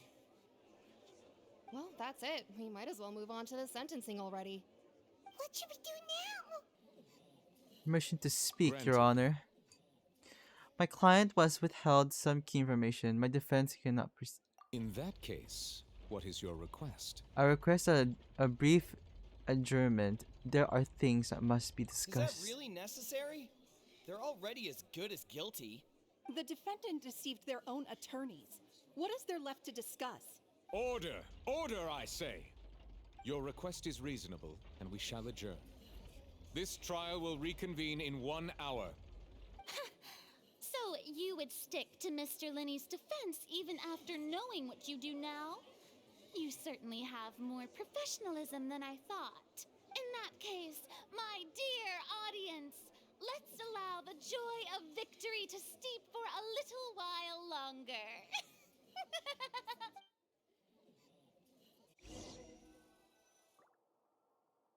Court is adjourned. You meet with Lady Lynette back in the Opera House.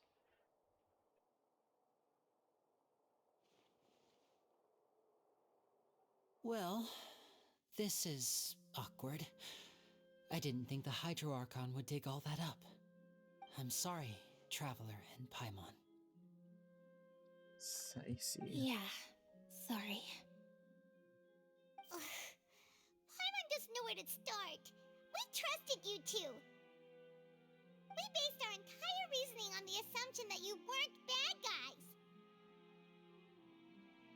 Not to set the wrong tone or anything, but Paimon's really mad! I'm very sorry. I know you're angry, and reasonably so, but please, let me explain. I know you've clashed with the Vatui several times before. I wouldn't be surprised if just hearing the word is enough to make you upset. But our organization is very, very large, and the Harbingers have very different personalities and goals. Right now, we want to save people. As many as we can. That's right. I'm sure we're on the same page when it comes to this nation and the disaster that its people might face. I knew if it weren't for our respective identities, we could become good friends. That's why I didn't wish to flat out lie to you, but chose to hide some details instead. The truth is very important, but being completely transparent about everything would see us spending more effort than we need to. How can we know this isn't all just another lie? Right. So, you be the judge. Heck, if I were you, I fear that I'd even struggle to trust me at this point. You met a Fatus who works as a magician, a trickster by trade. All by coincidence, too. But still, I'm asking you to trust me. I am no criminal. At least, not in this case. Sorry. Please forgive us. Well, you both say that, but Where did you actually go while the trick was being performed? let's hear your answer first, and no lies now. Of course. I'll answer any question you ask. We've been trying to find out how the Oratrice operates. We want to know why it has a consciousness. Why can it deliver sentences accurately? During our investigations, we learned that the machine's core is beneath it. From that moment on, Lynette and I have been designing this box swap trick with the objective of getting close to the core. Is that why you needed a whole minute? That's right. In truth, the audience would take about 75 seconds to count down from 60, while I would only need 15 to get to the opposite box. So, after jumping into the tunnel, I accessed the Opera House basement via the vent, and went to investigate the room in which the core is stored. That air vent was created during the construction of the tunnel specifically to execute this step. What did you find? Nothing. As soon as I reached that room and was about to investigate, I heard someone's voice. Which should have been impossible, of course. I was quite certain that I was the only one in the room. That voice seemed to recognize me and tried to speak to me. Shit. I chose to err on the side of caution and retreated the way I came. On the way back, I saw the broken vase and the clothes on the ground, but the countdown was almost finished, so there wasn't time to give it any thought. After that, the homicide occurred just as you saw.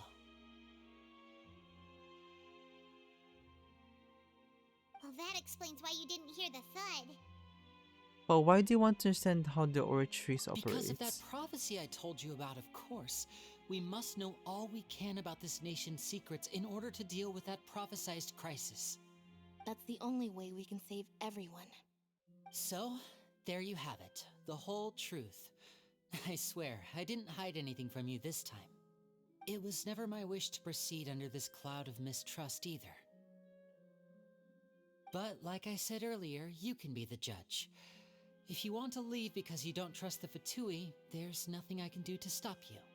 Well, Traveler, you decide. Paimon will follow your lead however you choose. I believe in the facts.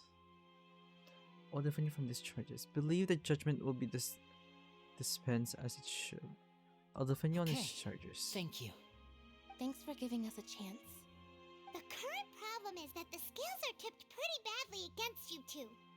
If we want to refute the Hydro Archon's accusations, we're gonna need a seriously watertight defense. Actually, we already have the key evidence we need. Huh? The adjournment's almost over. Let's go back. Oh, Paimon thinks she gets what you mean. Lainey claims that he hid the chamber that contains Ortiz upon entering the tunnel. Sundas did not hear that. Lainey claims that have heard that there is a voice within the chamber that houses the Archie's core within the Opera House underground structures. Oh, Eternity was against them. Oh, I see, I see.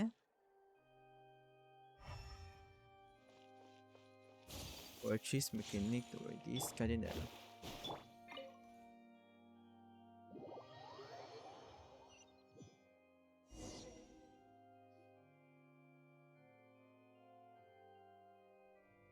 Both parties have returned to their positions. Let us continue the trial. When last we left off, Mr. Linney acknowledged the new evidence presented by Lady Farina as fact. Therefore, Lady Farina may continue stating her reconstruction of the events. that took long enough. Now then, if everyone would lend me their attention. At this stage, let's revisit that scene from Linny's perspective. Based on the position account events, you define loopholes in the statement. Use evidence includes obtained during the investigation to refute any assertions of the fact that replace them with a new info. Your information can see the convincing support from people or countries. If you find and refute the incorrect content, you can complete the cycle in refuting the life truth. As the countdown began, he entered the tunnel. When the flatbed trolley passed, he opened the box and got into an altercation with Halsey, which caused the loud thud. He did not realize that this sound could be heard by everyone in the opera house, which is why he claimed earlier that he could not hear the sound. Finally, he used the vase to knock her out, before making her change clothes to prevent others from recognizing her. At this time, Cowell arrived in the tunnel, having heard that strange noise, and caught Linny red-handed. So Linny proceeded to knock him out too before stuffing him into that box. Afterward, Linny passed the unconscious Halsey This is so cool. What the heck? through the magic box in Okay, the audience Hoovers. stands, before operating the devices such that Cowell's death would be ruled an accident. And there you have it. That's the truth behind what happened. Does the defendant's side have any objections to Lady Farina's description of the events? The key to refuting Lady Farina is the order of events, what Linny experienced, and what he saw.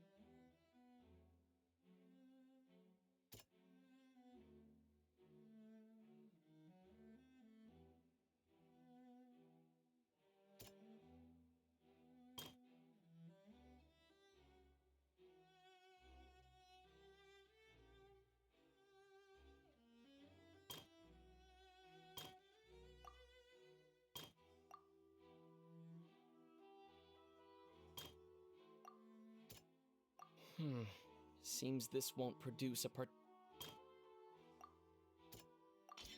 According to Linny, he left via the vent after entering the tunnel. He couldn't have had that altercation with Halsey.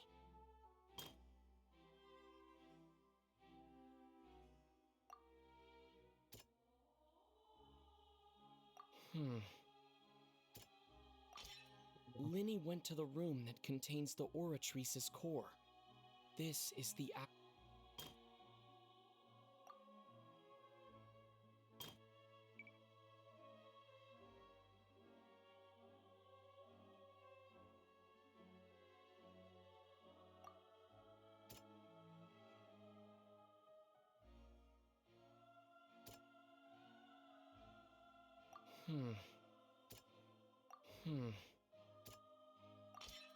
Linny did not take part in the underground altercation.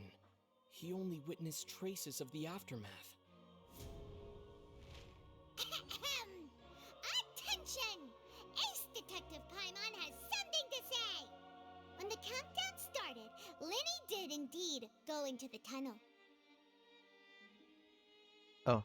But he immediately used a vent to access the Opera House basement, which is where the underground core of the Oratrice is stored. Okay, I have to click it. Once he reached that area, he heard a voice in what should have been an empty room. Since he felt something was amiss, he returned immediately. The crime scene had already developed by the time he reached the tunnel again, and in order to complete the magic trick, he did not remain there for any length of time. Finally, he reached the surface, and that was when the accident happened from his point of view. Therefore, he's innocent.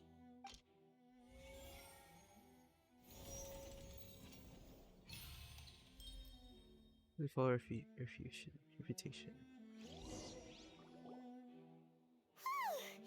Paimon did it! Paimon actually managed to say— In other words, you believe that he knew nothing of the incident? That's right! Moreover, I believe my opposition reasoning is flawed. My reasoning? The outstage equipment was clearly tampered with.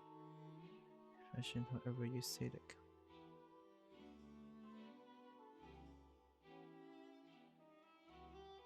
If that's the case, then if Cowell hadn't entered the tunnel, who was the entire setup meant to kill? Assuming that what you say is true, Linny only needed to kidnap the young girl to cause a new disappearance case.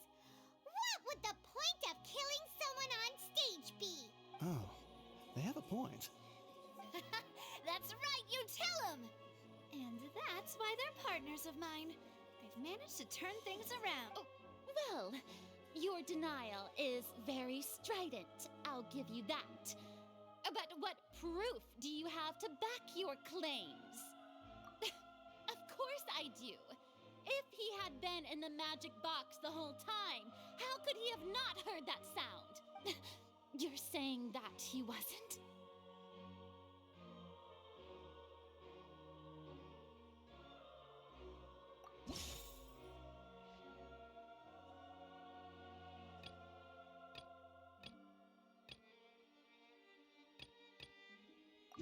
Are you sure we don't need to give this more thought? Paimon thinks there's something off here.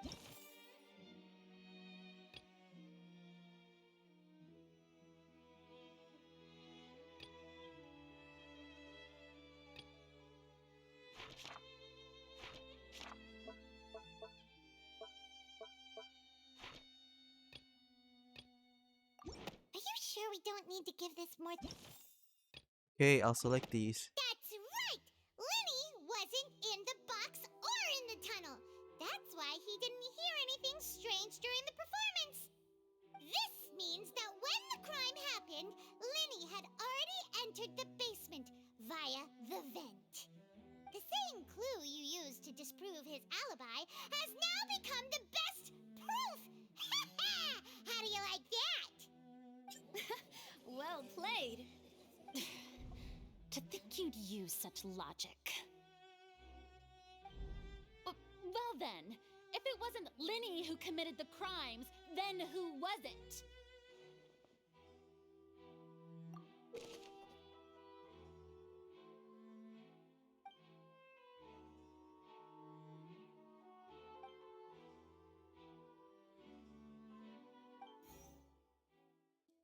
Investigation report indicates that the firework released near the end of the showing indicates the pipe burned through the rope spinning in the water tank above the stage. This accused water tank. If Linny is no longer under suspicion, only the number of people of the trope would have been able to tamper.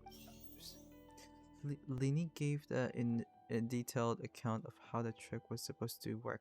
By using the box inside the box, the idea was for the box containing the audience member to be transported across via tunnel underneath, and Linny himself would also use this tunnel to get to the other side. Having changed her outfit, Linny and her assistant would take charge of on-stage interactions. The clothes belonging to Halsey, the lady who went missing, were found in the tunnel. The reason for this remains unknown.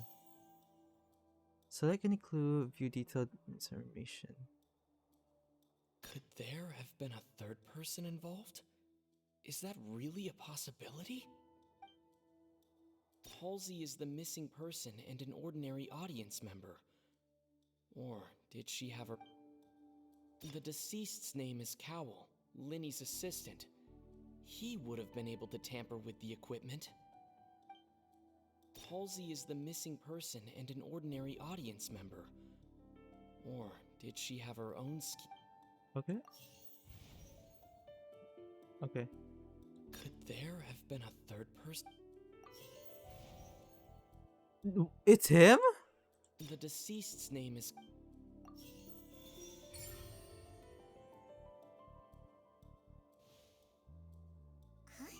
Huh? That can't be right. Are you serious? The killer was, in fact, Cowl, the deceased! Oh, is that so? How interesting! Let's hear your reasoning then.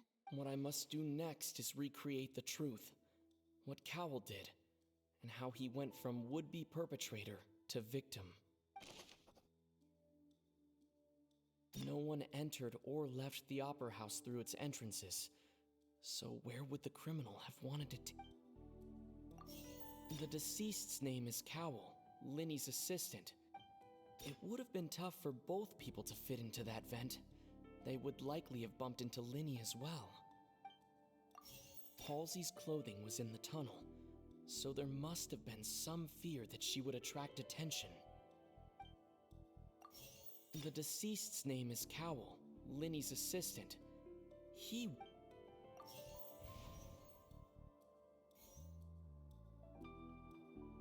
The deceased's name is Cowell, Linny's assistant. No one entered or left the opera. The sound we heard may have come. Linny was not in the tunnel at that moment, which gave our criminal ample time. Okay. Wait. Halsey's clothing was in the. The deceased's name is No one entered or. The sound we heard may have. Okay. It would have been tough for both. Halsey's clothing was in the tunnel. The deceased's name is Cowell. It would have been tough for. Oh wait, it's already in there. The sound we heard may have. No one entered or.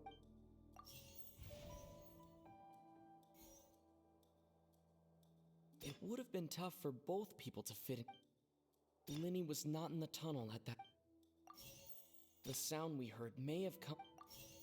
The deceased's name is. Halsey's clothing was in the tunnel. It would have been tough for both. Wait, I'm confused. Oh, okay. Halsey's clothing was in the tunnel.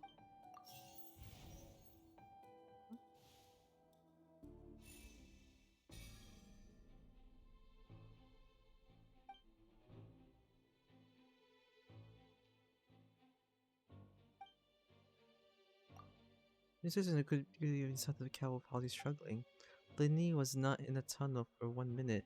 This would have given time to Cowell to bring Halsey out magic box in the audience stands. But according to guard's testimony, left the house, so even if I had taken her, there would be no means of exiting. Exiting from the box would have been in a full view of the audience, pretty much guaranteed. What's wrong, Traveler? Are you still having trouble figuring things out? Where did Halsey go? I see how it is. So this was all just a bluff. And here I thought you had something to show for it. But it seems you're still far from the truth. Look, since we're at a dead end, why not consider a different track? Just like the trick as it transpired, the end result must have been utterly different from the magician's initial design. If only we knew how Halsey disappeared. Well, that would be nice, but the tunnel only has 3 exits, and none of them seem very likely. And it's not like this is a magic trick where you can just make a real live person disappear. You know, like you did from that water tank, Lynette. Excuse my interruption, dear opponents, but do you not see that the crowd is growing impatient? There is no greater sin in this opera house than an awkward delay in the performance.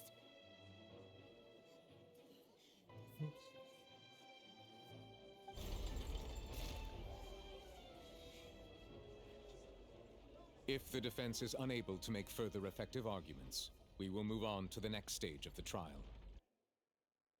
Hold on a second. Linny was not in the tunnel at that moment, which gave our criminal ample time. The sound we heard may have come from a clash between the missing Halsey and the criminal. The deceased's name is Cowell, Linny's assistant.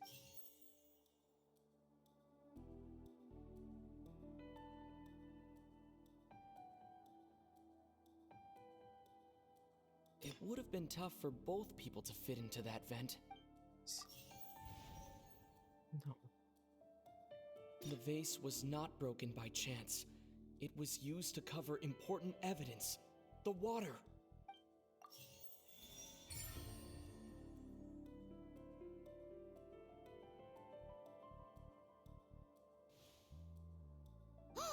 Paimon gets it! It all comes together if Halsey disappeared instead of being kidnapped. Lynette escaped from the water tank, vanishing gradually and leaving only clothes behind. If there's a similar method where a person could be transformed into water... Oh, just a moment, please. I do hope you know how preposterous you sound at the moment. How could a person ever be transformed into water? This is reality we're talking about here, not some magic trick.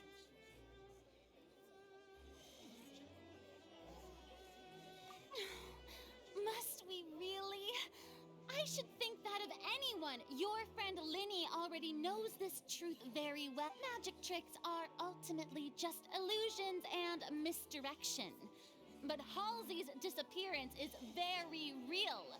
We're talking about two completely different things. Even so, I trust the Traveler's judgment. The truth must be out there somewhere. Perhaps some new line of reasoning may open if we try to gather all the focal points that don't make sense. Since Cal was the deceased, we haven't placed much attention on him. True. But given that we aren't making much progress with the case, it wouldn't hurt to have a look at his belongings, would it? People really do come up with all sorts of harebrained schemes when at the end of their rope. The way I see it, your suggestion that we broaden the scope of our investigation is nothing but a tactic for stalling the trial. Nevertheless, I believe that this is a reasonable request on the part of an attorney. Since the trial does indeed appear to be at an impasse, I believe that additional evidence may help us make more progress. Guards, please step into the lounge and examine the personal effects of the deceased, Cowell. We are still examining the items, but we have already made critical progress that we feel must be shared with everyone post-haste. We discovered several test tubes of fluid within Cowell's baggage, each labeled separately. The notebook in his backpack claims that these fluids are water from the primordial sea. The primordial sea? The note's contents also indicate that Cowell belonged to an organization that sells illegal drugs and that he had an accomplice. The notebook has many entries concerning safe usage of these fluids, in which the keyword dissolve appears many times. One of these tubes was labeled Opera Epiclese, along with yesterday's date. It is empty. The notes also state that these dissolution properties work exclusively on people from Fontaine. It's likely that Halsey was chosen as some sort of test subject. As such, we believe that the defense's hypothesis is, in fact, supported by sufficient evidence. You've got to be kidding! People dissolving into water? Could something so ridiculous actually be true? Wait a moment. This reminds me of a certain prophecy, but it's just a coincidence, isn't it? Oh. If people Those can become people in water. Does that mean in that the the sea. water tank's real use was as a means to hide water stains? And if Cowell was targeting that girl... Wait just a minute. Could that mean... You two, with me, quick! Demoiselle, wait! What about your partners? Let's go. Just trust me. Order! Order! It is undeniable that further examination of the deceased's personal effects has yielded some surprising results, but we cannot yet verify the veracity of these clues. Still, Let us assume that these clues are indeed Is that her in the authentic, vase? albeit with the Is that her in the vase? No way. has yet to be found. Guards, please continue examining the items along these Is that lines. her in the vase? No fucking Mr. way. Linney, it appears your hypothesis is supported by the evidence, so please continue speaking. Of course. Thank you, Your Honor. If we uphold this hypothesis, I believe that many of this case's seemingly unrelated clues can be connected together. Right! Like the metal hook! That one didn't make sense at all. Let's think about this. Cowell's methods must have something to do with that water from the primordial sea.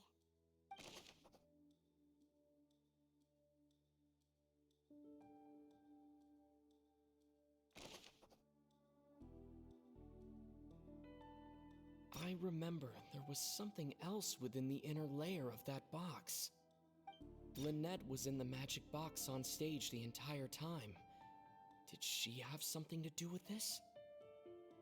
The water from the primordial sea should already have been prepped before Halsey entered the magic box. Now it seems like the hook rope was not meant for another magic trick, but was instead some form of triggering mechanism. The deceased's name is Lynette was in the magic box on stage I remember there was some...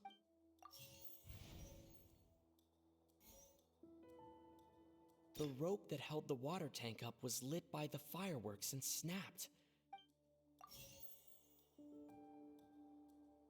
The water from the primordial... Lynette was in the magic box. Lynette was in the magic box. The water from the primordial sea The deceased's name is Okay. I didn't know that it was like a show like the right ones are here and the yeah, okay. I should yeah. It's Ace Detective Paimon's time to shine again! Go In Paimon. the original plan, Cowell would tamper with the water tank rope and the number selector securing his target. When the magic box containing Halsey was lowered, the metal hook would retract gradually and pierce the balloon at the top of the box. When the balloon attached to the box popped, the water from the primordial seed inside it would pour down and dissolve Halsey. Afterward, Cowell would enter the tunnel and break the flower vase to conceal the water inside the tunnel, with the remaining evidence being covered up by the water tank on stage. But he encountered something unexpected in the tunnel and wound up being fatally hit by the same water tank he meant to use to cover his tracks. Huh. That does make sense. Huh. That actually links together a lot of the more confusing pieces of evidence.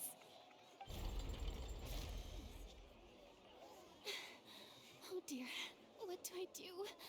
Even I think they sound convincing now. Then why are you trying? Accused an innocent person? What a humiliation. She's okay. She's more into her reputation than the seems like the fucking only point of trial. contention Are you remaining even is the are exact it? Are you even circumstances that are led the to Cal's justice? death. The god of justice. Farina, come on. His notes mentioned he had an accomplice who could be related to the situation. On that note, the guards have just contacted me indicating that they uncovered new evidence. I shall now invite him on stage to share it with us. Thank you, Your Honor. We were just inspecting the luggage of the other people involved in this case. And we found an identical sample of the water from the primordial sea among Linny's personal effects. What? That can't be. Oh, I see.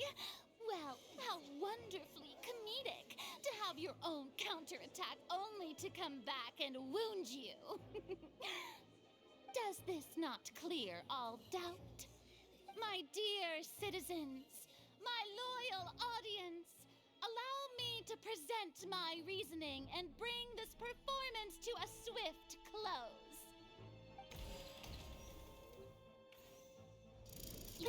did not need to take part in the dissolution of the young woman at all. Indeed, he did leave the scene via the vent. Uh-huh. Having made modifications to the props beforehand, his accomplice Cowell then caused Halsey to vanish using the water from the primordial sea. But upon his return, in cruel avarice, Linny desired sole credit and prepared to do away with his partner in crime. Ultimately, Doesn't make any he knocked sense. Cowell out, and the tool meant to cover the crime up also became a murder weapon. Now, as much as I regret Doesn't coming make any to sense. such That a viciously straightforward conclusion, it does seem that the famed Fatui is quite the cold-blooded and ruthless organization.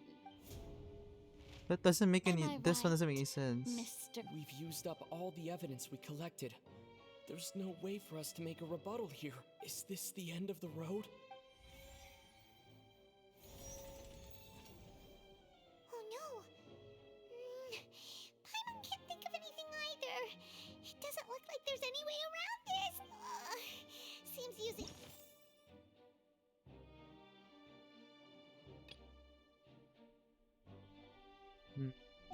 Water as new evidence was too good a move.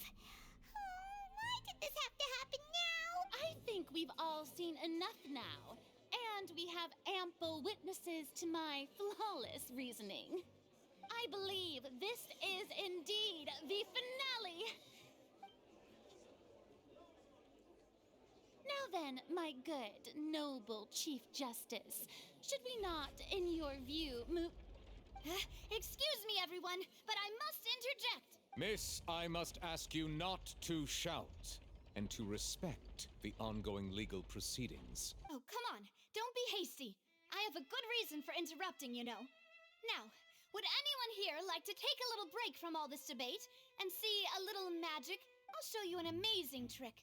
One that can bring a young woman who has disappeared back in the flesh, right before your very eyes. Please, do the honors, Mr. Linny, if you would be so kind. What in the world is she saying? No offense, miss, but miracles like that are beyond my scope as a magician.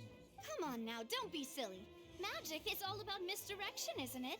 It often conceals the truth while presenting a fascinating illusion. But once everyone believes the illusion, can't magic reveal the truth to them once again? And wouldn't such a trick be the most marvelous finale to today's performance? Come on, Lenny and Lynette, give it another go. Don't worry, Spina di Rasula has made the necessary arrangements on your behalf.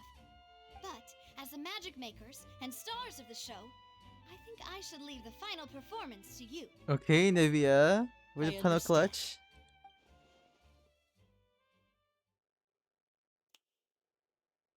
And voila!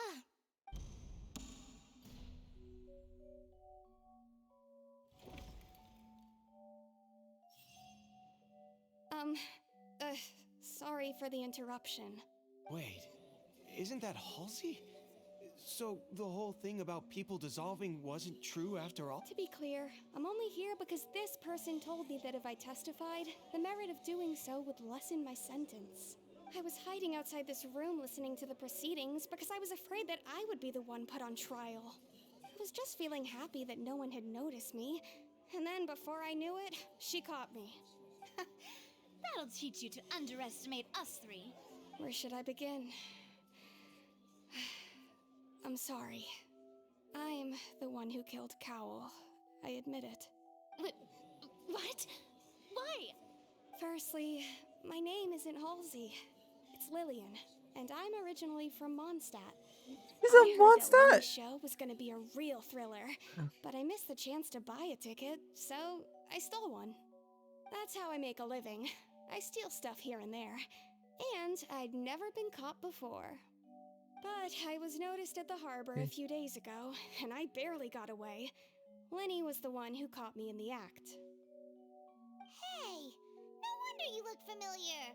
So you were the thief. Liddy even mentioned that you were pretty skilled. Well, and I thought that would have been the end of it, but then the number selector chose me. He even mentioned the Fortress of Meripede. That's a prison, isn't it? So you can imagine how shocked I was. I thought he was onto me for sure. So I played along with the show while looking for an opening to flee. But then I got water poured on me for no reason, and then someone jumped into the tunnel to nab me. I wasn't going to take that lying down, so I knocked him out and stuffed him into the box. There was nowhere to run from there, though, so I had to change my clothes and hide in a box containing performance costumes. I slipped out after the first guard arrived at the scene and continued hiding inside the opera house. Can a person even hide in there? If there are practice antique, probably. But I swear I didn't know that the water tank would fall down. Really, I swear it. Had I known that, I wouldn't have put him in the magic box. I may be a thief, but I'm no killer. Well, that makes everything pretty clear now, doesn't it? Yeah, no, it's time to refute Hierarchon's This reasoning. time, we need to tell the entire story from Lily-Ann's perspective. Yeah, my torn bitch. How would Halsey have reacted?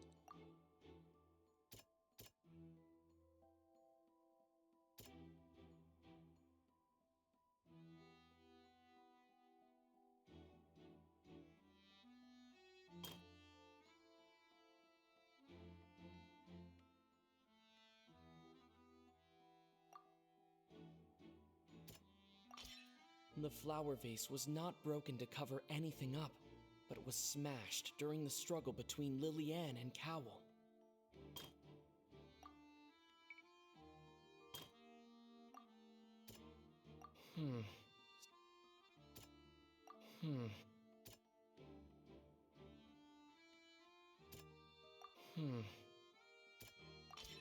The strange sound wasn't from a fight. It was Lily-Ann's attempt to break out when she was frightened.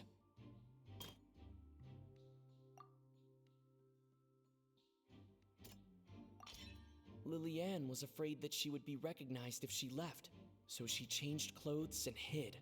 By And it's Ace Detective Paimon time! Having been selected out of the blue, Lily-Ann panicked. So thank God she's from Russia. She's not devolved into water. She entered the tunnel and had water poured on her head. So she kicked the door open, producing the thud we all heard. Hearing the commotion, Cowell leapt into the tunnel, only to discover that Lily-Ann had not dissolved.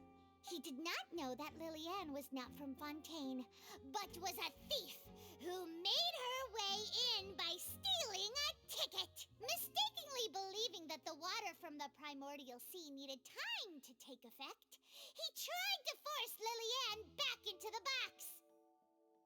The two broke the flower vase during the struggle, but Lily-Ann came out on top, knocking Cowell out and putting him in the box. With no way of escaping, she changed her clothes and hid in the costume trunk until the performance ended.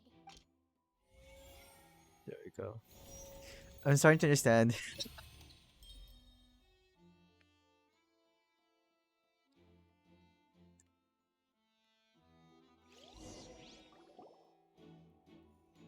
She knew that she would have to go through guard inspection if she tried to leave afterward. So, she has been trapped in the opera house these last 2 days. She had already become desperately hungry by the time we were chatting over macarons. So, she swiped 2 of them right under our noses. Talk about a sneaky thief. At this point, all the events that happened in the tunnel have now come to light. Ah, so that's the whole story. Bravo! Bravo! Now then, Lady Farina, do you wish to speak against the defense's statement? Bitch, come on. Please answer the question, Lady Farina. Also, if I may add, the trial has not yet ended. As such, I request that the prosecution not leave the room before the proceedings have concluded. Ooh, she's about to leave. Damn. What? Are you reading my mind now?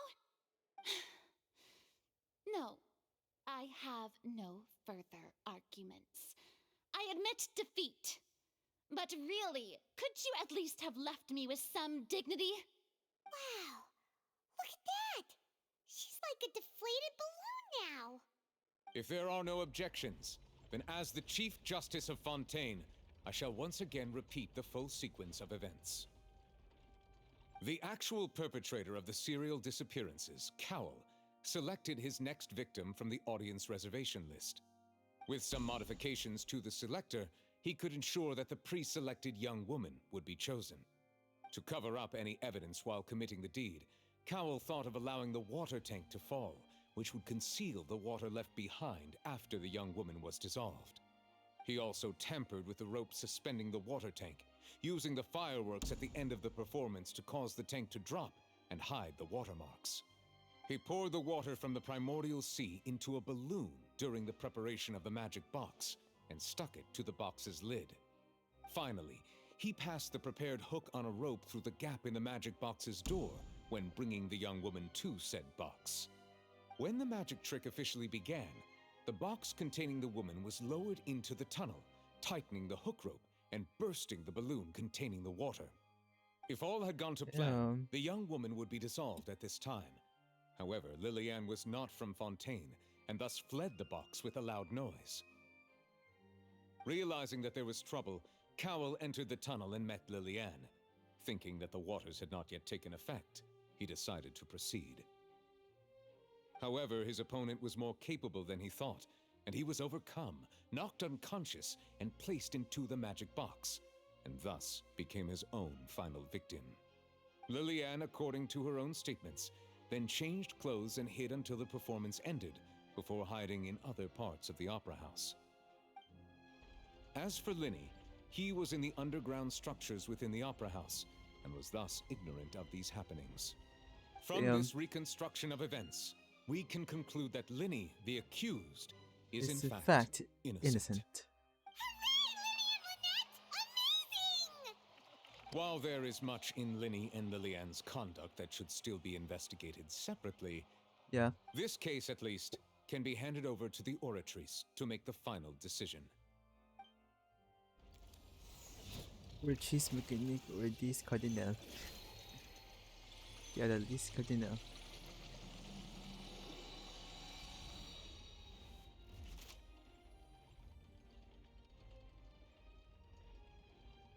As such, Linny and Lynette are officially declared not guilty.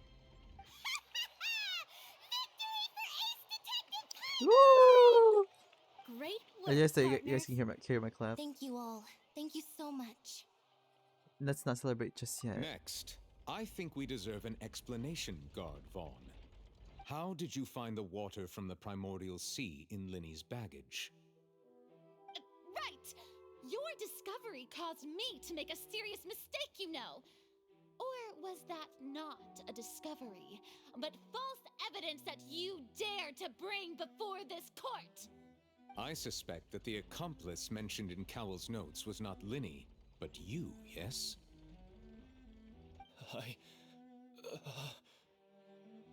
I'm sure you know what you must do to lessen your sentence. Speak quickly! Unless you want to earn yourself a one-way ticket to Coupon Town. I was just following orders. We were supposed to place blame for the serial disappearances onto Linny, and thus cause suspicion to fall on the Fatui. The higher-ups said this was the best opportunity to do so. And now that your plan has fallen through, and the secrets of the water have been revealed, you have become a liability to said higher-ups, yes? Therefore, you would be wise to tell everything you know, and seek the protection of the guards. Yes, I'll tell you everything I know. Oh. Our boss discovered that the water can cause people to dissolve. It can also be made into a potion, which when extremely diluted, can cause people to experience unforgettable exhilaration. We've been in this business for a while now, and have made decent more off it. The disappearances were also the boss's idea. I mean, this is the boss we're talking about. The...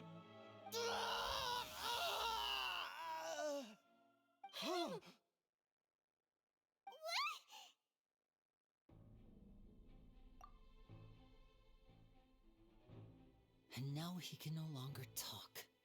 Such ruthlessness. I shouldn't have expected any less of them. An outrageous act. All present, please submit to inspection immediately.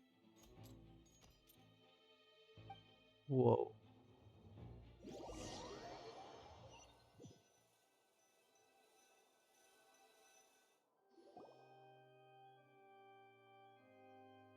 So, we're just going back now? Well, it seems to have been solved for now. That's true, but... Traveler, Paimon! Please wait. Lenny... I know you may not want to speak to me right now. Maybe you don't even want to look at me. But still, let me thank you again for defending me to the end, even after you learned that I'm a member of the Fatui.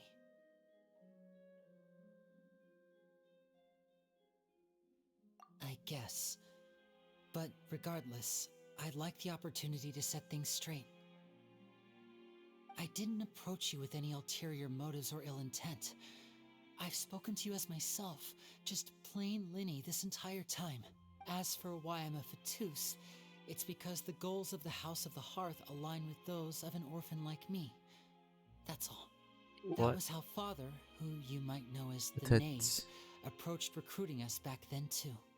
The Knave? The one who controls the House of the Hearth? She's your father?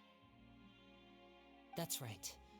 And since we're here, I was wondering, would you mind hearing a story?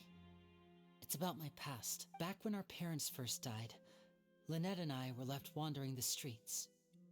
To survive, I took to surreptitiously observing an older street performer who did magic. It took me several days to figure out how he pulled off his amazing tricks. I took my sister through several streets until we found a crowded corner, and we began to perform magic tricks there. To my surprise, we proved to be pretty popular, and we could at least stop worrying about where our next meal would come from for a time. But I didn't want my sister to remain a street rat together with me forever.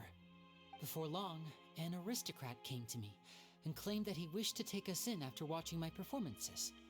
So you went from orphans to nobility just like that? Damn. That was how we felt at first too. As if fate was on our side and we could say goodbye to those painful days.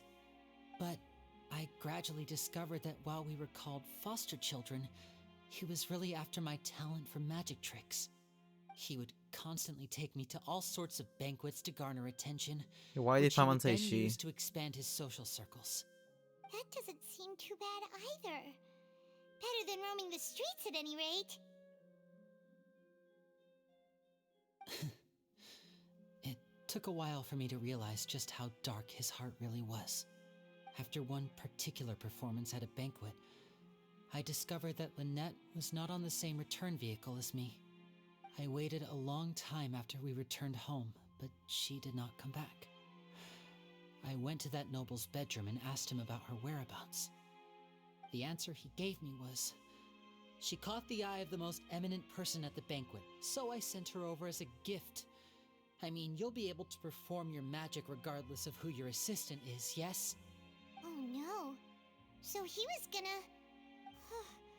But wouldn't Fontaine's laws deal with such people? As far as outsiders are concerned, this is a relationship akin to adoption or foster care, and they have their ways of escaping the eye of the law. So what happened after that? I managed to ferret out the location of the mansion of that so-called eminent person and hurried through the night.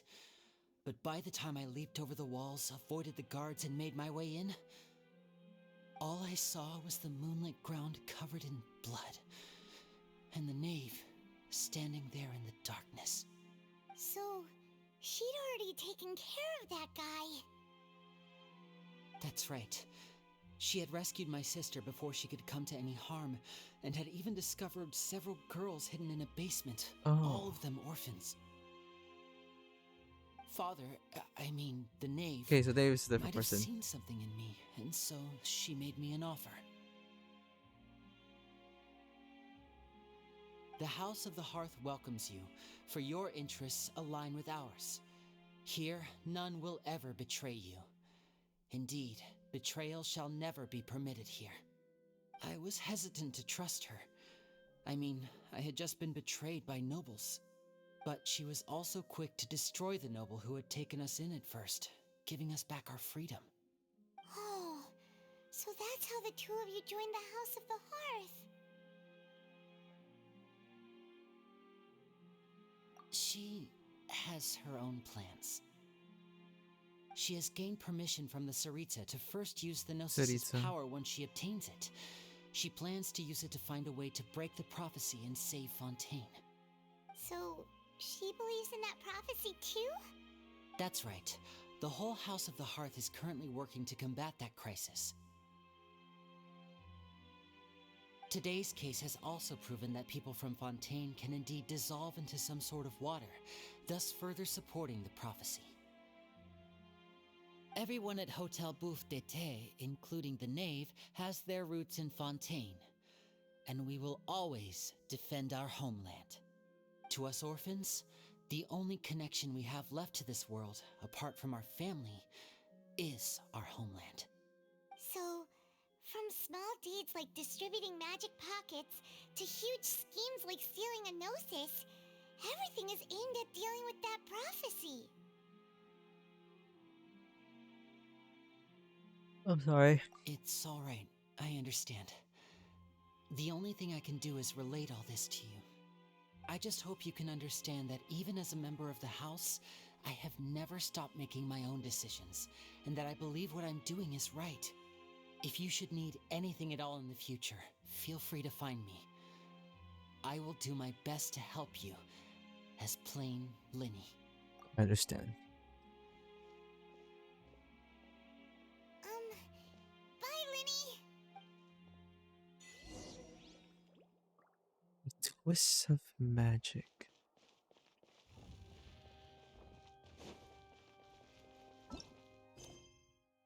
It's still the same. Okay.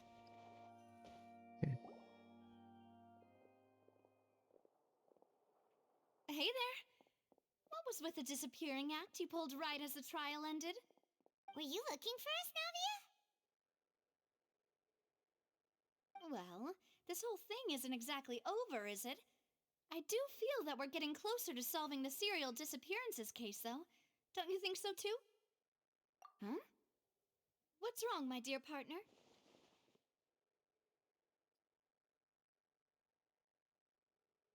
I wasn't really looking to this crazy. Are you sure we're the ones who can crack a case that's been cold for decades now? And given that there's new evidence from the trial, there should be a trail of breadcrumbs for the Hydro Archon's people to follow now, right? Ah, I see.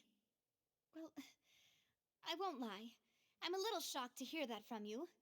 But I suppose you are just travelers who have only arrived in Fontaine after all. Sorry. I might have been too presumptuous. Don't say that, Navia. Ah, and we were having so much fun investigating with you, too. It was like having new waters flowing into a stagnant mire, causing new hope to spring forth, and the reflection in the murk to become clearer. Sorry about that. I'm a bit prone to nostalgia. Don't mind me. Wait, shall we have a farewell meal? You know, to commemorate our time as partners? Huh? Do we really need to get that formal? Well, guess you really did treat us as partners, huh? Well, I'd just like to have a proper ending to every important memory. That way there are no regrets later. Anyway, it would just be a meal, so it shouldn't take up too much of your time. Well, if you say so. You don't have to twist Paimon's arm. If Boss Navia's treating, count Paimon in! Oh, wonderful. In that case, why don't we return to the Court of Fontaine and head to the Hotel de Boer? I believe we'll make it just in time for dinner. All right, then. Let's have our farewell meal.